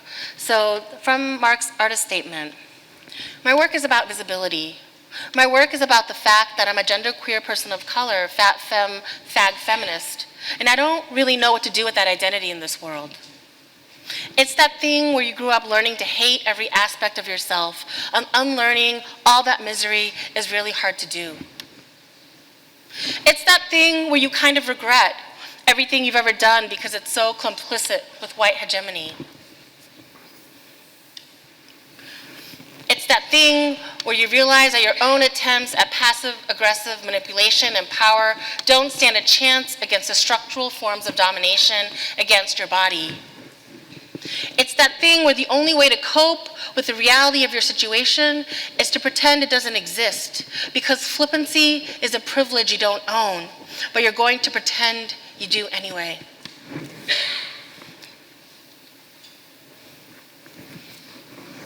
So you can see this flippancy in this visual art piece.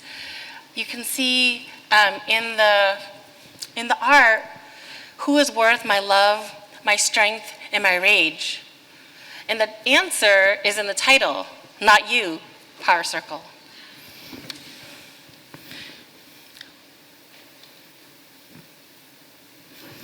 So I wanted to show you an image from Lawndale in Houston, which is a local art center.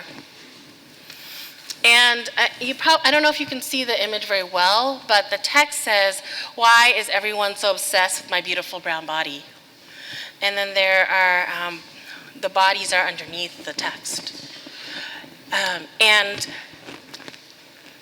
this is very emblematic of the work that is shown.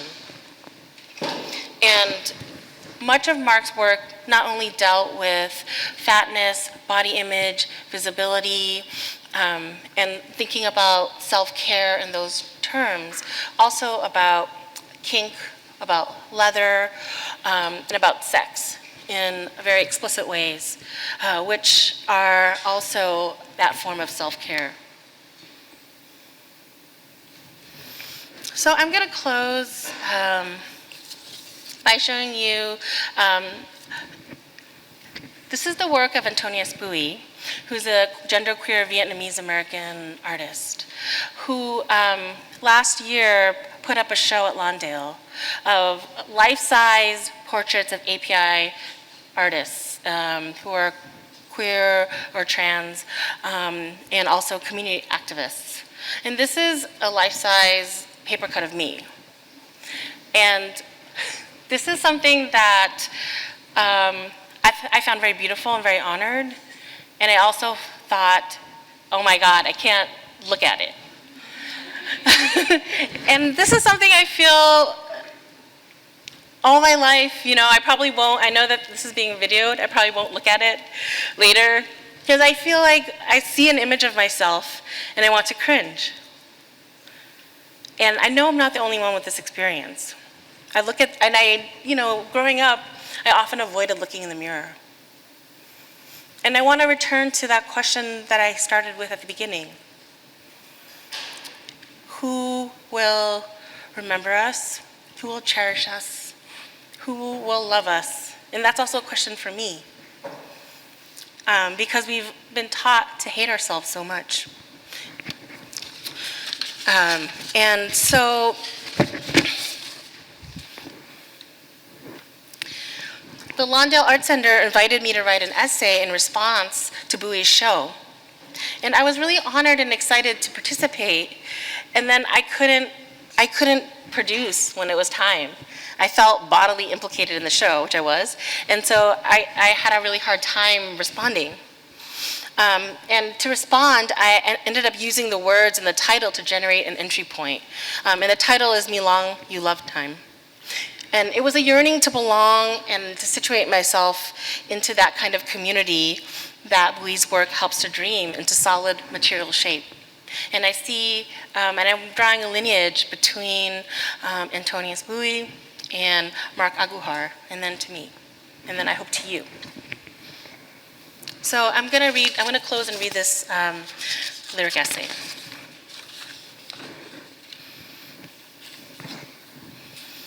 The story begins and ends with cuts on the body.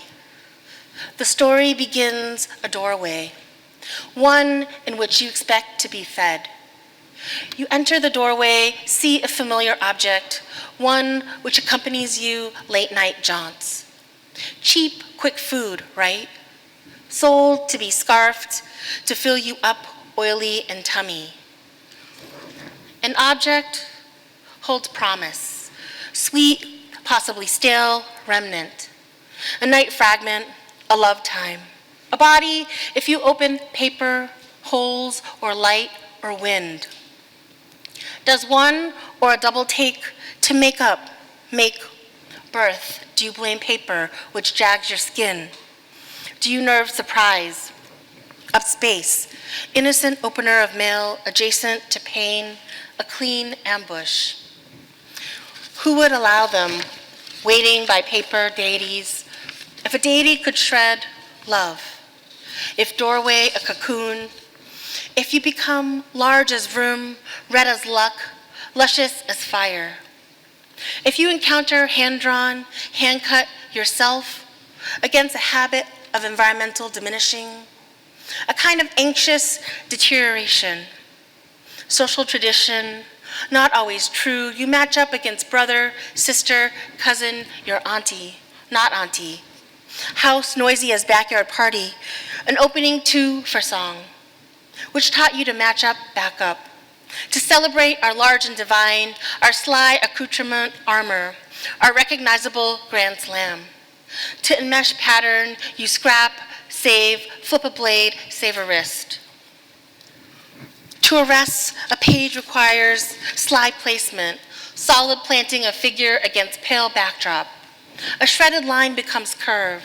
To look completely requires head back, unlearning accompaniment, adornment, ornamentation, a filling in shadow line. When lines settle into rest, story gathers and learns adornment, recognizes its own threshold and crosses into dusk.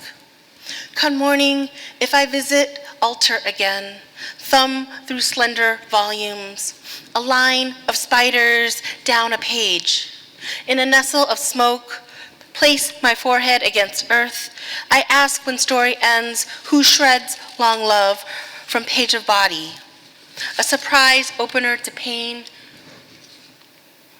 Who smokes promise settling into skin? A paper ambush, cocoon drawn luscious for opening. And I want to close by asking you, as an opening, who will you invite? Which API, trans, or non-binary artists will you invite into your world? Who will you teach? Who will you read? Who will you invite to be your beloved?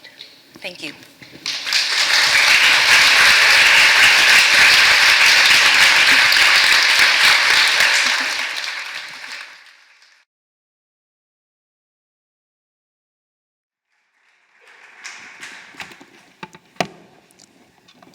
Hello, everyone.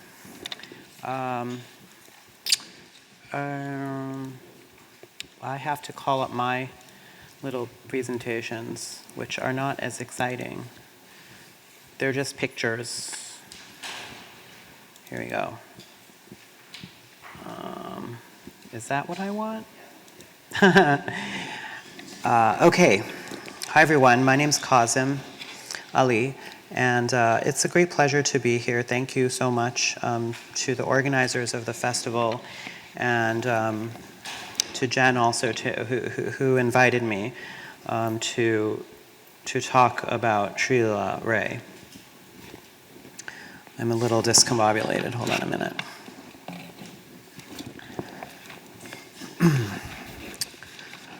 Okay.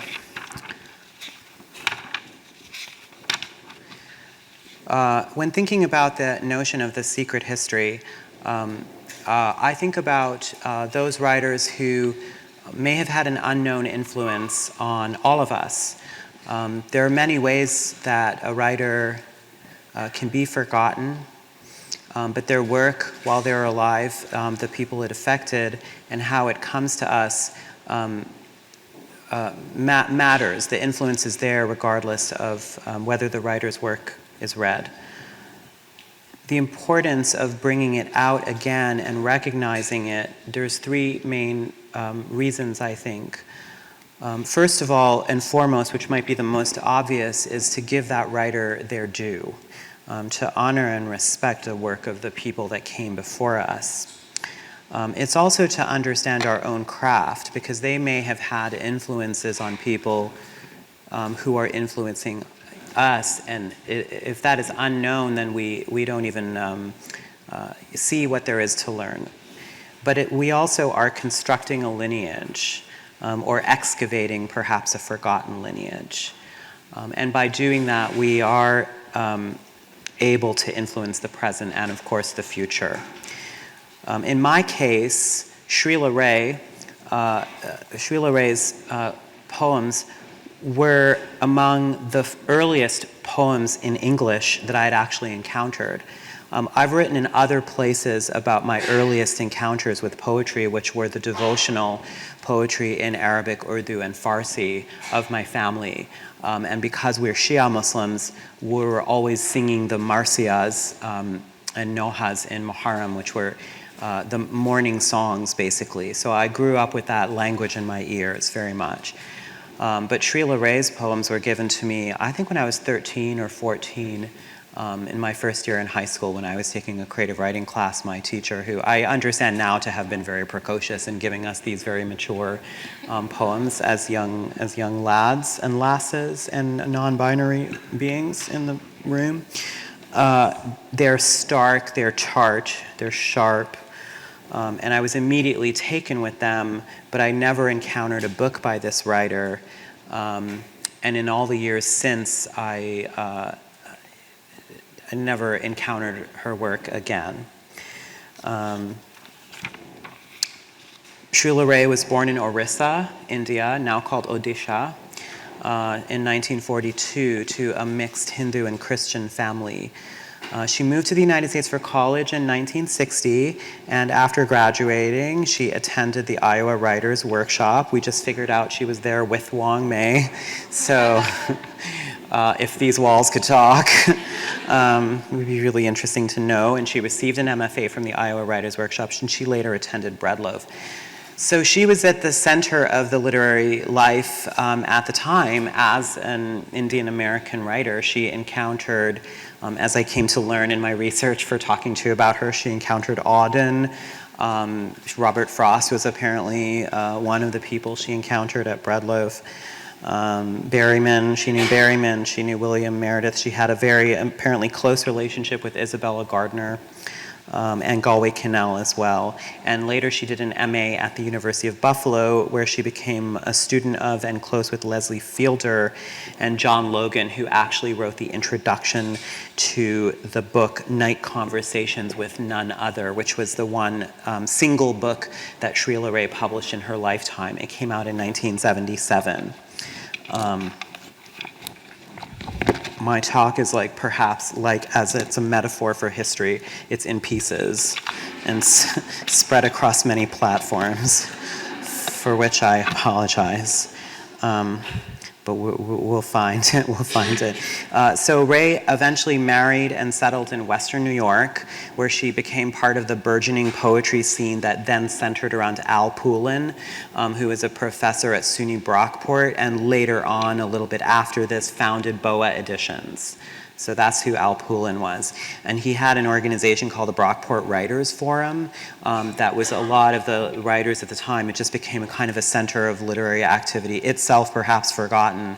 But for example, this is the reason Banu Kapil, who may be well known to many of us, ended up attending SUNY Brockport and graduating from SUNY Brockport.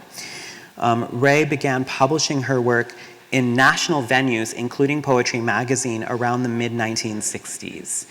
And to me, I note in her work a very urbane and cosmopolitan phrasing and a dark wit that to me is influenced by the multiple lineages from which it drew, as much from a contemporary Indian lineage that might include writers like Kamala Das and Eunice D'Souza, as well a more global Anglophone approach to the lyric favored. Perhaps examples might include Seamus Heaney and Derek Walcott. And yet at the same time, her poetry feels fully American, let's put it in quotes, we don't know what that word means, especially, anyhow, conversational.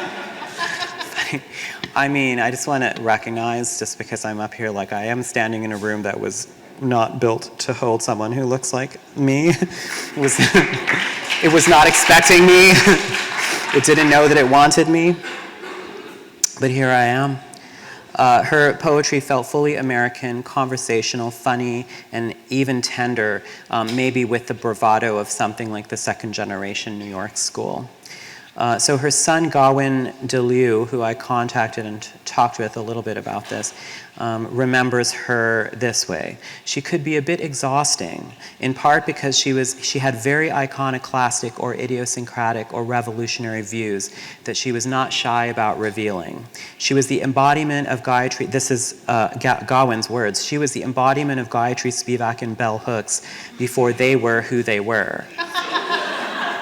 It's just her son is saying, he's talking about his mom, so of course, but she was someone who was certainly the product of empire while also a great critic of it, a cosmopolitan who settled for a stable life in a minor town in Western New York. So the minor town in which he talks is Rochester. It's not so minor, but at the time, maybe it was more minor than it is now. So on the surface of it, she was what we kind of call, quote unquote, maybe in a diminishing way, a regional poet. But she was publishing nationally, and her work was championed by major voices in American literature, including the writers that I mentioned earlier. After that one and only book was published in 1977, she mostly worked under the radar, publishing individual poems, but also raising her two sons and teaching an ongoing creative writing workshop whose attendees included Cornelius Eady, who has said that Ray, quote, had a great impact on the way I look at what you should be doing with your students. You go for a sense of community, like-minded people sitting around being really passionate about about the things that they really care about. And later he wrote, referring to the organization supporting African American poets that he built with Toy Derricotte, that Ray's house, where he once lived briefly when he was a student at Empire State College, was, quote, one of the strands of the DNA that built Cave Canem. So that to me is a very beautiful thing, because this is a woman whose work is basically forgotten. If I did the poll here, if I asked anybody, I don't even want to ask because I don't want to see the absence of hands, but if you knew her work, you wouldn't say. But if to hear the founder of this organization that has impacted American literature so strongly and has impacted all of us who've read the poets who were supported by that organization say that this woman created an environment that in a way led to the creation of that organization, you really understand how we don't have to be awarded or canonized or widely published to have a strong, huge impact on the field of literature. Of course, what I want to do today is bring her poems to you. She passed away in 1994. Complications due to smoking too many bidis, to be honest with you. She was a heavy smoker, apparently. She knew how to live hard and well, live hard, die young. She passed away in 1994, having published many poems in journals, but not another book. Cornelius Eady and others have occasionally tried to bring her work back to a broader audience, but there hasn't yet been a major career retrospective. Besides a few journal and anthology appearances, she's been mostly unpublished since her death, which was now 25 years ago. So I'd like to read to you a couple of poems and say a few things about her as we go along. I'm checking my time because I want to make sure we get them. So interestingly, this is interesting to me, is like, I think these poems were maybe the first appearance of the Indian landscape in American poetry. I don't really know. She was, maybe you could roughly say she was of the same generation as Agha Shahid Ali and Mina Alexander, but she was, around 10 years older than them and started publishing earlier than they did. And both Agha Shahid Ali and Mina Alexander's earliest books were published in India, but not in America. So I think Shahid Ali's first American book was actually 1987. And Mina Alexander's first American book was something around that same time. It was a book called Shock of Arrival, which was poetry and essays published by South End Press. And I don't remember the year. But so this book came out in 1977. And this poem is called A Miniature for Hemant Kumar. The March snow is with us between the two stalled maples. Its rude, white silence glitters. I will not come to terms. I back up. The glass behind me breaks. Ropes of red onions scatter on the floor, but I never take my eyes off and retreat. Your pure voice, Hemant Kumar, that once could drug my peevish self and make me move, once in the sunlight, once in the evening, like a dancer, keens for an alien. Hi, Babu. I should care if the sun warms the fields and Radha's feet, or that spring comes again to Kashi and Vrindavan. You can hear in this very short poem the multiple influences that I talked about. This is a combined voice. It has that sharp, conversational, blunt, its rude silence glitters. I will not come to terms. You can't see on the page, but it's all stanzas except that line, I will not come to terms. It's just a lonely line. One of the innovations that Kamala Das and Eunice D'Souza, the two women poets of India that I mentioned earlier, one of the innovations that they brought into Indian English poetry is that there was a reaction and a reaction in Indian poetry. The earliest Anglophone poets in India were poets who were, even if they had very revolutionary politics, they were drawing from the British literary tradition. So you have someone like Sarojini Naidu, who was a revolutionary. She was part of Gandhi's Japanese team. She was one of the people who went to the sea and made salt, and was actually a key organizer in that movement. And yet the poetry that she writes, and Mina Alexander has actually written a really smart essay about Sarojini Naidu that appears in her book Shock of Arrival that I mentioned earlier. Naidu was writing these sort of quatrains in iambic pentameter, this sort of really Wordsworthian what have you, you know? So there was a little bit of a disconnect between like how the colonial language was being used and what the actual politics were. And we have, you know, Olson or whoever where we say like the form has got politics, you know? And so the Kala Goda poets, which was like the first generation of resistance against that previous, they are the ones who started in Mumbai a literary movement where we said we're going to introduce kind of plain speech into Indian English poetry. And you had someone like Kamala Das, who's somewhat older than those dudes, but she was writing in English, and she was really writing a lot about the woman's body, sexuality, physicality, and it's almost like you could consider her as an experimental poet, even though the poems of Kamala Das are so plain-spoken and almost prosy in terms of their anti-lyricism, but they're experimental in that what they confronted. And then you had Eunice D'Souza, who was contemporaneous with these Kala Goda guys, Arvind Krishna Malhotra, Arun Kolhatkar, Keki Dorawala, Adil Jasawala, etc. These names, I don't know if they mean anything to you, but you should check out the introduction that Rajiv and I wrote for the current issue of Poetry Magazine that focuses on global Indian writing to find out more about the Indian literary scene that informed Srila Ray. That's my available on iTunes moment. But I mean, to be honest, I'm joking with you, but for me, all of this is like very connected, you know, and the conversations, I think one of the reasons why this is such a rich gathering is that we really are having one big conversation across all of the border lines of these separate sessions. So what was unique about Eunice, to backtrack to Eunice D'Souza before I continue to tell you about Srila Ray, what was unique about Eunice D'Souza is that she took Kamala Das's frankness about a particularly gendered experience that was considered even impolite to talk about in poetry, and then she took the Kala Goda's approach to form, and she was able to marry it into this sort of like very poetry that had multiple lineages, and I think Srila Ray is drawing from that. Your pure voice, Hemant Kumar, that once could drug my peevish self. You know, she's falling into meter here too. So as much as you look at it and you think this is a free verse poem or a conversational poem, she has flickers of these musical moments that kind of interrupt and come into it. And make me move, once in the sunlight, once in the evening, like a dancer that keens for an alien. You know, so it's not a quote unquote free verse poem actually. It has that secret undergirding. And she also she too deals a lot with race and gender. She was Indian American, I guess, as you say, and of a mixed religious family. And she married a European, a Swiss guy who was also a graduate student at the University of Buffalo with her, named Hendrik de Leeuw. And she writes poems to her two sons. Her one son, Gawain de Leeuw, and her other son is named Kabir.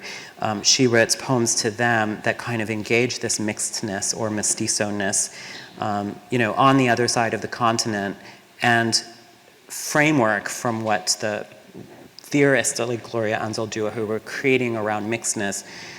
She was in this sort of suburban middle-class experience with these mixed-race children. So I just want to read what she tries to engage in this poem. And there are ways where it can maybe feel like a little dated or old-fashioned in its treatment of this stuff, but you know, it's the mid-70s.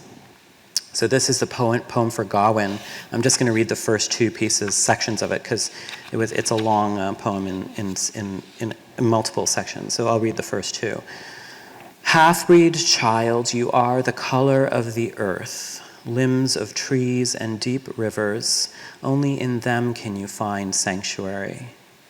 You remind me of my country, its divisions, its inalterable destiny.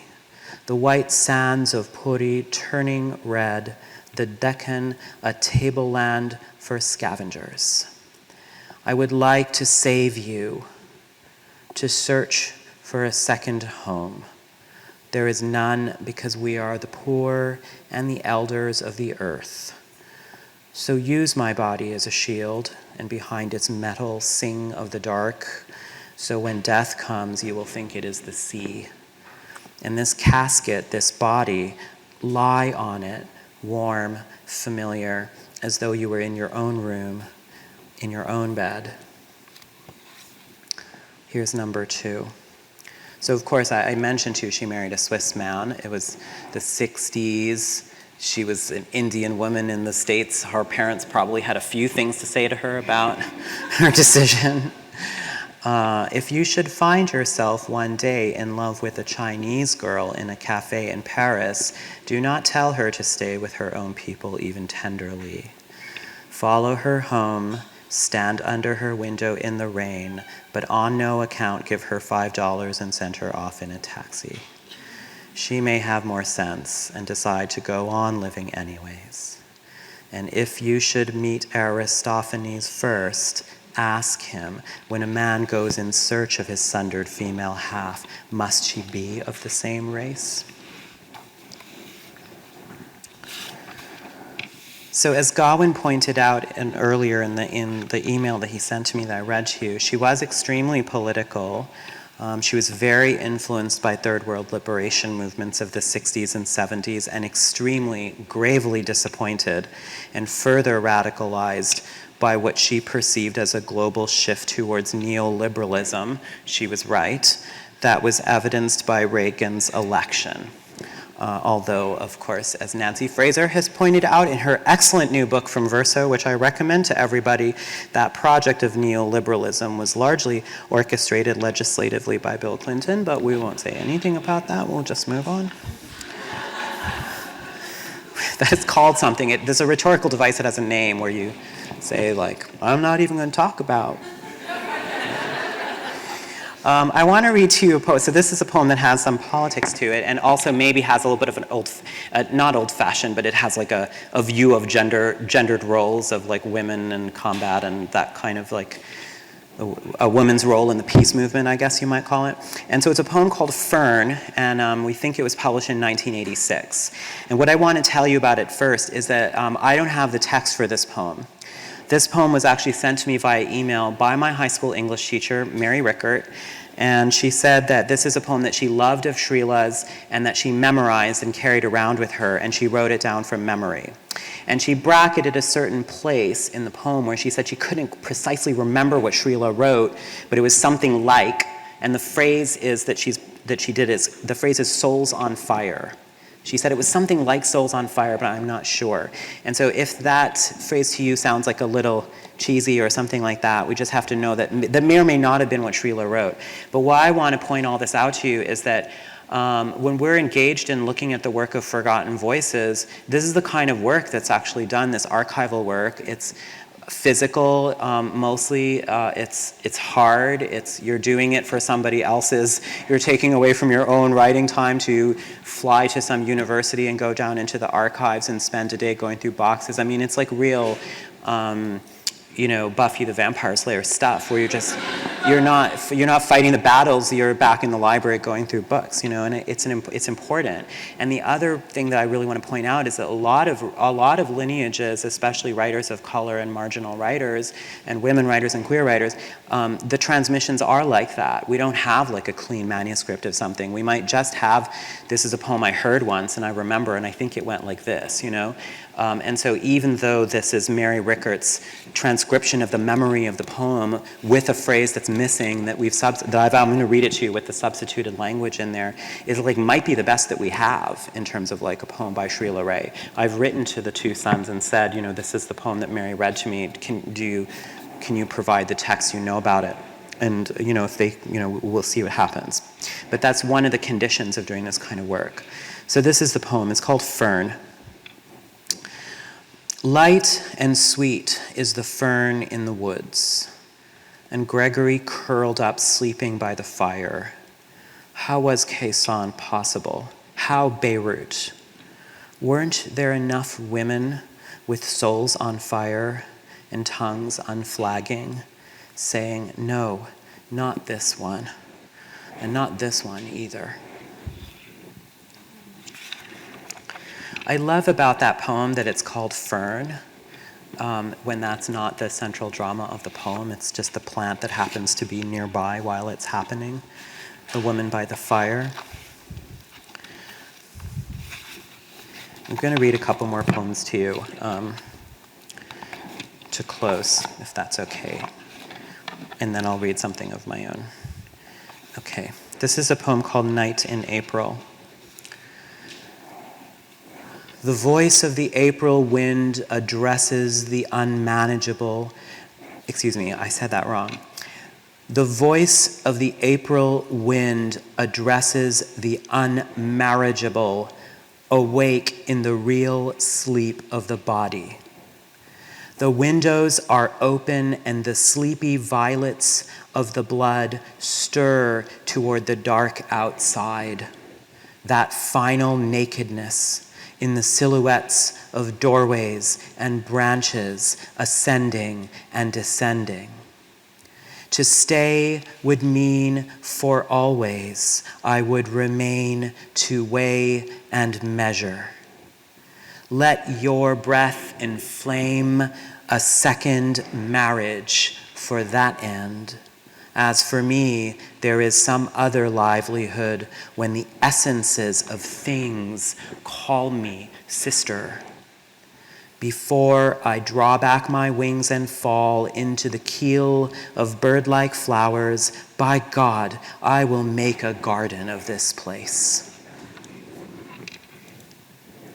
This Srila, that's her little beady cigarette there, she's smoking. And there she is again, smoking again. So in Srila Ray, the plain spoken is radical, it's experimental, but she has her music too. She uses the unsaid and freighted silence, what she doesn't include in the poem, to very great effect. I'm going to read this poem to you now called Absence and Others on Main Street.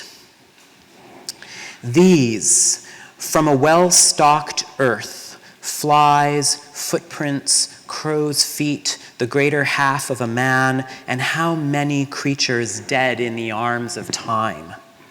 The only sun and I at noon go mad, so tomorrow when the sun rises, this devious and cat blood will be modified by its ninth death. There are those who will always be after pale centers of pistol, white stamen, yes, in the ethical climate of these hemispheres. But how far the wind carries the dust of wild weeds, capsules of poppy burst and send here, there, and what is the Lord's plan in the hip of the dark solitary rose? And you know the way back, tarmac and plains ahead, flowers, one belongs to convolvulus and one compositae, and one I should know best, the inadequate flowers. The scholiast wrote of you, Sappho, as having been very ugly, small, and dark, but like the nightingale with deformed wings enfolding a tiny body. Sappho, a song before you drown, for the ferryman, a song even for the girl who walks in the scent of violets. As for me, there is always a boy in the hyacinth, and because one summer in Vermont I stood among bulrushes in the water, and suddenly the sun pared me to the skin. I felt the green world like a he, H-E, like a he, trip me with one blade. I gathered 12 rushes as if the 12 tribes of man were in my arms, singing in me. Why is it wrong to ache for the sea? Supposing the sun would say, I am not bright enough, and sink fast. You sleep in the eye of another summer, whom time foraged and saved and proved a friend. I speak and raise the black rib of the phone, turning seashell in my hand. And the shell in the ear awakes and listens and moves at the sound of the gentlest sea, far off. I dread afterwards. you would look on me twisted and rotten on a New England shore and say, is this your sea? The evergreen? The way arms should hold? Answer me. Even the waters turn you back. In sleep, the indwelling sunflower is brightest. The coquina is washed by the sea until he comes on gravel, his bruised leg ascending the stair, his frayed sleeve wiping his forehead. Nothing is the same as before. So, Srila. It's amazing, powerful.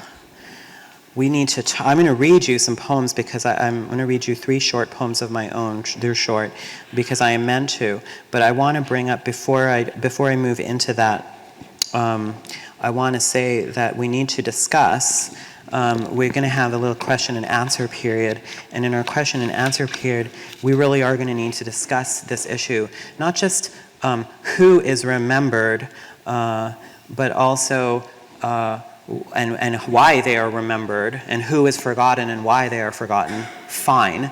I think we can come to quick agreement about that. But the issue is how. How are the people who are remembered remembered? And how is it that people are forgotten?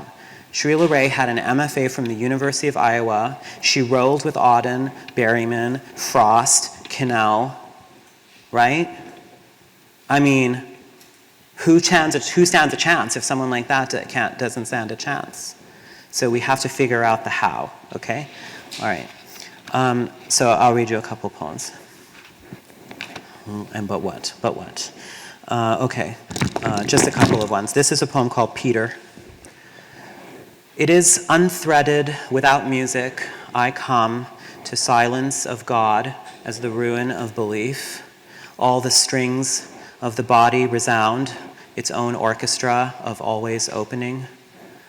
Outside the sparkling silk rope of river marked by time and wind, history recording its milky account, water and light are granular. We are multiple beings, always impossible to hold or bind by the since wild wind.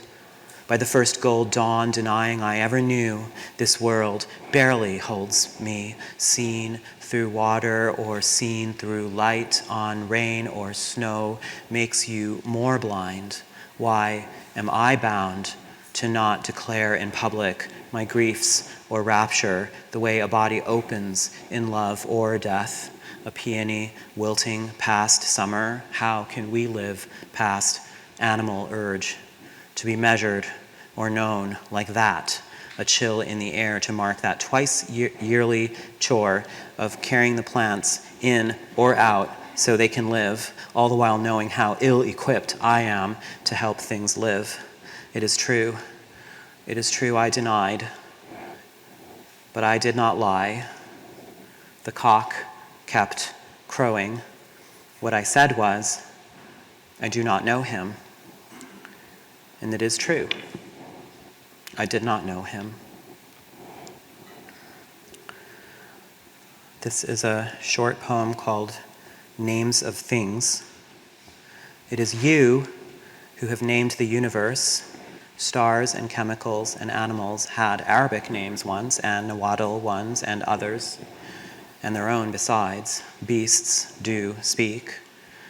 We had driven 3 hours into the mountains to stand in the churchyard of some 1,000-year-old ruin to figure out what still may speak. In the second part of my life, I learned how to live while losing. And the third poem I want to read to you is one that's very fresh and new, and it's in this little notebook. And I probably can do it from memory if I don't find it in here quickly. Okay. I went to Paris, and everyone wanted to ask me if I wanted to go see that cathedral that burned. And honestly, I'm an Arab, so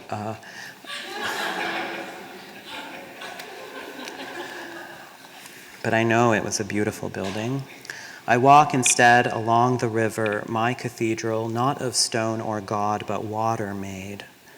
a woman standing in the median, talking loudly into her cell phone, using repeatedly one of my favorite French words, franchement. The Louvre roofs riveting tight the short horizon. Who was I when I came here before? What were all those reasons that I found all of this so beautiful and unspeakable?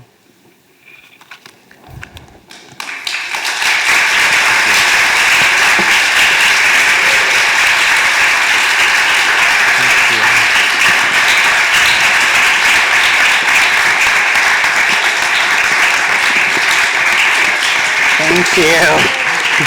Thank you.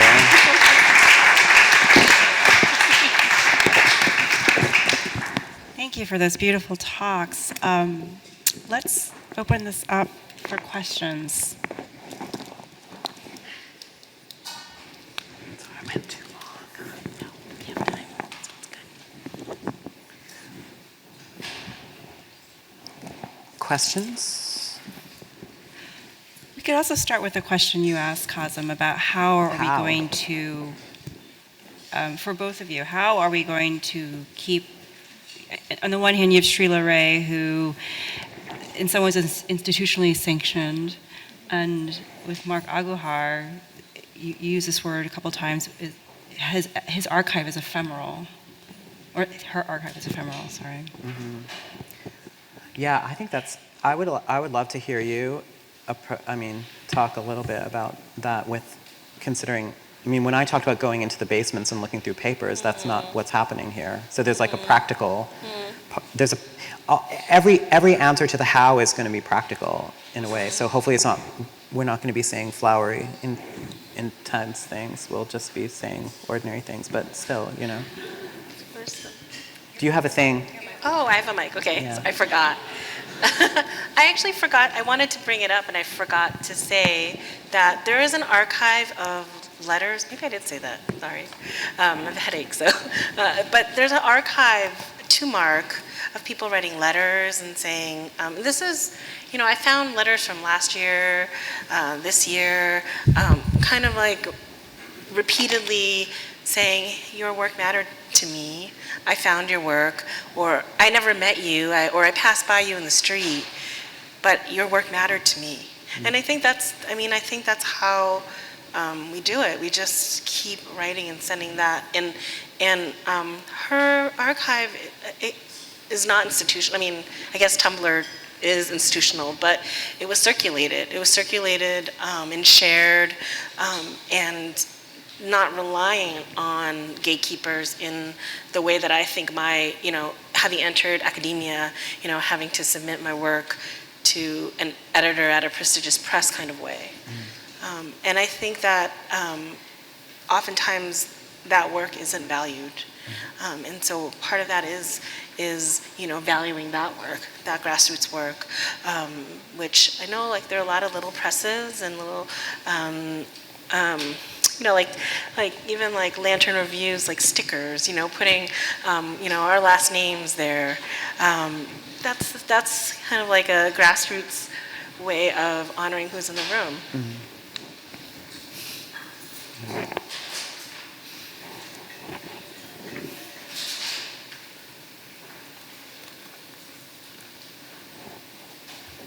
Question back there. Yeah. Can we get the microphone to? We're going to bring you a microphone. The question that both of you asked in your presentation was, how do we preserve, or how do we remember, or how do we cherish? So how would you translate that question with regard to current voices, present voices, who may risk the kind of erasure, the work of Srila Ray or Mark Aguhar may have faced? Well, I think we are living in a really rich literary moment. There are a lot of, there is a level of inclusivity that to me feels, really precious. To be in this room with all of you in terms of, what a crowd. We went upstairs for lunch to the to where the poet laureate hangs out, you know, and it's the floor is shared with the historian's office, and so there was a long, like, panorama type of picture hanging in front of the elevator of a U.S. Congress from the 1920s. It was the whole Congress, all of them sitting out there, and you know, like the old white men, like it's a joke, but they really did used to run the place. I mean, for real. And it was like, there was one woman, Jeanette Rankin, from I think Wyoming. She was sitting in the middle in the front row. But so this room looks way different than a room would have looked like even 10 years ago or 15 years ago. Honestly, I can tell you that. And so we have a great moment. However, if the goal is to, all due respect to the New Yorker, but if the goal is to like be in the New Yorker or publish a book with like this particular big press, or to, you know, get that fellowship that everyone has, it's the same old racket. This is just like the 3 brown people that got it, or the 2 queer people, or the 1 trans person. It's like we have to continuously do the work of broadening, supporting smaller and independent presses, actively seeking out marginalized voices. You know, I founded and now edit books with Nightboat Books. We published Josie Fu's book, A Lily Lilies, that Arthur brought up. But when Ching-Ying asked the question of which API trans and queer writers do you publish, I couldn't raise my hand. But you better be damn sure that I thought, like, okay, better, you know, get on the program, keep your eyes open, you know. So it's just an ongoing process. That's the one thing I want to say. The other thing I say this with my whole heart, and I have no other wish other than you walk out of the room with like chewing it over a little bit, is this idea of aesthetic quality or aesthetic beauty or craft is politically mediated and racialized. What we think of as good, because you always say like, well, it's one thing to be inclusive, but you still have to separate the good from the bad, right? If that good in quotes is like, it's for what's already in power to determine who the chancellors are and what the this is and who gets in there. Do you see what I mean?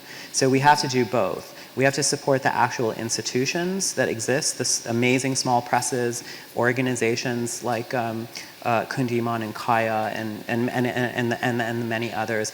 And then we also have to be doing the critical interrogative work, reviewing, doing. Those of us who have the stomach for the academy have to do the critical work. Those who don't have the stomach for the academy can do curating, promoting those writers, you know, and really, really, you know, creating and privileging a new kind of art.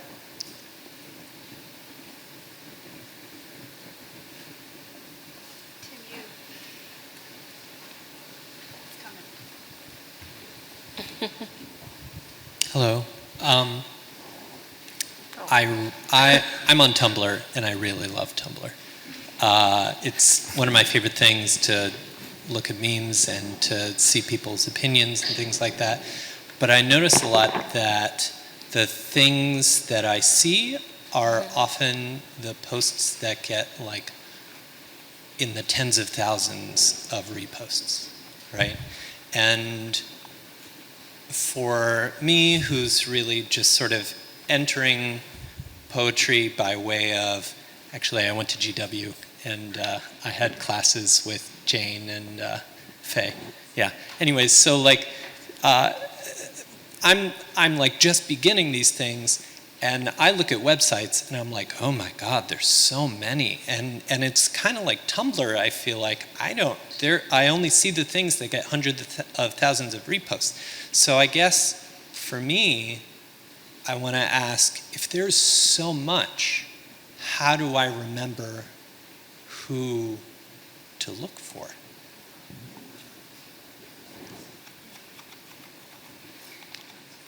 I mean, I think that is our work. How do we, you know, do the practice of not staying where it's comfortable? I know when I have to edit something, for instance, it's easy to just tap my 5 people that I've been talking to for like the last month, and I know they'll do it. I trust them, but that there's something also, so it does take more work to actually say, I worked with you already, and I know, and to look at like where I don't know. It's also very exciting too to say, and I've done this in terms of like looking through a syllabi and saying, and I don't necessarily want to just say, oh, I want one of this and one of this and one of this, because there's a lot of intersecting identities. There's a lot of different kinds of voices. Just because we share an identity doesn't mean we write the same.